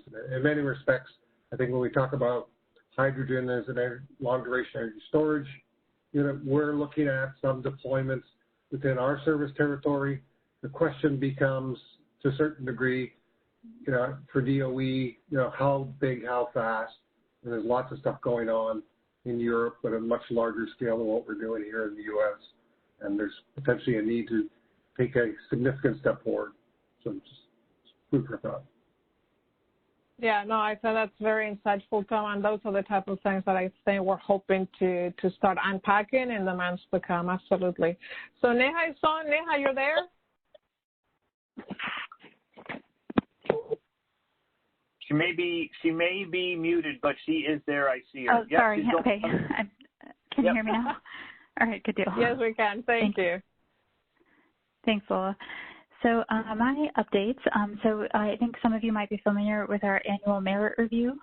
So this is an event that our office holds annually where the majority of projects that we fund present, and they're reviewed by a panel of experts, and it's open to the public. So it's also actually a good networking opportunity for anybody that wants to meet people in this space or wants to learn more about our portfolio. So while typically it's in person this year just because of COVID, we're doing it virtually, but it's June 7th through 11th.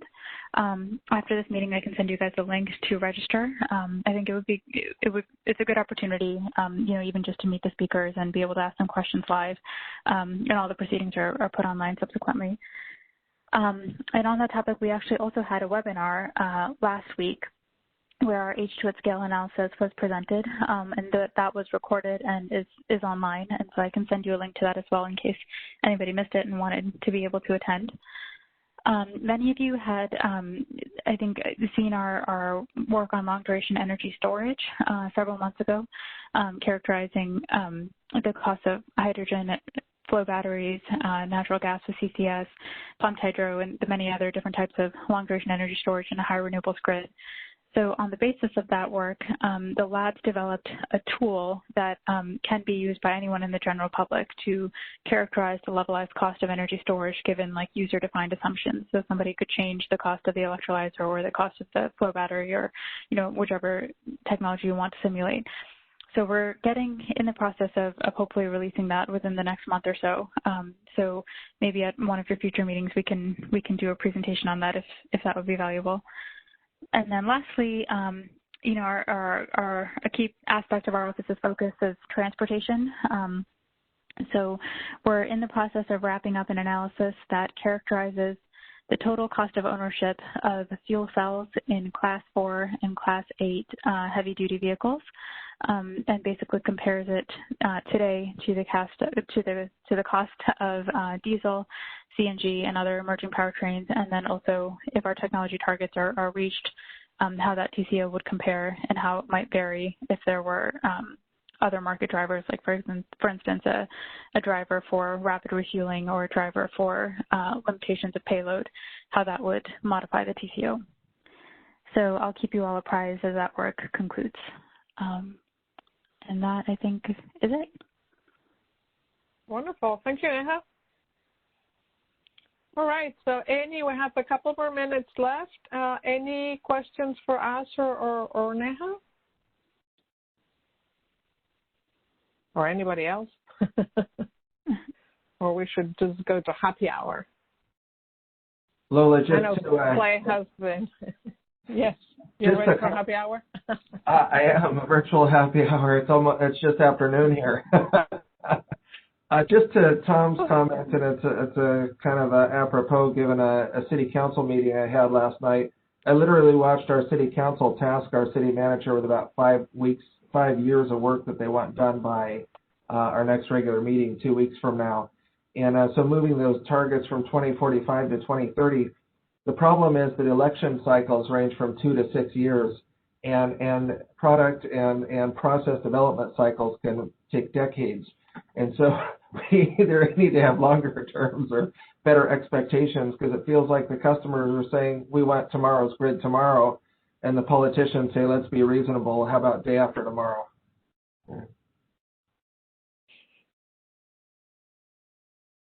Yeah, I suspect we're going to see a lot of those goals trying to be accelerated across the country. I don't think you're going to be alone, Tom.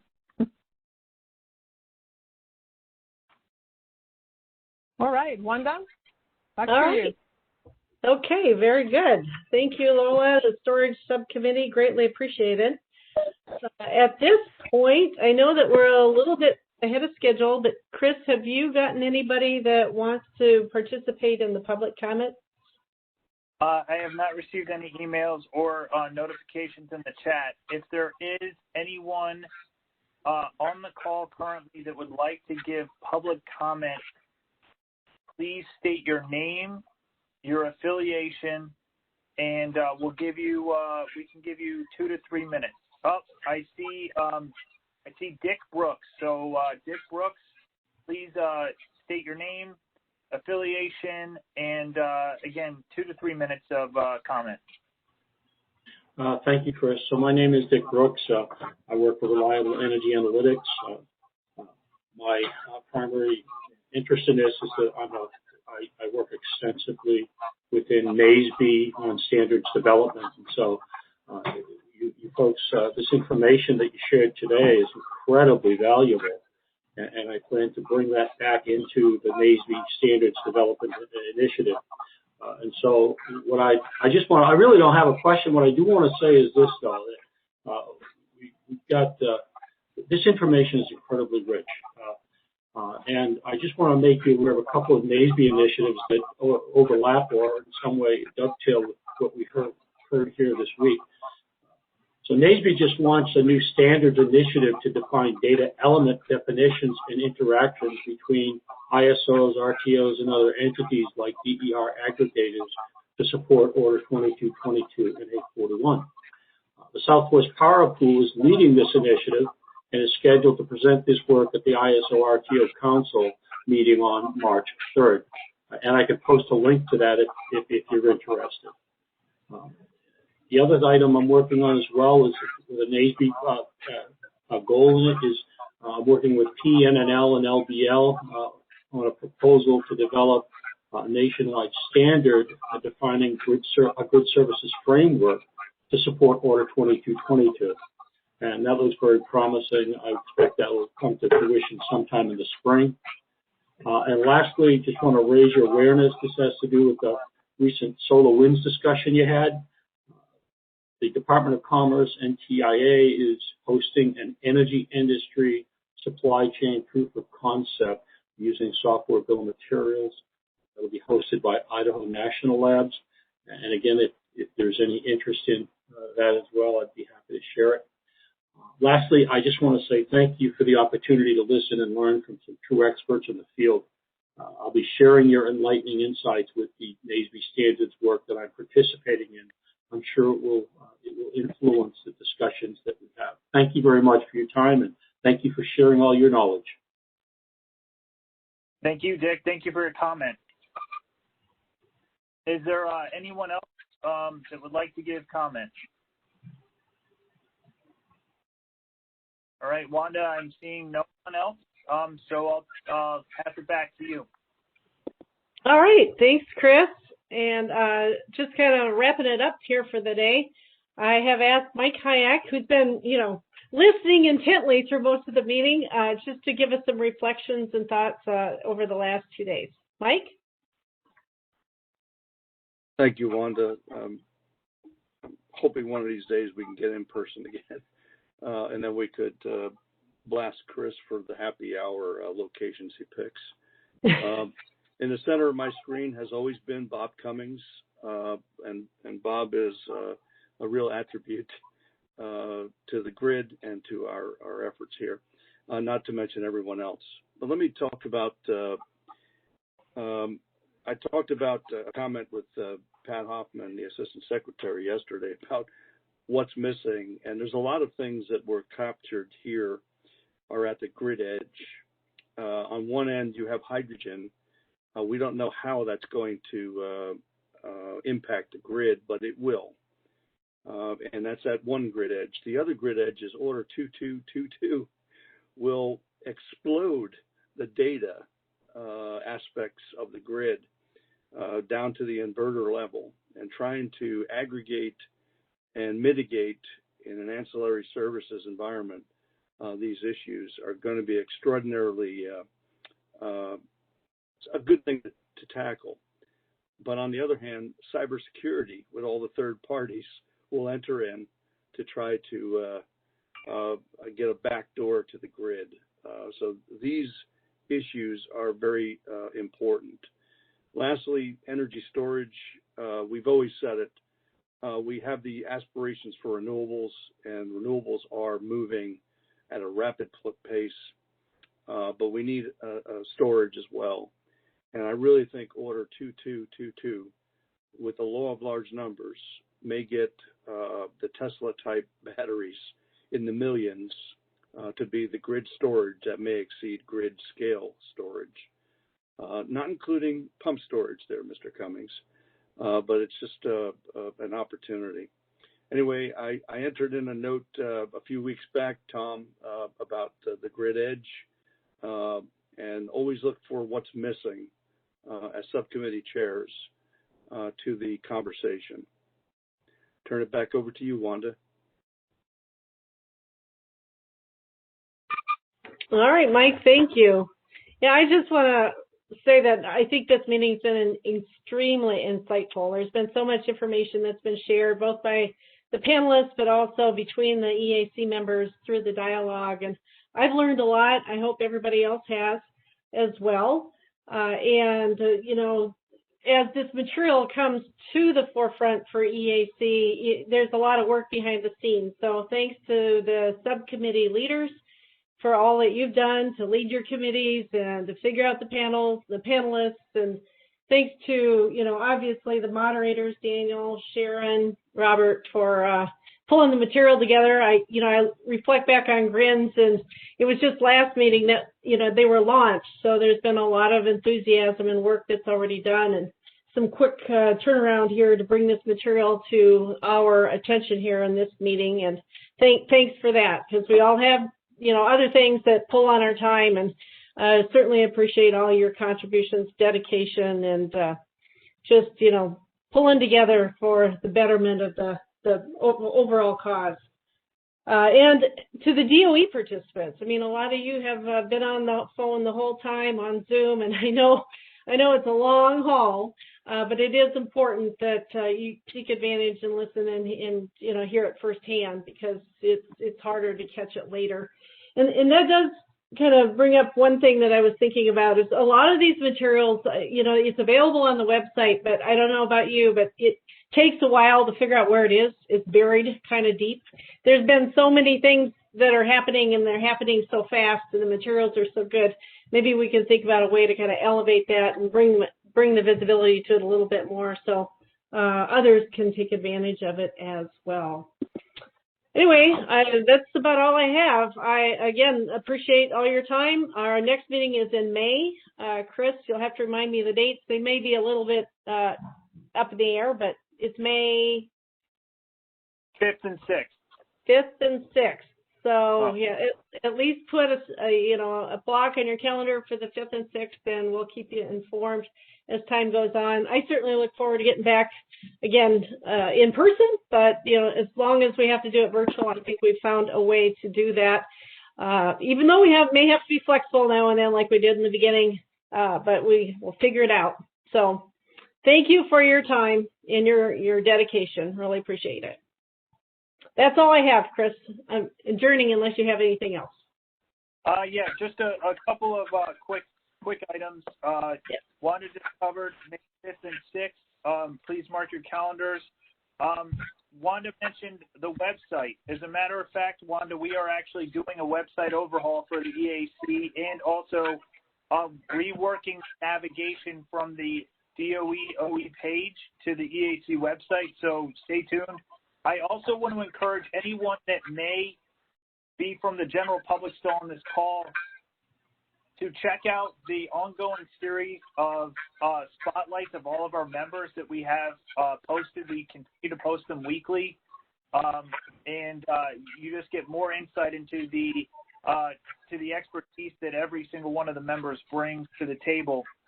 And I also just want to say again, thank you to all the members and the moderators for putting together panels. And I also want to recognize the DOE, my team that helps put together these events. So Matt Aronoff, who many of you work with, Rebecca Ash, who helps support the GRIN subcommittee, Daniel Gray, who does yeoman work with all of the work products, and then to the liaisons, Joe Palladino, Neha, and Eric Shea, who's not on, but also I want to highlight David Wells for participating today and asking the tough questions as we always expect him to do.